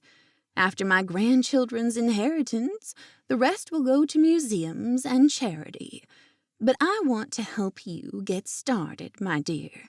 Most likely you accumulated a mountain of loans after the massive remodel of the store." Marina looked up with a start. "I didn't realize that you knew about it, Mrs. Sutton." "I do get around town once in a while," the older woman said with a grin. "I noticed the antique store was closed a few months after Ruby's funeral, but the place was still occupied, and I saw a crew of construction workers in and out that day." Marina gave her a weak smile. "That's true. But I love this store, and now I've expanded and can show off so many unique and beautiful things. I'd be honored to find the perfect match for your furnishings." "I'm glad to hear that," Mrs. Sutton said in a tremulous voice. "And I think I chose well in Mr. Wade Kennedy. We met again since our time on Friday was so short, and he and I made great progress on a variety of issues. We think alike about old houses and nostalgia, and have the same goals. That's always a good sign when you're selling and leaving your entire life at my age." Marina's eyes misted at the sentimental words. They brought back a rush of memories of her grandmother, as well as the still fresh grief. "He's pretty talented." Mrs. Sutton said, peering closely at Marina as if she were a mind reader. "Mr. Kennedy seemed so happy last Friday morning working with you, but yesterday he was mopey and quite unhappy. I've been around long enough to know a few things about people, even handsome and charming young men that are barely a third of my age." "I'm sorry to hear that," Marina said softly, but a little confused. What had happened to Wade between Friday and Sunday? At least he hadn't called her. That wouldn't be right at all. Going forward, she had to be careful to keep things on a professional level, especially with Lydia so prominent in the background. No more brunches or beignets. Mrs. Sutton placed a thin, spotted hand on Marina's arm, peering into her face. "Dear girl, I wasn't born yesterday. There were sparks flying like a forest fire between the two of you, and you both kept throwing helicopters of cold water on it. You already knew each other, correct?" Yes, but a long time ago. Our college years." "I'm 86 years old, and I'm about to be quite blunt, young lady. Why are you two wasting time? It's obvious you're infatuated with each other, if not downright in love, and you are not getting any younger. The years and then the decades are gone before you know it. Mark my words." "You think that Wade loves me?" Marina stammered. Yes, I know he's engaged, whatever that means in this day and age, but I dragged the whole story out of him. That woman doesn't deserve him. And believe me, I've lived here long enough to hear stories about the Gravois clan. Bad news. They sully their French heritage." Marina smothered a laugh at Mrs. Sutton's indignant description. She reached out a hand to steady herself, but found empty air. Her legs trembled and her voice shook. I don't know what to say." "Yes, you do. You need to reach out and show him you still love him and need him. I don't think he'll do it. Not until after he tells Lydia Gravois to go take a hike.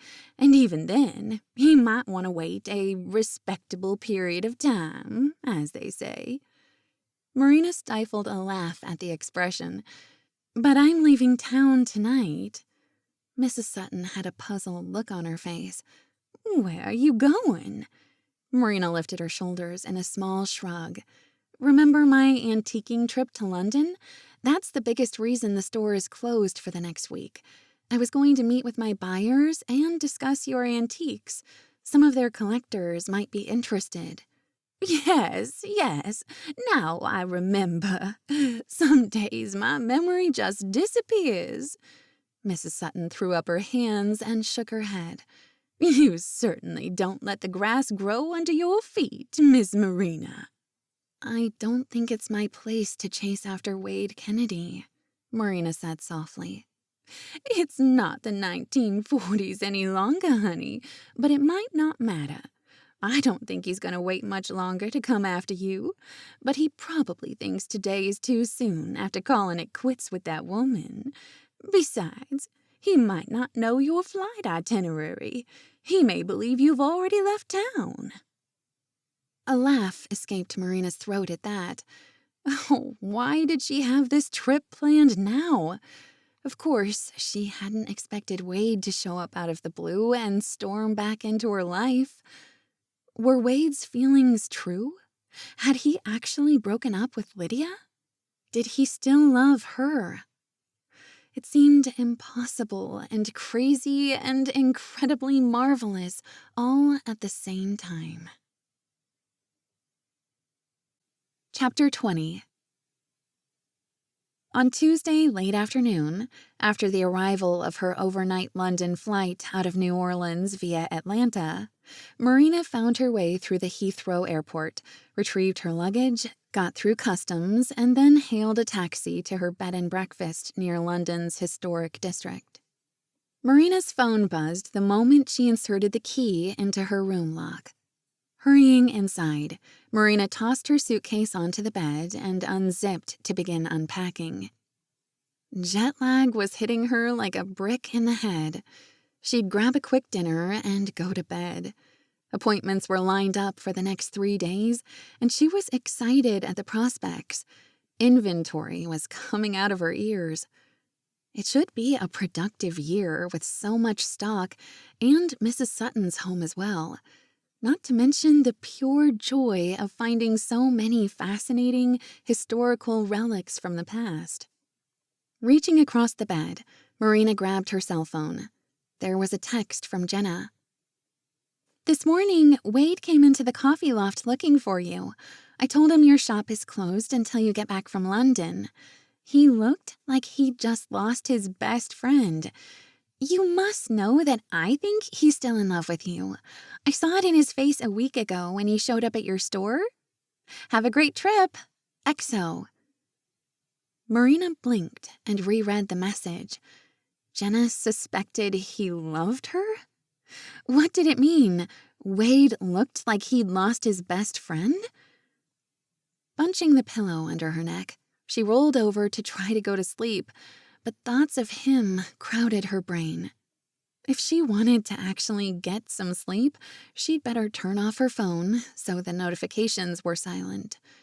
She yawned, then sat up with a start when she glanced at her phone again to power it down. 1 missed call and 1 voicemail. Wade had left her a voicemail while she was still in the air. How had she missed it? Quickly, she listened to the recorded message. "Hey, Miss Marina Cormier," he said, and Marina noticed there was a lilt of joy in his voice. "I just found out you already jumped the country. I wish you a very successful trip. Let's meet at the Sutton mansion when you return. Give me your itinerary, if you don't mind. Then we can plan a day and time. Call me back if you have any questions, or text if that's more convenient." How was she ever going to get sleep after a voicemail like that? She needed to be able to concentrate on the reason for her trip. Her mind swirled with questions. Perhaps it was just work-related. Or were Mrs. Sutton and Jenna right in their assumptions? The next few days were packed with her UK clients and customers, while Marina visited the other antique stores and a couple of auctions. By the time she finished, she'd need to rent a warehouse to store all the new inventory. Perhaps she should put together her own auction. That sounded like a blast. She had attended enough over the years. She could probably pull it off. Finally, after a whirlwind week living on little sleep, She was on the plane home. The excitement was building to see Wade and find out what he wanted to talk to her about. Her mind had conjured up 1,000,001 reasons, but she tried to ignore them all, not wanting to give her heart hope if there was none. Marina tried to distract herself with an in-flight movie and a book, but it wasn't working very well. A tired and stressed brain wasn't very good at concentrating. After the plane landed and she'd retrieved her luggage and gone through customs, her phone buzzed with a new text. It was Wade. They had texted a couple times while she had been traveling over the past week, but they were strictly business-like messages about the Sutton Mansion project. In one of their messages, they had planned to meet with Mrs. Sutton a couple of days after her flight home, but after not seeing him for more than a week, Marina was having a hard time waiting. The pins and needles thinking about talking to Wade were growing stronger every day. Marina, his text read. I think you're flying home today. Tonight? However the time change and plane changes work, I'm sure you're probably tired. But is there any chance of getting together before Wednesday with Mrs. Sutton? Any chance? Marina thought, while her throat closed up with a thrill. Yes, was her first thought, but she took a few deep breaths and messaged him back in a sedate manner. I could probably do tomorrow afternoon at the antique store. That would be Tuesday, New Orleans time. Marina tried to quell the anticipation of seeing him. He was engaged. He was taken. She had to stop these feelings for him somehow, but it seemed futile when her attraction to him was still so deep. Even so, why had he gone to the coffee loft looking for her? And why did Jenna say the things she did about him still caring for her? And why did Mrs. Sutton as well? That had been one strange day when the older woman had been so open about her opinion on Wade and Marina. Maybe Jenna and Mrs. Sutton were both crazy and making it all up in their minds. While Marina waited for an Uber to take her home, she called Jenna. "Hey, I'm back." "Super. Did you have a wonderful time?" "It was splendid," she replied in a British accent. "I indulged in fish and chips every day, and roast beef and Yorkshire pudding every night, and toffee pudding desserts. Probably gained 5 pounds, but maybe not. I did a lot of walking. My clothes don't feel too tight, I guess," she finished with a laugh. "I'm not sure you've ever gained extra weight your entire life, girl," Jenna told her. "Hey, did you just land?" 30 minutes ago. My suitcase is in hand and Uber is on its way. Why?" "I was going to wait to tell you the news because I'm bursting." "What's happened? Good or bad?" Both, depending on your point of view," Jenna teased. "Spill it, or I'll strangle you through the phone." "I was reading the local news. You know, the gossipy one, the Times-Picayune." "Do you still watch soap operas, too?" Marina teased. Jenna poo-pooed that. "Not since college, as you very well know. It might be your secret indulgence." "Shut up and listen, woman!" Marina quieted, a catch in her throat. She pressed a hand against her heart, waiting for Jenna to relay bad news. "What's going on?" There was a smile in Jenna's voice. "The local society news was quite informative in the Sunday morning edition. Keep going?" "It appears that Wade Kennedy and Lydia Gravois, the city's most darling millionaire couple, are no longer engaged. The nuptials have been canceled." Marina staggered backward in shock. "What? I can't believe it. It doesn't seem possible," she whispered, delight and hope surging in her chest. "Dead serious. I thought you should know right away. I ran into Wade at the grocery store near the coffee loft, and he asked about you for the second time." A rush of heat ran up Marina's face. Wade was not engaged any longer. Wade was not engaged. The world seemed to tilt, and a sting of emotion burned her eyes. He was asking about her, which meant he wanted to see her.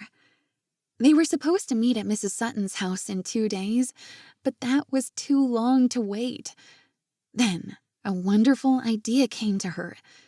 "Jenna, can you open up the coffee loft a little early tomorrow morning? For you, I'd stay up all night." Marina laughed. "That won't be necessary, but I'm not sure I'd be coherent. Headed home now to crash. It's been a long day of flying. It's almost 9 o'clock, and I'm about to turn into a pumpkin. I'm so exhausted." "What's your plan?" Jenna asked. "I'll tell you in the morning."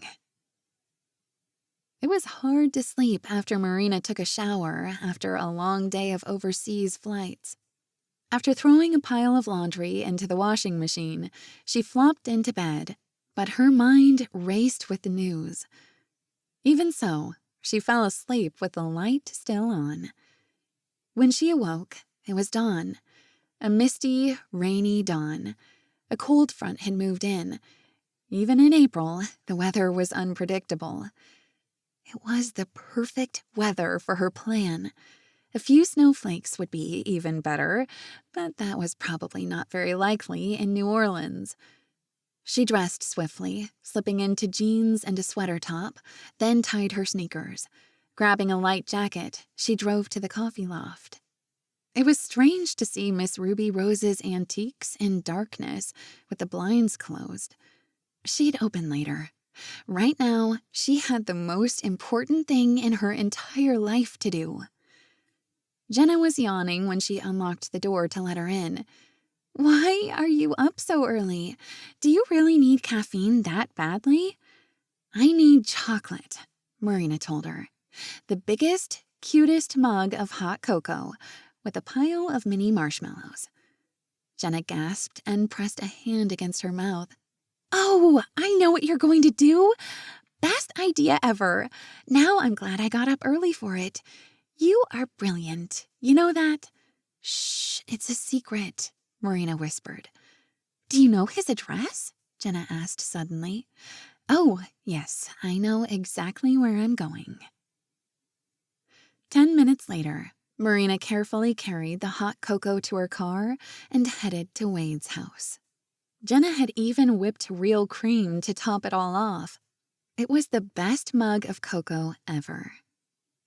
By the time she arrived at Wade's house, the sun was peeking over the horizon, a soft yellow light hovering in the still morning air.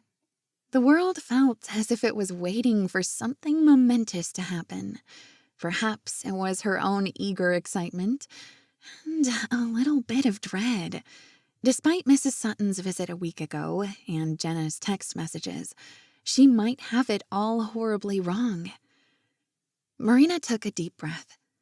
It didn't matter any longer. She was going to tell Wade the truth, even if it meant losing him forever. But how was she going to get inside the house without ringing the doorbell and waking him up? He'd be annoyed, since he had no idea she was coming. After parking her car, Marina spotted Wade's gardener on the side of the house. He had just arrived and was unloading tools. "Good morning, ma'am," he said when Marina approached. "Hello, sir. I'm a friend of Wade's. Any chance I can get into his house without pounding on the door?" She lifted the mug of steaming cocoa, and the man chuckled approvingly. "Hey," he said, taking a moment to study her. "You wouldn't happen to be Marina, would you?" "One and the same. How do you know that?" "Mr. Kennedy mentioned that he's working with you at the Sutton mansion on Wednesday, which is normally my day off, but I figured I'd do the noisy tree trimming while he's away from the house tomorrow." The man took her around to the back door, unlocked it, and Marina slipped inside. The morning sun was now beginning to lighten up the walls of the kitchen and family room after she passed through the rear door. All was quiet and still. Wade was probably waking up by now, but she hoped she did not surprise him in the shower. Tiptoeing past the dusky foyer, she moved down the main hallway slowly, passing the library and office to a set of double doors at the end. They had to lead to the master bedroom. The doorknob was unlocked. Carefully holding on to the mug so it didn't leak the piping hot cocoa, she slipped into the room. Hopefully, she didn't give him a heart attack. When she turned the corner, away from the dark bathroom, she finally saw him lying under the sheet, a blanket pulled up halfway. His torso was bare, his chestnut brown hair tousled, long eyelashes lying against his cheek. She gulped at the beauty of the man while her heart thumped wildly. Moving closer, she perched on the edge of the king-sized bed. The mattress sighed ever so softly. Her hands shook with nerves, wondering if she was doing the right thing. Maybe he didn't want to see her, after all, for anything except work-related business. All at once, Wade turned over as if sensing a presence. Then his eyes opened and instantly found hers, a jolt of surprise rushing across his face as he reached out to place a warm hand against her cheek. "Is it really you, Marina?" he said in his low, deep voice, pushing himself up against the pillow. A thrill rose up her throat while she grinned like a goofball. "It's time to wake up and have your morning cocoa, Mr. Kennedy," she said, holding the mug brimming with whipped cream and marshmallows. "Isn't it beautiful?" "Yes, it is," he told her softly. "But I'm not looking at the hot chocolate." Marina's lips twisted into an embarrassed smile. "I'm going to set this down right here," she said, placing it on the nightstand, "so it doesn't spill. But it's the best cocoa in the world, and you need to drink every drop," she added with a quick laugh. "With pleasure," Wade said, his smile broadening as he grasped her hands in both of his. "You bringing me cocoa in bed is brilliant, you know. I love it. So many memories." His voice was soft and seductive. "The best memories. You were always so adorable in the morning with your cute, messy hair and sleepy eyes." "But I never missed a day of class, thanks to you." "Only because I loved you." He paused, gazing at her while a finger traced a line along her face and then gently over her lips. "I still love you, Marina. I don't think I ever stopped." Her lips trembled with a whirl of emotions. "I never thought I'd hear those words again. I love you too. So much, Wade Kennedy. You're my soulmate, my best friend." "Will you forgive me for listening to the rest of the world, telling us we were too young and inexperienced to know what we wanted?" he asked now.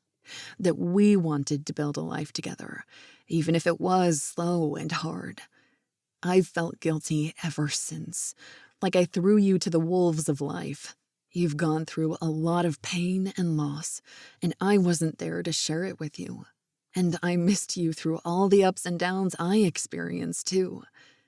"I wish I'd been there to see you play for the Raiders," Marina said softly. "And to comfort you when you got injured. That must have been such a difficult time for you." Wade squeezed her hand in his. "It was a hard couple of years. It was a thrill of a lifetime until the injury, then such a disappointment when I knew my sports career was over." "But we're here now, like a miracle," she said in wonder while she kissed the back of his fingers, one by one. "We never have to be apart from our best friend again." "Best friends. Yes, we were. But so much more. You are as beautiful and funny and kind as ever," Wade said, pulling her closer into his arms. "I adore you." When he spoke the words, tiny tears dropped from her eyes. He smiled gently at her, and in that smile, she saw love and hope and all her dreams coming true.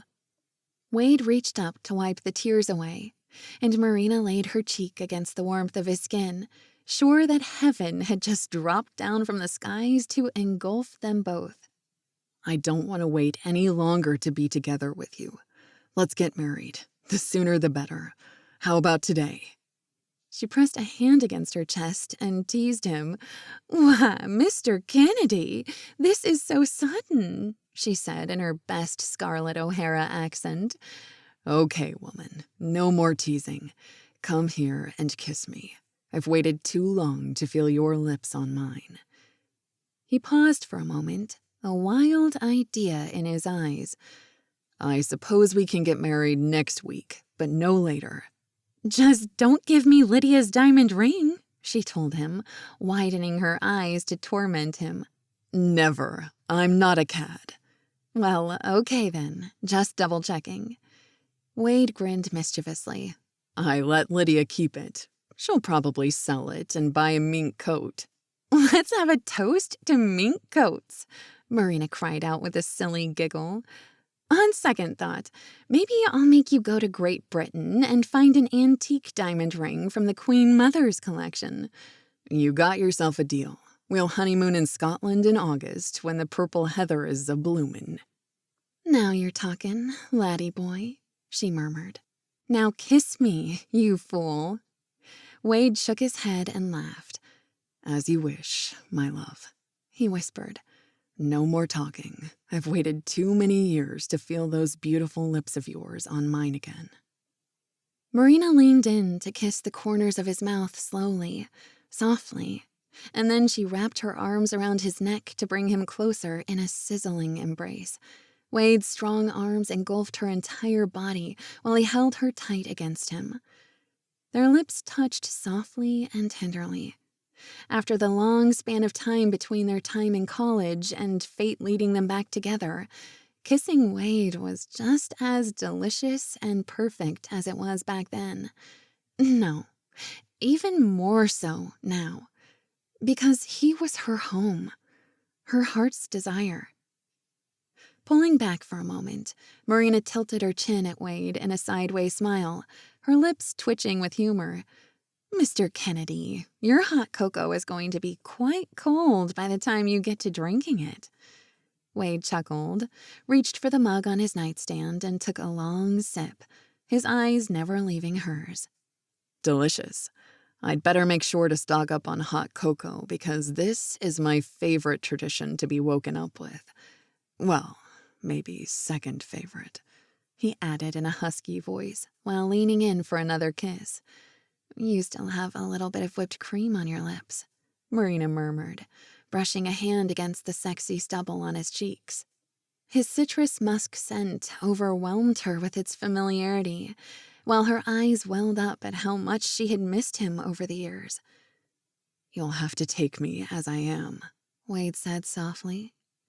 As I recall back in college, you'd often have whipped cream on your mouth early in the morning. Then we're even. I will just have to sacrifice and kiss that whipped cream off right now. What are you waiting for, sweetheart? He teased, while he cupped her face in his warm hands and gazed at her. Laughing softly, Marina lifted her face to meet his soft, warm lips while they melted into the first of thousands of the most glorious and delicious kisses of their lives, while the rich, chocolatey smell of hot cocoa wafted in the air around them. This has been Wake Me Up Before You Cocoa, the Coffee Loft series, written by Kimberly Monpetit. Narrated by Jessica Renee Ryan. Copyright 2024 by Kimberly Monpetit. Production copyright by Kimberly Monpetit.